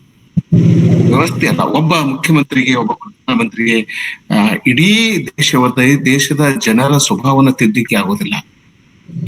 ಕಾನೂನುಗಳ ಮೂಲಕ ಕೆಲವು ಕೆಲಸಗಳನ್ನ ಮಾಡ್ಲಿಕ್ಕೆ ಸಾಧ್ಯ ಇದೆ, ಆದ್ರೆ ಮನುಷ್ಯ ಸ್ವಭಾವವನ್ನ ತಿದ್ದುವುದು ಬಹಳ ಕಷ್ಟದ ಕೆಲಸ. ಅದಕ್ಕೆ ನಾವು ನಮ್ಮ ಮನಸ್ಸನ್ನ ತಿದ್ದಿಕೊಳ್ಬೇಕು. ಬಸವಣ್ಣ ಅದನ್ನ ಹೇಳಿದ್ನಲ್ಲ, ನೆರೆಮನೆಯ ದುಃಖಕ್ಕೆ ಅವರ ಮೆಚ್ಚ ಕೂಡಲ ಸಂಗಮ ದೇವ ಅಂತ. ನಿಮ್ಮ ಮನವ ಸಂತೈಸಿಕೊಳ್ಳಿ, ನಿಮ್ಮ ತನವ ಸಂತೈಸಿಕೊಳ್ಳಿ. ಹಾಗೆ ಮಾಡಿದಾಗ ಮಾತ್ರ ಒಂದು ಆರೋಗ್ಯಪೂರ್ಣವಾದ ಸಮಾಜವನ್ನ ನಿರ್ಮಿಸಲಿಕ್ಕೆ ಸಾಧ್ಯ ಇದೆ. ಈ ಕೆಲಸವನ್ನ ಸಾಹಿತ್ಯ ಮಾಡ್ಲಿಕ್ಕೆ ಸಾಧ್ಯ ಇದೆ, ಲೇಖಕರು ಮಾಡ್ಲಿಕ್ಕೆ ಸಾಧ್ಯ ಇದೆ, ಆದ್ರೆ ರಾಜಕಾರಣಿಗಳು ಅಥವಾ ವ್ಯವಸ್ಥೆ ಮಾಡ್ಲಿಕ್ಕೆ ಸಾಧ್ಯ ಇಲ್ಲ ಅನ್ನೋದು ಅವನ ನಂಬಿಕೆ ಆಗಿತ್ತು. ಅಂದ್ರೆ ಸಮಾಜದ ಸ್ವಾಸ್ಥ್ಯ ವ್ಯಕ್ತಿಯ ನೈತಿಕತೆಯನ್ನು ಅವಲಂಬಿಸಿರ್ತದೆ ಅಂತ. ಎಲ್ಲಿವರೆಗೆ ನಾನು ನೈತಿಕವಾಗಿ ನಡೆದುಕೊಳ್ಳೋದಿಲ್ಲೋ ಅಲ್ಲಿವರೆಗೆ ನಾನು ಬದುಕುತ್ತಿರುವ ಸಮಾಜದಲ್ಲಿ ಒಂದು ದೊಡ್ಡ ಮಟ್ಟದ ನೈತಿಕತೆ ಬೆಳೆದು ಬರುವುದಿಲ್ಲ. ಸಮಾಜದ ನೈತಿಕತೆ ವ್ಯಕ್ತಿಯ ನೈತಿಕತೆಯೇ ಆಗಿದೆ. If I'm not morally very correct, then I cannot create a morally vibrant society. ಸಾಧ್ಯ ಆಗೋದಿಲ್ಲ ಅನ್ನೋದು ಒಂದು ಅವನ ನಂಬಿಕೆ ಆಗಿತ್ತು. ನನಗೆ ಅವನ ಈ ನಂಬಿಕೆಯಲ್ಲಿ ನನಗೆ ವಿಶ್ವಾಸವಿದೆ. ಇದೇ ಮಾತನ್ನೇ ಬಸವಣ್ಣ ವಚನಕಾರರು, ನಮ್ಮ ಋಷಿ ಮುನಿಗಳು, ನಮ್ಮ ದಾಸರು, ಶರಣರು ಇವರೆಲ್ಲ ತಮ್ಮ ಬರಹದಲ್ಲಿ, ತಮ್ಮ ಇರುವಿಕೆಯಲ್ಲಿ ನಮಗೆ ತೋರಿಸಿಕೊಟ್ಟಿದ್ದಾರೆ. ವಿಲಿಯಂ ಗೋಲ್ಡಿಂಗ್ 81 ವರ್ಷ ಬದುಕಿದ ಇಂಗ್ಲಿಷಿನ ಬಹಳ ಪ್ರಸಿದ್ಧ ಕಾದಂಬರಿಕಾರ, ನಾಟಕಕಾರ ಮತ್ತು ಕವಿ. ಆದ್ರೆ ನಾನು ಆಗ್ಲೇ ಹೇಳಿದ ಹಾಗೆ ಅವನ ಜನಪ್ರಿಯತೆ ಈ ಕಾದಂಬರಿಯನ್ನು ಮಾತ್ರ ಅವಲಂಬಿಸಿದೆ. ಅವನಿಗೆ ನೊಬೆಲ್ ಪಾರಿತೋಷಕ ಬಂತು, ಪ್ರೈಸ್ ಬಂತು. ಈ ಅವಾರ್ಡ್ಗಳಿಗೂ ಮತ್ತು ಲೇಖಕನ ವ್ಯಕ್ತಿತ್ವಕ್ಕೂ ಯಾವುದೇ ನೇರವಾದ ಸಂಬಂಧವಿಲ್ಲ. ಅದ್ರ ಬಗ್ಗೆ ನಾನು ಹೆಚ್ಚು ಮಾತಾಡ್ಲಿಕ್ಕೆ ಹೋಗೋದಿಲ್ಲ. ನಾನು ಹೇಳ್ಬೇಕು ಪ್ರಸ್ತಾಪ ಮಾಡಬೇಕು ಎಂದುಕೊಂಡಂತ ಕೆಲವು ಸಾಲುಗಳನ್ನ ವಿಜಯಲಕ್ಷ್ಮಿ ಅವರು ಆಗಲೇ ಹೇಳಿದ್ದಾರೆ. ಆದ್ರೂ ಕೂಡ ಒಂದು ಅವರ ಕೊಟೇಶನ್ ಅನ್ನ ನಾನು ಇಲ್ಲಿ ಮಾಡ್ತೇನೆ, ಯಾಕಂದ್ರೆ ಇಷ್ಟವಾದಂತಹ ಸಾಲುಗಳು. I think men are foolish to pretend they are equal to men. ಇಲ್ಲೊಂದು ಸೆಮಿಕೋಲನ್ ಇದೆ. They are far superior and always have been ಅನ್ನೋದು. ಒಂದು ವಿಪರ್ಯಾಸ ಇದೆ ಮೇಡಮ್, ಒಂದು ಕಾಂಟ್ರಡಿಕ್ಷನ್ ಇದೆ. ವಿಲಿಯಂ ಗೋಲ್ಡಿಂಗ್ ನ ಬರಹದಲ್ಲಿ, ಸಾಹಿತ್ಯದಲ್ಲಿ ಸ್ತ್ರೀಗೆ, ಹೆಣ್ಣು ಮಕ್ಕಳಿಗೆ ವಿಶೇಷವಾದ ಸ್ಥಾನ ನೀಡಿದ್ದು ಸತ್ಯ, ಮತ್ತು ಅವನು ಬಹಳ ರೆಸ್ಪಾನ್ಸಿಬಲ್ ಆಗಿ ನಡೆದುಕೊಂಡಿದ್ದು ಸತ್ಯ. ಆದ್ರೆ ವೈಯಕ್ತಿಕ ಜೀವನದಲ್ಲಿ ಹಾಗಿರ್ಲಿಲ್ಲ. ಅವನು ಅನೇಕ ಸಲ ವಿನಾಕಾರಣವಾಗಿ ಪತ್ನಿಯ ಮೇಲೆ ದೈಹಿಕ ದೌರ್ಜನ್ಯ ನಡೆಸಿದ. ತಪ್ಪು ಯಾರಲ್ಲಿತ್ತು ಅಂತ ಹೇಳೋದು ಬಹಳ ಕಷ್ಟ. ಪತಿ ಪತ್ನಿಯರ ಜಗಳದಲ್ಲಿ ಏನು ಪತಿಯ ತಪ್ಪು ಪತ್ನಿಯ ತಪ್ಪು ಅಂತ ಹೇಳಿ ಹೊರಗಿನವರು ನಿರ್ಧರಿಸಲಿಕ್ಕೆ ಸಾಧ್ಯ ಇಲ್ಲ. ಆದ್ರೆ ಸಮಾಜದಲ್ಲಿ ಒಂದು ನಂಬಿಕೆ ಇದೆ, ಪತ್ನಿಗೆ ಪತಿ ಹೊಡೆದ್ರೆ ಅವನು ದುಷ್ಟ ಆಗ್ತಾನೆ, ಆದ್ರೆ ಪತಿಗೆ ಪತ್ನಿ ಹೊಡೆದರೆ ಎಲ್ಲ ಸಮಸ್ಯೆಗಳು ಇವೆ. ಆದ್ರೆ ಒಂದು ಕಾಂಟ್ರಾಡಿಕ್ಷನ್ ಅವನಲ್ಲಿ ಇತ್ತು. ಇದು ಅಂದ್ರೆ ತಾವು ಪುರುಷರಿಗೆ ಸಮಾನರು ಎಂದುಕೊಳ್ಳುವ ಮಹಿಳೆಯರು ಮೂರ್ಖರೆಂದು ನಾನು ಭಾವಿಸುತ್ತೇನೆ ಅನ್ನೋದು. ಅಂದ್ರೆ ಹೆಣ್ಣು ಮಕ್ಕಳಲ್ಲಿ ಬಹಳ ದೊಡ್ಡ ಮಟ್ಟದ ಸ್ಥೈರ್ಯವನ್ನ ತುಂಬುವ ಕೆಲಸವನ್ನ ಗೋಲ್ಡಿಂಗ್ ಮಾಡಿದ. ಇದು ಪ್ರತಿಯೊಬ್ಬ ಪುರುಷನು ಮಾಡಬೇಕು, ಲೇಖಕನು ಮಾಡಬೇಕು. ಅವರು ಪುರುಷರಿಗಿಂತ ಹೆಚ್ಚು ಶ್ರೇಷ್ಠರು ಮತ್ತು ಅವರು ಯಾವಾಗಲೂ ಹಾಗೆ ಇದ್ದಾರೆ ಅಂತಕ್ಕಂಥ ಮಾತನ್ನು ಹೇಳ್ತಾನೆ. ನಾನು ಒಂದು ಸಣ್ಣ 2 ನಿಮಿಷದಲ್ಲಿ ಒಂದು ಘಟನೆಯನ್ನ ನಿಮ್ಮ ಗಮನಕ್ಕೆ ತರ್ತೇನೆ. ನಾನು ಇಂದು ದೆಹಲಿಯಲ್ಲಿದ್ದೇನೆ. ಬೆಳಿಗ್ಗೆ 11 ಗಂಟೆಗೆ ಭಾರತ ದೇಶದ ಉಪರಾಷ್ಟ್ರಪತಿಗಳ ಕಾರ್ಯಕ್ರಮದಲ್ಲಿ ಭಾಗವಹಿಸಿದ್ದೆ. ನಮ್ಮ ಕನ್ನಡದ ಲೇಖಕರು DS ವೀರಯ್ಯನವರು, ಅವರು 2 ಸಲ MLC ಆಗಿದ್ರು ಬೆಂಗಳೂರಿನಲ್ಲಿ. ಅವರು ಅಂಬೇಡ್ಕರ್ ಎಲ್ಲಾ ಕೃತಿಗಳನ್ನು ಓದಿ, ಅಂಬೇಡ್ಕರ್ ಅವರ ಬಗ್ಗೆ ಬಂದ ಎಲ್ಲಾ ಕೃತಿಗಳನ್ನ ಓದಿ ಸುಮಾರು 2,000 ಕೊಟೇಶನ್ಗಳನ್ನ ಕಂಪೈಲ್ ಮಾಡಿ ಅಂಬೇಡ್ಕರ್ಸ್ ಮೆಸೇಜಸ್ ಅಂತ ಒಂದು ಪುಸ್ತಕ ಮಾಡಿದ್ರು. ಆ ಪುಸ್ತಕ ಇವತ್ತು ದೆಹಲಿಯ ರಾಷ್ಟ್ರಪತಿ ಭವನದಲ್ಲಿ ನಮ್ಮ ಉಪರಾಷ್ಟ್ರಪತಿಗಳಾದ ಶ್ರೀಮಾನ್ ಜಗದೀಶ್ ಧನ್ಕರ್ ಅವರು ಈ ಕೃತಿಯನ್ನ ಬಿಡುಗಡೆ ಮಾಡಿದ್ರು. ನಾನು ಈ ಕಾರ್ಯಕ್ರಮದಲ್ಲಿ ಭಾಗವಹಿಸಿದ್ದೆ. ನಮ್ಮ ಉಪರಾಷ್ಟ್ರಪತಿಗಳು ಸಭಾಂಗಣದಲ್ಲಿ ಬಂದ ತಕ್ಷಣ ಸ್ತ್ರೀಯರ ಹತ್ರ ಹೋಗಿ, ಹೆಣ್ಮಕ್ಳ ಹತ್ರ ಹೋಗಿ ಮಾತನಾಡಿಸ್ತಾ ಬಂದ್ರು. ಆಮೇಲೆ DS ವೀರಯ್ಯನವರ ಕುಟುಂಬ ಅಲ್ಲಿತ್ತು, ಅವರ ಪತ್ನಿ ಶ್ರೀಮತಿ ಅವರು ಮತ್ತು ಮಕ್ಕಳು. ಅಲ್ಲಿ ಬಂದಾಗ ಅವ್ರು ಕೇಳಿದ್ರು, ನಿಮ್ಮ ಮಗಳಲ್ಲಿ, ನಿಮ್ಮ ಮಗಳನ್ನ ನಾನು ಮೊದಲು ಮಾತಾಡಿಸ್ತೇನೆ ಅಂತ. ನೋಡಿ, ಅವರು ಭಾರತದ ಉಪರಾಷ್ಟ್ರಪತಿಗಳು ಒಬ್ಬ ಲೇಖಕನ ಮನೆಯವ್ರ ಬಗ್ಗೆ ವಿಚಾರಿಸ್ತಾರೆ, ಮಕ್ಕಳ ಬಗ್ಗೆ, ಹೆಣ್ಮಕ್ಳ ಬಗ್ಗೆ ವಿಚಾರಿಸ್ತಾರೆ. ಅವ್ರ ಹೇಳಿದ್ರು, ಮೊದಲು ನಾನು ಅವ್ರ ಜೊತೆ ಫೋಟೋ ತಕ್ಕೋತೀನಿ ಅಂತ ತಿಳ್ಕೊಂಡು ಅವ್ರ ಎಲ್ಲಾ ಶಿಷ್ಟಾಚಾರವನ್ನು ಮುರಿದು ಅಲ್ಲೇ ಹಾಲ್ನಲ್ಲಿ ನಿಂತ್ಕೊಂಡು ಫೋಟೋನ ತಕೊಂಡ್ರು. ಆಮೇಲೆ ವೇದಿಕೆ ಮೇಲೆ ಹೋದ್ರು. ಮಾತಿನಲ್ಲೂ ಕೂಡ ಅವರು ಬೇರೆ ಬೇರೆ ಸಂಗತಿಗಳ ಬಗ್ಗೆ ಮಾತನಾಡಿದ್ರು. ಈಗ ನಾನು ಅದನ್ನ ಚರ್ಚೆ ಮಾಡೋದಿಲ್ಲ. ಆದ್ರೆ ಅವರ ಒಂದು ಧೋರಣೆ ನನಗೆ ಬಹಳ ಹಿಡಿಸಿತು. ಇಂಥ ಅನೇಕ ಜನರು ನಮ್ಮ ಸಮಾಜದಲ್ಲಿ ಇದ್ದಾರೆ. ಇನ್ನು ಈ ಕಾದಂಬರಿಯ ವಸ್ತುವಿನ ಬಗ್ಗೆ ನಾನು ಹೇಳೋದಿಲ್ಲ. ವಿಜಯಲಕ್ಷ್ಮಿ ಅವರು ಬಹಳ ಸೊಗಸಾಗಿ ಹೇಳಿದ್ದಾರೆ, ಬಹಳ ಪರಿಣಾಮಕಾರಿ ಹೇಳಿದ್ದಾರೆ. ಬಟ್ ಒಂದು ವಿಷಯ ಏನಂತಂದ್ರೆ, ಮಕ್ಕಳಿಗೆ ಇಲ್ಲಿ ಈ ಕಾದಂಬರಿಯಲ್ಲಿ ಬರ್ತಕ್ಕಂಥ ಮಕ್ಕಳು, ಈ ಮಕ್ಕಳಿಗೆ ಅವರು ಒಂದು ದ್ವೀಪದಲ್ಲಿ ಸಿಕ್ಕಿ ಹಾಕಿಕೊಂಡಿರ್ತಾರೆ. ಅಲ್ಲಿಂದ ಹೊರಟು ಹೋಗ್ಲಿಕ್ಕೆ ಸಾಧ್ಯ ಆಗೋದಿಲ್ಲ. ಅಲ್ಲಿ ತಮ್ಮದೇ ಆದಂತ ಒಂದು ಸಮಾಜವನ್ನು ಕಟ್ಟಿಕೊಳ್ಳುವ ಅಗತ್ಯ ಅವರಿಗೆ ಬೀಳುತ್ತದೆ. ಆದ್ರೆ ಹಿರಿಯರ ಮಾರ್ಗದರ್ಶನವಿಲ್ಲದೆ ಹುಡುಗರ ಸಮಾಜ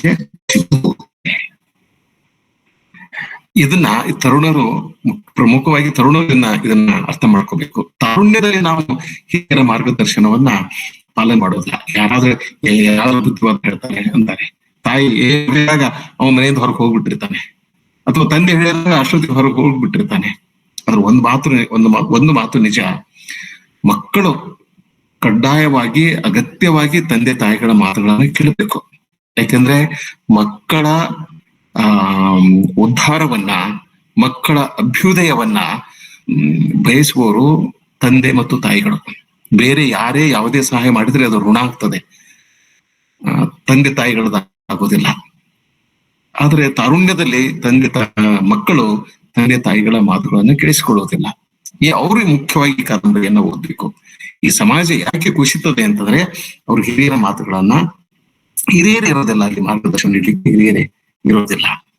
ಈ ಕಾದಂಬರಿ ಮಾನವ ಸಮಾಜದ ಕರಾಳ ಮುಖವನ್ನ ನಮಗೆ ನಮ್ಮ ಮುಂದೆ ಬಹಿರಂಗಪಡಿಸ್ತದೆ ಮತ್ತು ಭಯದಲ್ಲಿ ಸಿಕ್ಕಿಬಿದ್ದ ಹುಡುಗರು ಹಿಂಸಾಚಾರ ಎಸಗ್ತಾರೆ ಅನ್ನೋದು, ಆಮೇಲೆ ಇದು ಅವ್ಯವಸ್ಥೆಗೆ ಕಾರಣವಾಗ್ತದೆ ಅಂತಕ್ಕಂಥ ಮಾತುಗಳನ್ನ ಅವರು ತಗೊಂಡಿದ್ದಾರೆ.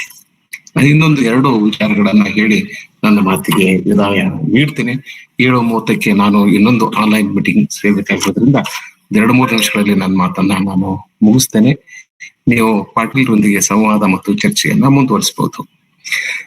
ಗೋಲ್ಡಿಂಗ್ರಿಗೆ ನೊಬೆಲ್ ಪ್ರೈಸ್ ಕೊಡೋದಕ್ಕೆ 3 ಕಾರಣಗಳಿದ್ವು. ಇದ್ರ ಬಗ್ಗೆ ಅನೇಕ ಜನ ಮಾತನಾಡಿದ್ದಾರೆ. ಮೊದಲನೇದೇನಂತಂದ್ರೆ ವಾಸ್ತವಿಕ ನಿರೂಪಣಾ ಕಲೆಯ ಸ್ಪಷ್ಟತೆ ಇತ್ತು ಅವನಿಗೆ. ವಾಸ್ತವಿಕ ನಿರೂಪಣಾ ಕಲೆಯ ಸ್ಪಷ್ಟತೆ ಇತ್ತು. ಈ ವಾಸ್ತವಿಕ ಕೃತಿಗಳನ್ನ ಬರೆಯಲು ಹೋದಂತ ಅನೇಕ ಲೇಖಕರು ಯಾಕೆ ಎಡುತ್ತಾರೆ ಅಂತಂದ್ರೆ ಅವರಿಗೆ ಈ ವಾಸ್ತವಿಕ ಕಲೆಯ, ನಿರೂಪಣಾ ಕಲೆಯ ಸ್ಪಷ್ಟತೆ ಇರೋದಿಲ್ಲ. ಒಬ್ಬ ಲೇಖಕನಿಗೆ ಅದು ಇರಬೇಕು. ಇಲ್ಲದೆ ಹೋದ್ರೆ ವಾಸ್ತವತೆ ಹೆಸರಿನಲ್ಲಿ ಏನೆಲ್ಲ ಬರೆದು ಬಿಡ್ತಾರೆ, ಅದು ಕಲೆ ಆಗುವುದಿಲ್ಲ. ಕಲೆ ಅನ್ನೋದು ಬಹಳ ಮಹತ್ವದ್ದು. ಒಂದು ಅನುಭವ ಒಂದು ಕಲೆ ಆಗ್ಬೇಕು, ಅನುಭವ ಕಲೆ ಆಗ್ಬೇಕು ಅಂತಂದ್ರೆ ಆ ಲೇಖಕನಲ್ಲಿ ಒಂದು ದೊಡ್ಡ ಮಟ್ಟದ ಕಲಾತ್ಮಕ ಶಕ್ತಿ ಇರಬೇಕು. ಅದು ಗೋಲ್ಡಿಂಗ್ ಅಲ್ಲಿ ಇತ್ತು ಅನ್ನೋದು. 2ನೇ ಕಾರಣ ಏನು ಅಂತಂದ್ರೆ ವಾಸ್ತವಿಕ ನಿರೂಪಣಾ ಕಲೆಯನ್ನು ಪುರಾಣಗಳ ವೈವಿಧ್ಯತೆಯೊಂದಿಗೆ ಮತ್ತು ಸಾರ್ವತ್ರಿಕತೆಯೊಂದಿಗೆ ಬೆರೆಸುವ ಗುಣ. ಅಂದ್ರೆ ಅದು ಯೂನಿವರ್ಸಲ್ ಆಗ್ಬೇಕು. ಈ ಮಿತ್ ಅನ್ನೋದೇನಿದೆಯಲ್ಲ, ಅದು ಮಿತ್ತಿನ ವೆರೈಟಿ, ಅದರ ವೈವಿಧ್ಯತೆ ನಮ್ಗೆ ಗೊತ್ತಿರ್ಬೇಕು, ಲೇಖಕರಾದ್ರೂ ಗೊತ್ತಿರ್ಬೇಕು, ಮತ್ತು ಅದನ್ನ ಯೂನಿವರ್ಸಲ್ ಗೊಳಿಸ್ಬೇಕು, ಅದನ್ನ ಸಾರ್ವತ್ರಿಕಗೊಳಿಸ್ಬೇಕು. ಇದು ಬಹಳ ಕಷ್ಟದ ಕೆಲಸ. ಇದು ಅವನಿಗೆ ಗೊತ್ತಿತ್ತು ಅನ್ನೋದು. 3ನೇದು ಈ ಹೊತ್ತಿನ ಜಗತ್ತಿನ ಮಾನವ ಸ್ಥಿತಿಯನ್ನು ಈ ಮಾನವ ಸ್ಥಿತಿಯನ್ನು ಉತ್ತಮಪಡಿಸ್ಬೇಕು. ಕೊನೆಗೆ ಅವರು ಯುದ್ಧದ ಬಗ್ಗೆ ಹೇಳಿದ್ರಲ್ಲ, ಇದು ಅವನಲ್ಲಿರ್ತಕ್ಕಂಥ ಗುಣ. ಈ 3 ಪ್ರಮುಖ ಕಾರಣಗಳಿಗಾಗಿ ಅವನಿಗೆ ನೊಬೆಲ್ ಪಾರಿತೋಷಕ ಬಂತು. ಆದ್ರೆ ವೈಯಕ್ತಿಕ ವೈಫಲ್ಯಗಳು ಇದು ಎಲ್ಲರಲ್ಲೂ ಇರ್ತವೆ. ಅವನು ಕುಡಿತಾ ಇದ್ದ, ಆಮೇಲೆ ದುರಂಕಾರದಿಂದ ವರ್ತನೆ ಮಾಡ್ತಾ ಇದ್ದ, ಜಗಳ ತೆಗಿತಾ ಇದ್ದ, ಕೌಟುಂಬಿಕ ದೌರ್ಜನ್ಯಗಳನ್ನು ಕೂಡ ಮಾಡ್ತಾ ಇದ್ದ. ಆದ್ರೆ ಬಹಳ ಗೌಪ್ಯವಾಗಿ ಬದುಕಬೇಕು ಅಂತ ಅನ್ಕೋತಿದ್ದ. ಅದೇ ಹೊತ್ತಿಗೆ ದಶಕಗಳ ಕಾಲ ವಿಶ್ವ ಪರ್ಯಟನ ಮಾಡಿದ. ಆದ್ರೆ ಅವನಿಗೆ ಈ ಕಾದಂಬರಿ ನಮಗೆ ಮುಖ್ಯ ಆಗೋದು, ಈ ಕಾದಂಬರಿ ಮೌಲ್ಯಗಳ ಬಗ್ಗೆ, ಕಾನೂನುಗಳ ಬಗ್ಗೆ ಮಾತನಾಡ್ತದೆ. ಆಮೇಲೆ ತನ್ನ ಅನೇಕ ಕೃತಿಗಳಲ್ಲಿ ಗೋಲ್ಡಿಂಗ್ ಕಾನೂನುಗಳ ಬಗ್ಗೆ ಮಾತನಾಡ್ತಾ ಇರ್ತಾನೆ. ಭಾರತದಲ್ಲಿ ಅನೇಕ ಜನರ, ನಾನು ಒಂದು ವಿಶ್ವವಿದ್ಯಾಲಯದ ಅಧಿಕಾರಿಯಾಗಿ ಕೆಲಸ ಮಾಡಿದ ಅನುಭವ ನನಗೆ ಇದೆ. ಕಾನೂನುಗಳ ಬಗ್ಗೆ ನಾವು ಯಾರಿಗಾದ್ರೂ ಹೇಳಿದ್ರೆ ನಮ್ಮ ಜನರ ತಲೆ ಕೆಟ್ಬಿಡ್ತದೆ. ಡೆಮಾಕ್ರಸಿ ಇದೆ ಅಂದ್ರೆ, ಡೆಮಾಕ್ರಸಿ ಅಂದ್ರೆ ಪ್ರಜಾಪ್ರಭುತ್ವದ ಅರ್ಥ ಅನೇಕ ಜನ ಭಾರತೀಯರಿಗೆ ಆಗಿಲ್ಲ. ಪ್ರಜಾಪ್ರಭುತ್ವ ಅಂತಂದ್ರೆ ಸರ್ಕಾರದ ಸಂಬಳ ತಗೋಬೇಕು, ನಿಯಮಿತವಾಗಿ ತರಗತಿಗಳನ್ನ ತೆಗೆದುಕೊಳ್ಬಾರ್ದು, ನಿಯಮಿತವಾಗಿ ಕಚೇರಿಗೆ ಹೋಗ್ಬಾರ್ದು, ಅಥವಾ ಕಚೇರಿಯಲ್ಲಿ ಸುಮ್ಮನೆ ಕೆಲಸ ಮಾಡಬಾರ್ದು, ಭ್ರಷ್ಟಾಚಾರ ಮಾಡಿ ಕೆಲಸ ಮಾಡಬೇಕು. ಇಂತಹ ವಿಚಿತ್ರವಾದಂತ ಒಂದು ಮನಸ್ಥಿತಿ ಅನೇಕ ಜನರಲ್ಲಿ ಇದೆ. ಯಾರಾದ್ರೂ ಇಲ್ಲ, ಒಬ್ಬ ಪ್ರಿನ್ಸಿಪಾಲ್ ಅಥವಾ ಒಬ್ಬ ಕುಲಪತಿ ನಿಯಮಗಳನ್ನ ಮಾಡಿದ್ರೆ, ದಿನನಿತ್ಯ ನೀವು ಕಾಲೇಜಿಗೆ ಬರಬೇಕು, ವೇಳಾಪಟ್ಟಿಗೆ ಅನುಗುಣವಾಗಿ ತರಗತಿಗಳನ್ನ ತೆಗೆದುಕೊಳ್ಳಬೇಕು, ಪಠ್ಯಕ್ರಮವನ್ನ ಸರಿ ಬೋಧನೆ ಮಾಡಬೇಕು, ಆ ರಜಾ ಚೀಟಿ ಬರೆದು ಕೊಡದೆ ನೀವು ಎಲ್ಲೂ ಹೋಗುವಂತಿಲ್ಲ ಅಂತ ನಾವೇನಾದ್ರೂ ಹೇಳಿದ್ರೆ ಇವರು ಇದು ತುಗ್ಲಕ್ ಆಳ್ವಿಕೆ ಅಂತ ಶುರು ಮಾಡ್ತಾರೆ. ನೀವು ಕೊನೆಗೆ ಅವರು ಆ ಒಂದು ಹಂದಿಯ ಮಾತನ್ನ ಮೇಡಮ್ ಕೊನೆಗೆ ಹೇಳಿದ್ರಲ್ಲ, ನಾವ್ ಯಾರು ಅಂತ ಹೇಳಿ ಅನ್ನೋದು. ಸೊ ಇಲ್ಲೂ ಕೂಡ ಈ ಕಾದಂಬರಿ ಇಂತ ಅನೇಕ ಸಮಸ್ಯೆಗಳನ್ನ ಬಹಳ ಸೂಕ್ಷ್ಮವಾಗಿ ಚರ್ಚೆ ಮಾಡ್ತದೆ. ಎಲ್ಲ ಉದಾಹರಣೆಗಳನ್ನ ನಾನು ಕೊಟ್ಟಿದ್ದೇನೆ ಅಷ್ಟೇ. ಒಂದ್ ಕಡೆ ಹೇಳ್ತಾನೆ, ನಾವು ನಿಯಮಗಳನ್ನು ಹೊಂದಿರಬೇಕು ಮತ್ತು ಅವುಗಳನ್ನ ಪಾಲಿಸಬೇಕು. we have got to have our rules and we must obey them. ನಮಗೆ ಕಾನೂನುಗಳಿರ್ಬೇಕು, ಕಾನೂನುಗಳನ್ನ ಪಾಲನೆ ಮಾಡಬೇಕು. ಏಕೆಂದ್ರೆ ನಾವು ನಾಗರಿಕರಲ್ಲ, not uncivilised people, we are not barbaric. ಇದೊಂದು ಸಿವಿಕ್ ಸೊಸೈಟಿ ಇದೆ ನಮ್ಮಲ್ಲಿ. ಒಂದು ಸಿವಿಲೈಸ್ಡ್ ಸೊಸೈಟಿಯಲ್ಲಿ ಬದುಕುವಾಗ ನಾವು ಅದನ್ನ ಕಾನೂನುಗಳನ್ನ ಪಾಲನೆ ಮಾಡಬೇಕು ಅಂತ ಅವನು ಹೇಳ್ತಾನೆ. ಭಯ ಕನಸಿನಗಿಂತ ಹೆಚ್ಚಿನ ಹಾನಿ ಉಂಟು ಮಾಡುವುದಿಲ್ಲ ಅಂತಕ್ಕಂಥ ಒಂದು ಮಾತು ನಾವೆಲ್ಲರೂ ಹೇಳ್ತೇವೆ. ಕನಸುಗಾರರಾಗಿರ್ಬೇಕು, ಕನಸುಗಳನ್ನ ಕಾಣಬೇಕು ಅಂತ. ಆದ್ರೆ ಅವನು ಒಂದು ವಿಚಿತ್ರವಾದಂತ ಒಂದು ದರ್ಶನವನ್ನ ಗೋಲ್ಡಿಂಗ್ ನೀಡುತ್ತಾನೆ. ಅವನೇನ್ ಹೇಳ್ತಾನೆ, ಭಯವನ್ನ ನಾವು ಟಾಲರೇಟ್ ಮಾಡ್ಕೋಬಹುದು, ಏಕೆಂದ್ರೆ ಭಯ ಕನಸಿಗಿಂತ ಹೆಚ್ಚು ಹಾನಿ ಉಂಟು ಮಾಡುವುದಿಲ್ಲ, ಕನಸು ನಮಗೆ ಹೆಚ್ಚು ಹಾನಿ ಉಂಟು ಮಾಡ್ತದೆ ಅಂತ ಹೇಳ್ತಾನೆ. ನಮ್ ಕಡೆ ಆಲ್ಮಟ್ಟಿ ಜಂಗಮರ ಕಥೆ ಇದೆಲ್ಲ, ಆ ಕಥೆಯನ್ನ ನೀವು ನೆನಪು ಮಾಡ್ಕೊಂಡ್ ಬಿಟ್ರೆ ಅರ್ಥ ಆಗ್ತದೆ. ಕನಸು ಅಂತಂದ್ರೆ ರಾತ್ರಿ ಮಲಗಿ ಬೆಳಗಾಗೋ ತನಕ ಕನಸು ಕಾಣುವುದಲ್ಲ. ಕನಸು ಅಂತಂದ್ರೆ ಅದೊಂದು ವಿಷನ್, ಅದೊಂದು ಮಿಷನ್, ಒಂದು ಛಲ. ನನ್ನ ಛಲವೇ ನನ್ನ ಕನಸು. ನನ್ನ ವಿಷನ್ ಏನಿದೆಯಲ್ಲ ಅದೇ ನನ್ನ ಕನಸಾಗ್ಬೇಕು, ನನ್ನ ಛಲ ನನಗೆ ಕನಸಾಗ್ಬೇಕು, ನನ್ನ ಮಿಷನ್ ನನಗೆ ಕನಸಾಗ್ಬೇಕು ಅಂತ ಅಂದ್ಕೋಬೇಕು.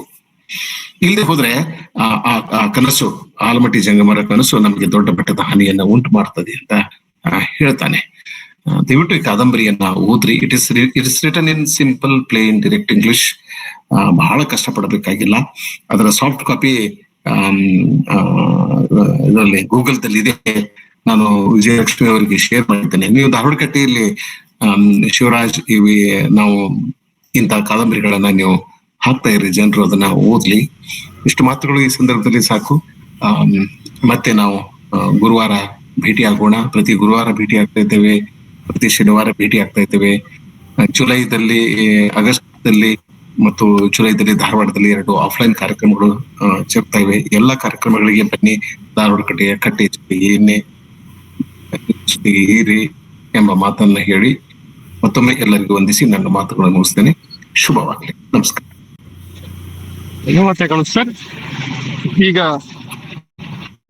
ವೇದಿಕೆ ಚರ್ಚೆಗೆ ತೆರೆದುಕೊಳ್ಳಲಿದೆ. ಸಾಹಿತ್ಯಾಸಕ್ತರು ಉಪನ್ಯಾಸಕರೊಂದಿಗೆ ನೇರವಾಗಿ ಚರ್ಚೆಯಲ್ಲಿ ಭಾಗವಹಿಸಬಹುದು.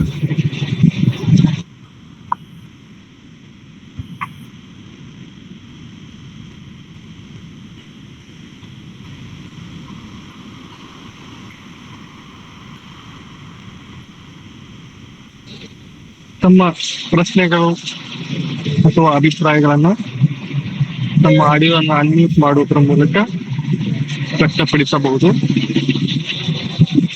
ಅಥವಾ ಉಪನ್ಯಾಸಕರ ಒಂದು ಉಪನ್ಯಾಸಕ್ಕೆ ಪೂರಕ ನುಡಿಗಳನ್ನು ಕೂಡ ವ್ಯಕ್ತಪಡಿಸಲು ಅವಕಾಶ ಇರುತ್ತದೆ.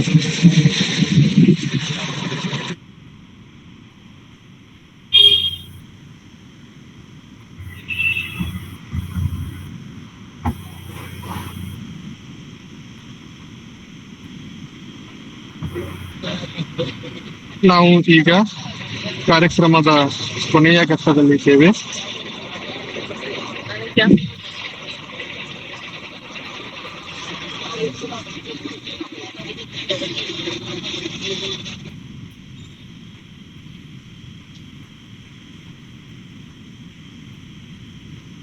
ಯಾವುದೇ ಪ್ರಶ್ನೆಗಳು ಇಲ್ಲ ಅಂತ ಭಾವಿಸುತ್ತಾ ಒಂದು ನಮ್ಮ ಕರೆಯನ್ನು ಮನ್ನಿಸಿ ಒಂದು ಅರ್ಥಪೂರ್ಣ ಉಪನ್ಯಾಸ ಕಾರ್ಯಕ್ರಮದಲ್ಲಿ ಭಾಗವಹಿಸಿ ತಮ್ಮ ಅತ್ಯಮೂಲ್ಯ ಒಳನೋಟಗಳನ್ನು ಹಂಚಿಕೊಂಡಿರುವ ವಿಜಯಲಕ್ಷ್ಮಿ ಪಾಟೀಲ್, ಇಂಗ್ಲಿಷ್ ಸಹಾಯಕ ಪ್ರಾಧ್ಯಾಪಕರು, ಸರ್ಕಾರಿ ಪ್ರಥಮ ದರ್ಜೆ ಕಾಲೇಜು ಅಣ್ಣಿಗೇರಿ, ಇವರಿಗೆ ಸಮಸ್ತ ಧಾರವಾಡ ಕಟ್ಟೆ ಬಳಗದ ಪರವಾಗಿ ತುಂಬು ಹೃದಯದ ವಂದನೆಗಳನ್ನು ಸಲ್ಲಿಸುತ್ತೇನೆ. ಧನ್ಯವಾದಗಳು ಮೇಡಮ್. ಅದೇ ರೀತಿ ಈ ಕಾರ್ಯಕ್ರಮದ ಅಧ್ಯಕ್ಷತೆಯನ್ನು ವಹಿಸಿರುವ ಪ್ರೊಫೆಸರ್ ಬಸವರಾಜ ದೋಣೂರ್, ಮಾನ್ಯ ನಿರ್ದೇಶಕರು ಅಧ್ಯಯನಾಂಗ, ಕರ್ನಾಟಕ ಕೇಂದ್ರೀಯ ವಿಶ್ವವಿದ್ಯಾಲಯ ಕಲಬುರಗಿ, ಇವರಿಗಾದರೂ ಕೂಡ ತುಂಬು ಹೃದಯದ ವಂದನೆಗಳು.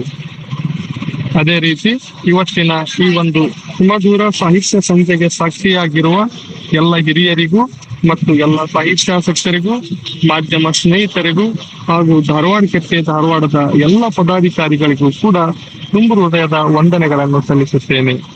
ಶುಭರಾತ್ರಿ.